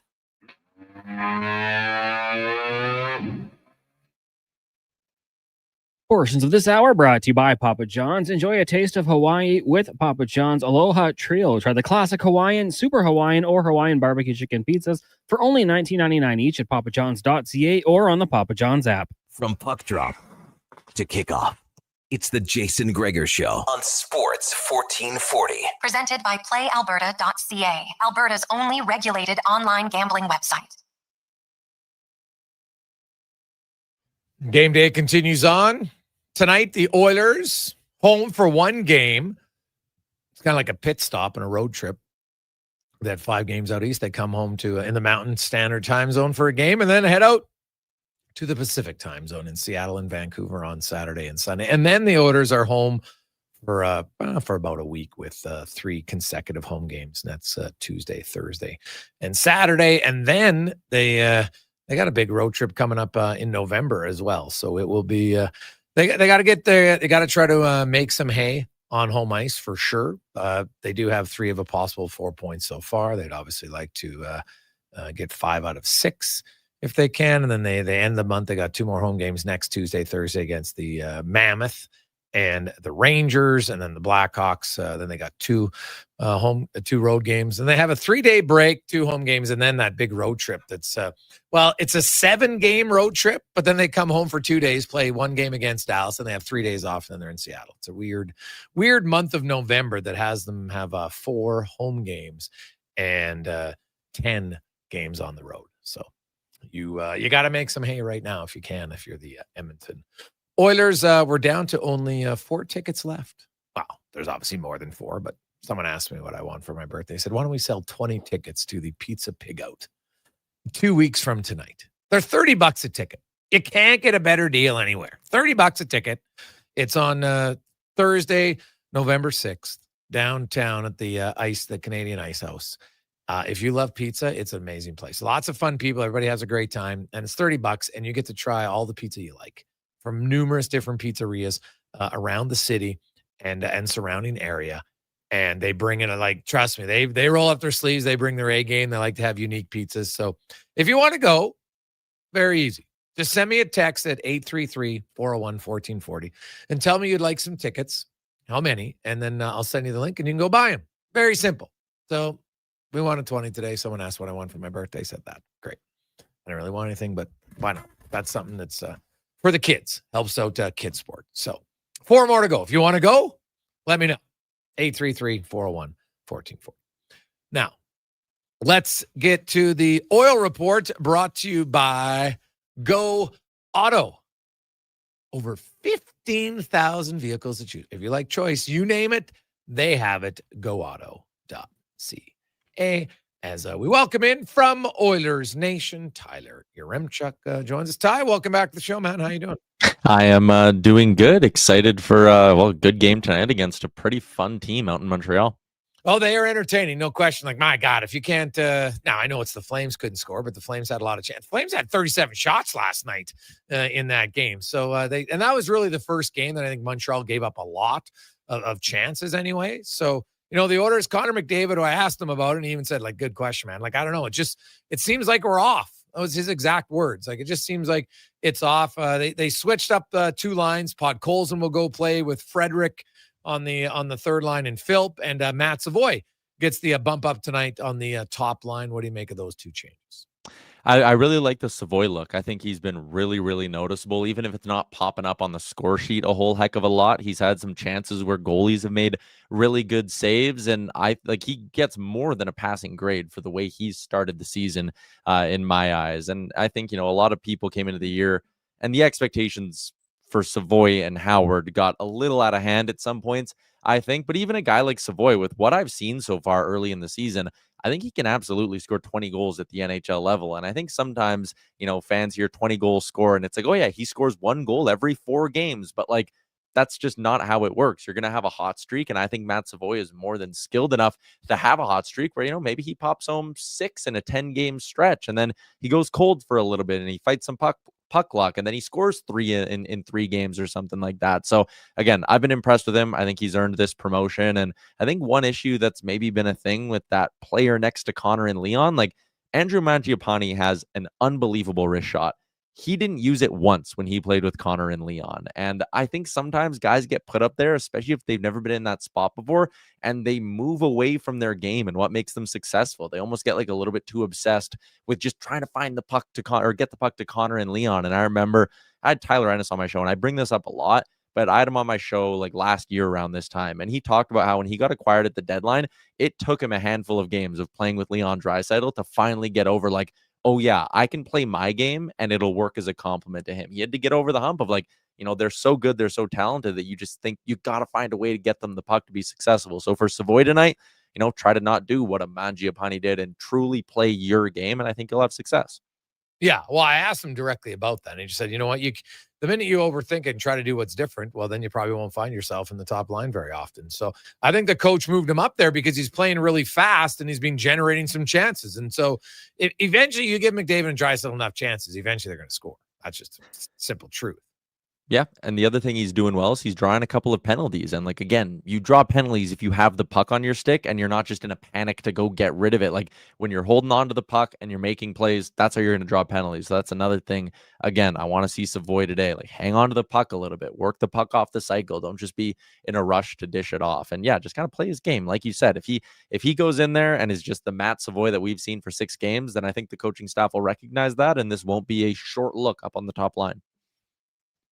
The Oilers offense obviously isn't where it needs to be, but defensively as a team and goaltending for sure, that's been the bright spot. And if you would look and say, man, look at the Oilers goals against average, as I mentioned, you remove empty net goals because that has nothing to do with the goalies. Empty goals across the NHL, the Oilers with a goalie in net have the 5th lowest goals against average in the league. Yeah, and they're not giving up a ton of looks. I even go back to that first game of the year against Calgary, and Calgary ends up scoring 3 goals, and then they get a 4th because of the shootout one. But those 3 goals that Calgary scored, were they amazing looks that Calgary picked the Oilers' system apart? No, it was just dumb luck and dumb decisions by the Oilers, and the puck ended up in the back of their net. And they've cleaned that up for the most part since then. They've gotten good goaltending. Think of that Skinner game out in Madison Square Garden. So they're defending well, and it's also come without Jake Wallman in the lineup for most of it. And I kind of, again, view him and Darnell Nurse as a bit of a swing pairing where if Wallman can get the best out of Nurse and both those guys are playing at what you'd consider a strong level for their standards, then the Oilers have a really, really good second pairing. And if those two are sputtering, then you'll probably see some struggles from the blue line. But having Wallman back is kind of my point here. It should be massive to have him back and contributing at a regular basis, because this blue line, they acquired Wallman last year at the deadline or right ahead of the deadline, and then there was a bunch of injuries, and then Ekholm was gone. We really haven't seen this Oilers blue line truly at full 100% health since they acquired Wallman. Yeah, that's fair. And that'll be a good thing for the team. I don't think there's any question about that. You know, Wallman comes in, they kind of ease him in his first game. Not only is he offensive, he blocks shots very well, has good timing on that. He can be physical. I think he's a little bit of a kind of a chirper on the ice, which I think is good because the Oilers through 7 games, there was jokes. Sean Brown said he didn't even need linesmen in their games because there's been no scrums. They haven't, there hasn't been much going on other than when Regula got rocked by Kane. There hasn't really been much of a scrum. And I firmly believe the Oilers, you don't have to have fighters to play with emotion. And I'd like to see a bit more emotion in their game. And I remember you and I had this conversation at some point during training camp, and I was like, man, maybe just having some like youthful energy in the room with Howard and Savoie can kind of loosen everybody up a little bit. And we talk about how like sometimes it feels like no one likes scoring goals less than the Oilers. They put it in the back of the net. They've done it so many times because all these guys have been around, and then it's like, all right, back to the bench. And like you see a guy like Jake Wallman. I know it was an OT winner, so it's easier to get fired up for that. But he scores. He's got the fun little head bobbing celebration. If you look in the background of that video, Matt Savoie starts bursting out laughing. Like I think Wallman also, even though he's closer to 30 than he is 25, I think he also brings a little bit of that like light energy to the game, which is, again, I think they need more of that. Oh God, no question. Are you surprised that Pickard's going to start 2 of the next 3 games? Really surprised. I felt like coming back on home ice, this was a very easy spot to go back to Stuart Skinner where he's playing well. It's an easy sell to Calvin Pickard where you just go, hey, doubleheader coming, so we're rolling with Stu in this one. The only thing that I can maybe think of, and we had this debate, Liam and I did on my show today, there are some bad playoff moments in that building in Vancouver where they play Sunday night for Stuart Skinner. I know he had the really good game in Game 7, but like I remember earlier in that series when that crowd was on him and they had to, go to Pickard. I wonder if maybe they're protecting Skinner from having to go and have a start. Yeah. But like that's the only, like again, that's the reach I'm taking to try understand why they're going this path of giving Pickard 2 or 3. It does make a ton of sense to me. No, I don't think it does. And if they play good defense, ultimately it might not matter. But I'm a little surprised. Especially if you just look at the numbers between the two of them, right? So, at the end of that means in the first 10 games, Skinner's going to play 6 and Pickard's going to play 4. So we'll see how it goes. Like you could have went Skinner tonight. And then if you didn't want to play in Vancouver, just play Skinner in Seattle. And then you would have played Pickard in Vancouver if you wanted to. Now I know, that's 4 starts in a row and they don't really like doing that. So I can understand it. So maybe I think it might be more about they didn't want 4 consecutive starts. That's the thing I can see. It's the only rational thing I can think of, but I don't think you can be scared of the Vancouver Canucks. Like if anything, if I'm like, hey, I'm liking how my starters playing, great. He'll play Montreal. We'll play Pickard in Seattle and we'll put Skinner in Vancouver and away we roll because we want to beat them again. That's kind of how I would look at it, especially because, that'll be Pickard going twice against Vancouver in your first 10 games. Right. So that to me is a little surprising too. Now, unless, their plan is that Pickard's going to play Seattle and then Skinner's going to play on Sunday. So who knows? We'll see. But looking at the other big story of the week, of course, I know you flew in, went to the Jays playoff game. You're a huge Jays fan. What was the outside up until the home run? What was the best part of the game? Oh man. I mean, it was dead in there for there was energy early on, obviously, and it was good. But then kind of the 5th inning and the 6th inning, and then even the top of the 7th, everyone was kind of like looking around, and I get a little doom and gloomy because I love the Jays, and I'm like, oh my God, like we're going to watch Seattle celebrate tonight on the field. And it was tough. And I'll say the moment, it wasn't the Barger walk or even the hit from IKF that just bled up the middle. When I looked down on the field and saw Andre Jimenez hyping up the crowd and throwing up his arms after he laid down a sacrifice bunt, that gave like almost everybody some juice. It's like that just shows you, again, playoff baseball, totally different. Jimenez laid down a good sack bunt and was so fired up about it. And that's when things kind of really picked up for the crowd. And like, again, the crazy thing about baseball is you sit there, you're down in the dumps for 3 innings, boom, swing of the bat. And all of a sudden you go from being totally dejected to, I was at the game with Carter Hutton. I turned to Hutz and I'm like, they're 6 outs away from finishing this off. Like that home run being as late as it was, everything that went into it, it was unbelievable. Watching that ball fly out in person was just, I'll never forget it. It was so cool. What do you make of their chances against the Dodgers?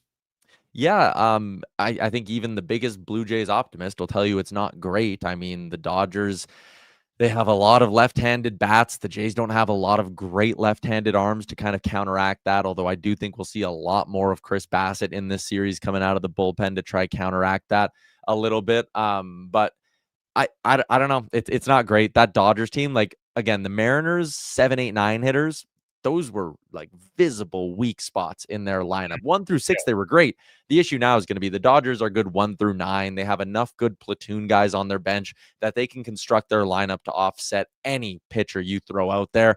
It's a tall task. I don't give them a great chance, but I mean, what's kind of cool about this, what this presents for the Jays is like winning a World Series at any point is amazing. And I would love to see one of my teams win a championship. I've never seen it in my life, but if they do it against the Dodgers, it's not just a World Series win. It's one of the all-time greatest upsets, I think, in World Series history.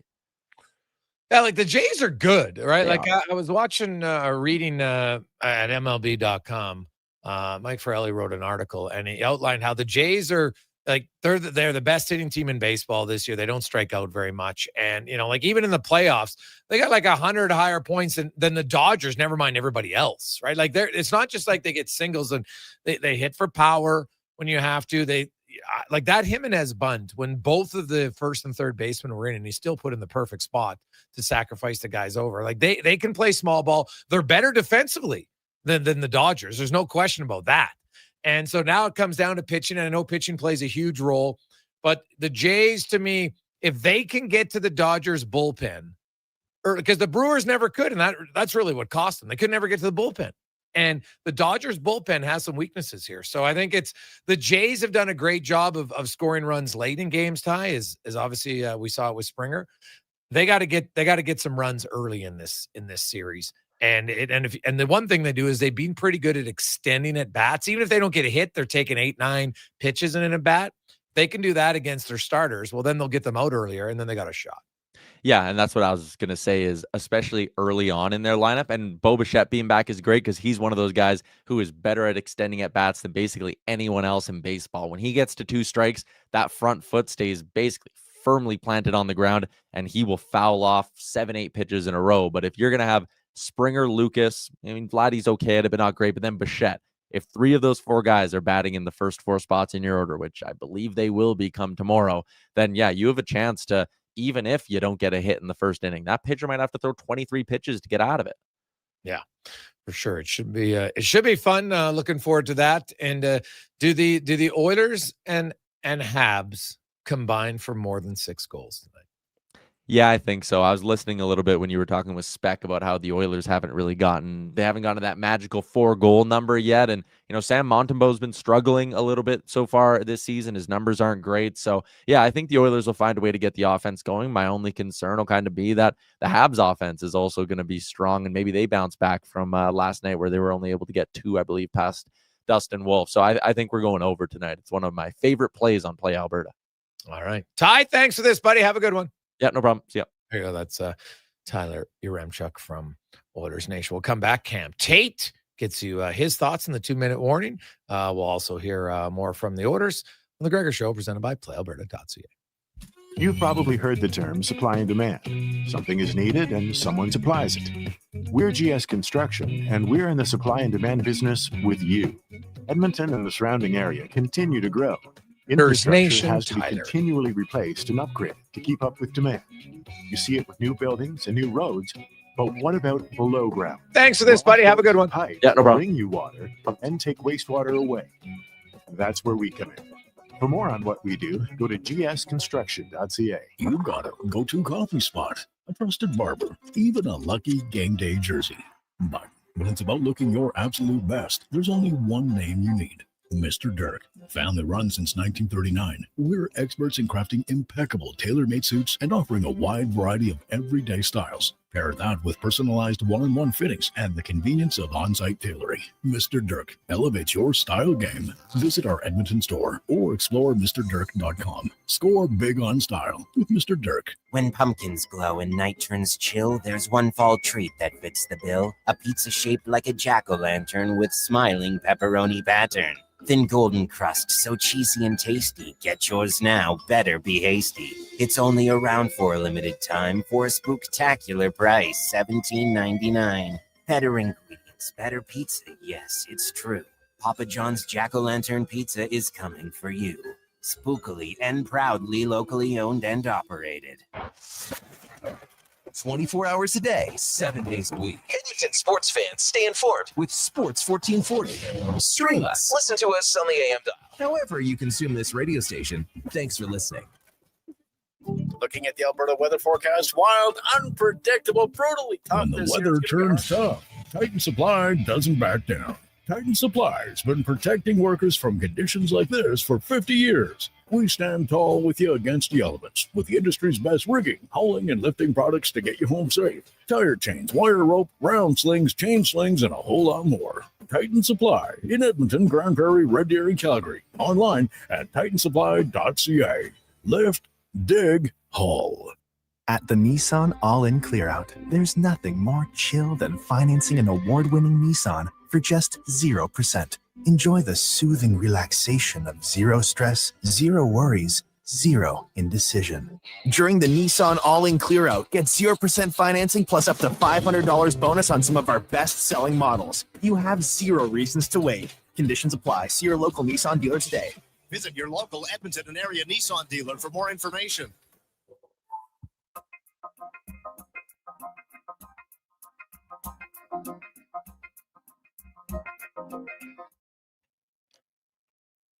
Portions of this hour brought to you by CanTorque. What's the best way to beat the tariffs? By Canadian. CanTorque's products are not only made in Canada, but right here in Edmonton. Save money. Support Canada at CanTorque.com. The Jason Gregor Show. The best of Edmonton sports talk and beyond. This is Sports 1440. Presented by PlayAlberta.ca, Alberta's only regulated online gambling website. Welcome back. It's game day, Sports 1440, sports1440.ca, YouTube, Facebook, X, Instagram. The Gregor Show is always brought to you by playalberta.ca, where you can get in the game and use the promo code. If you make a $50 donation, then use the promo code Gregor50, and they'll give you another $50. Pretty sweet at playalberta.ca. Time now for the 2-minute warning with Cam Tait, brought to you by Legacy Heating and Cooling, where the rates never change, no overtime charges. That's how you build a legacy at legacyheating.ca. Cam Tait, you know him, you love him. Here's the 2-minute warning. Here at the 2-minute warning, we're always looking for new ways, new ideas, and buckle into your chair over there, Gregor, new voices. And today we're introducing Jay Clampett to tell us about the big Edmonton Oil Kings game, Saturday. Welcome. Well, now, let me tell you, I was sitting on the porch the other night, sipping a little maple tea and watching Cousin Clem try to lasso a snowblower, don't ask, when the radio hollered something that near knocked my hat into next week. Seems them Edmonton Oil Kings, rated 5th, yes, 5th, in the country, first place in the Eastern Conference, are throwing a country night this Saturday at 7 o'clock sharp, squaring off for a Regina Pat rematch. And I says to myself, this ain't just hockey. This here's hockey with gravy. Now, I've been to a few hockey games, and every time that puck drops, I can't help but think, who turned the lights down and lost a meatball? But them Oil Kings. They can skate faster than Aunt Maggie can chase down a bingo jackpot. Tickets start at just $20, which is cheaper than a bale of hay, and comes with less sneezing. And get this, they're hauling in 3 mechanical bulls. 3. That's more bulls than we had at Uncle Elmer's wedding. And that fella, he went and married a vegetarian. I hear tell folks will be riding, sliding, and falling off faster than a snowplow on a banana peel. The young'uns will be grinning big with them Western-style kids combos, which I reckon means hot dogs wearing cowboy hats or something deep-fried and proud of it. And here's the kicker, folks. It ain't all just whooping and hollering. The Oil Kings are teaming up with Operation Friendship Seniors Society for #Socktober. Bring a new pair of socks for Edmonton seniors in need, 'cause a warm foot is a happy heart, and Lord knows we could use more of both. So hitch up that wagon, polish your belt buckle, and come cheer, laugh, and maybe even yee-haw yourself silly. 7 p.m. Saturday, Rogers Place. Y'all come down, you hear? I reckon I say this here too. 2-minute warning. Gregor, Halley, Kruger. Young Declan looks like he could clean out a granary. Or 10. Tait. Weekdays. Sports. 1440. That actually wasn't a bad. That wasn't a bad voice. The Beverly Hillbillies. That was probably a little bit before your time, Cons? I don't think you've ever seen that show. I mean, the movie was the one I really got into, Okay. and Ashley's a big fan, actually. Really? Yeah, you go back to the black and white episodes; it's her favorite. So, yeah, what is it, Jed? Oh yeah, I'm vaguely familiar with them. All right. Okay. Well, there you go. Golden age of comedy. Mm-hmm. Very much so. Very much so. How about a first period tonight? So the Rangers came into today allowing only 11 goals in their first 8 games with their goalie in net. 11. Like 1.37. Ridiculous. So who are they playing tonight on home ice? A team that doesn't have a win on the season. And the San Jose Sharks come into MSG and they lead 3-1 after 20 minutes. The Rangers have given up 11 goals in 8 games, Connor Halley, with their goalie in net. And tonight they give up 3 in the first period on 9 shots. The Rangers did score a goal themselves, Taylor Radish, and they scored 1 on 5. But my goodness, the San Jose Sharks, now their coach, and everybody knew what he meant. When he said, geez, I give up one of my kids to get a win right now. And then he had to go back and apologize because our society's so over soft and no one can ever have a sense of humor, for God's sakes. But anyway, that is a wild first period for the Rangers. Absolutely wild. Like, I just don't know if they have enough offense to score 3 more goals. Now, it is against the Sharks, and they give up a ton, so maybe they'll be able to. We'll see. Elsewhere, Sidney Crosby of Jenny Malkin, the ageless wonders. Malkin has 9 assists already this year. Crosby just scored his 5th goal of the season. Like, is this Malkin Crosby circa 2009? Like, are you kidding me? Both these guys are on fire. Order fans are kind of saying, hey, Draisaitl and McDavid, chop here. Let's catch up to these fellas. So that is, it's interesting to see Malkin pending free agent, Connor Halley. Although the way the Penguins are playing, maybe they'll be adding. I'm kidding. But you know what? It's a good start. It's a good start for them. They've been exciting this year. Yeah, good on the road. 3-1 so far. And you up with the Sharks. Matthew Celebrini, 2 goals. Yeah. Take notice, man. He's very good. The other team that's off to a real struggling start, the Tampa Bay Lightning, who are near the basement in the National Hockey League.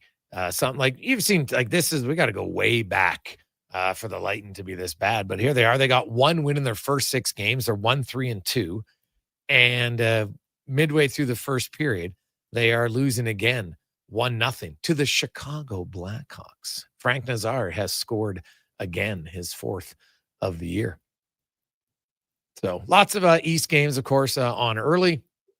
The Quackers, Hellenson scored, as has Casey Middlestad. The Bruins and the Ducks are tied as 1. Flyers and Senators also even at 1 apiece early on. And if you like tilts, Connor, did you see the Matt Rempe, Ryan Reeves scrap in the first period tonight between the Sharks and the Rangers? Like, there's 2 big boys, man, and oh, jeez, like they're like Reeves hitting them pretty hard. And then they came back. They were up, down. Both guys' helmets go flying off. Like, that is a heavyweight tilt tonight. Jeez, both guys, like, God, they were both throwing hard, man. Like, Reeves can still throw you bombs. I'll tell you that.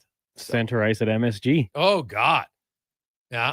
And Reeves connected with a few big ones. Rempe came back with a few. Like, that is, honestly, that's a heavyweight tilt. You don't see those very often in the NHL, man. Like, that is a slobber knocker, as you'd like to say. If you're a fan of the tilts, you might want to look at that one. I'll put it up on my Twitter feed at the end of the show. 833-401-1440. Hey, Greggs, do you think when Regula's healthy, he'll supplant Emberson? Well, I think he'll get some more looks. I think they liked his game. But there's a few things, like, he's going to have to learn, man. You got to be aware of who's on the ice. He got popped twice by Evander Kane. You got to be aware of who's on the ice. Now, he might be ready to come back in that game in Vancouver. And if I'm the Oilers and he's healthy and he's ready to go, I'm playing him in Vancouver for sure. Get back on the horse right away. So, yeah, like, he's bigger. He moves the puck better than Emberson, but, his defense stuff was all right. So, yeah, there's definitely a player there, I think. Now, is he going to be more than a number 6? I don't know. But if you have a good number 6, there's nothing wrong with a good number 6. Not at all. Coming up, Andrew Walker, Donovan Paulson, the pregame show on Sports 1440. So don't go anywhere. They'll update you on that as well as NFL and more. On behalf of Connor Halley, Declan Kruger, Terry Ryan, I am Jason Gregor. Thanks so much for listening. Thanks so much for watching. We always appreciate it. Let's get to Connor Halley and a Sports 1440 update brought to you by Loca. Your next dinner is ready with Loca's Quality Market Gourmet Meals. Choose from over 200 chef-prepared meals. 2 locations, Edmonton and Sherwood Park. Very easy to order online. Loca.ca. Good night.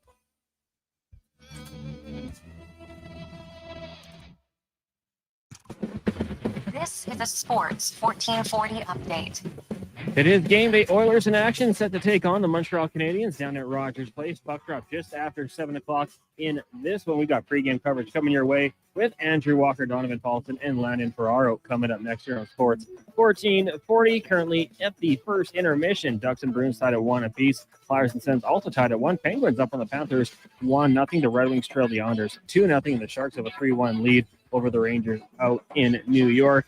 Action just getting going in the second period. Lightning trail the Blackhawks at home 1-0. Later tonight, Jets host the Kraken. Canucks in Nashville. You got the Blues and the Mammoth. The Kings taking on the Stars. And check out the Avs and Hurricanes. They'll be wearing the Nordiques and Whalers jerseys when they meet just after 7 in the association. Pacers taking on the Thunder.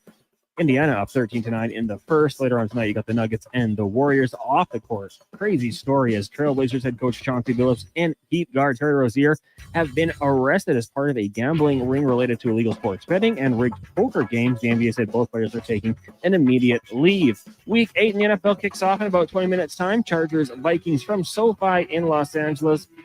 And Toronto Blue Jays announcing that Trey Savage will get to start game 1 of the World Series when they take on the Dodgers tomorrow night. Dodgers will counter with Blake Snell.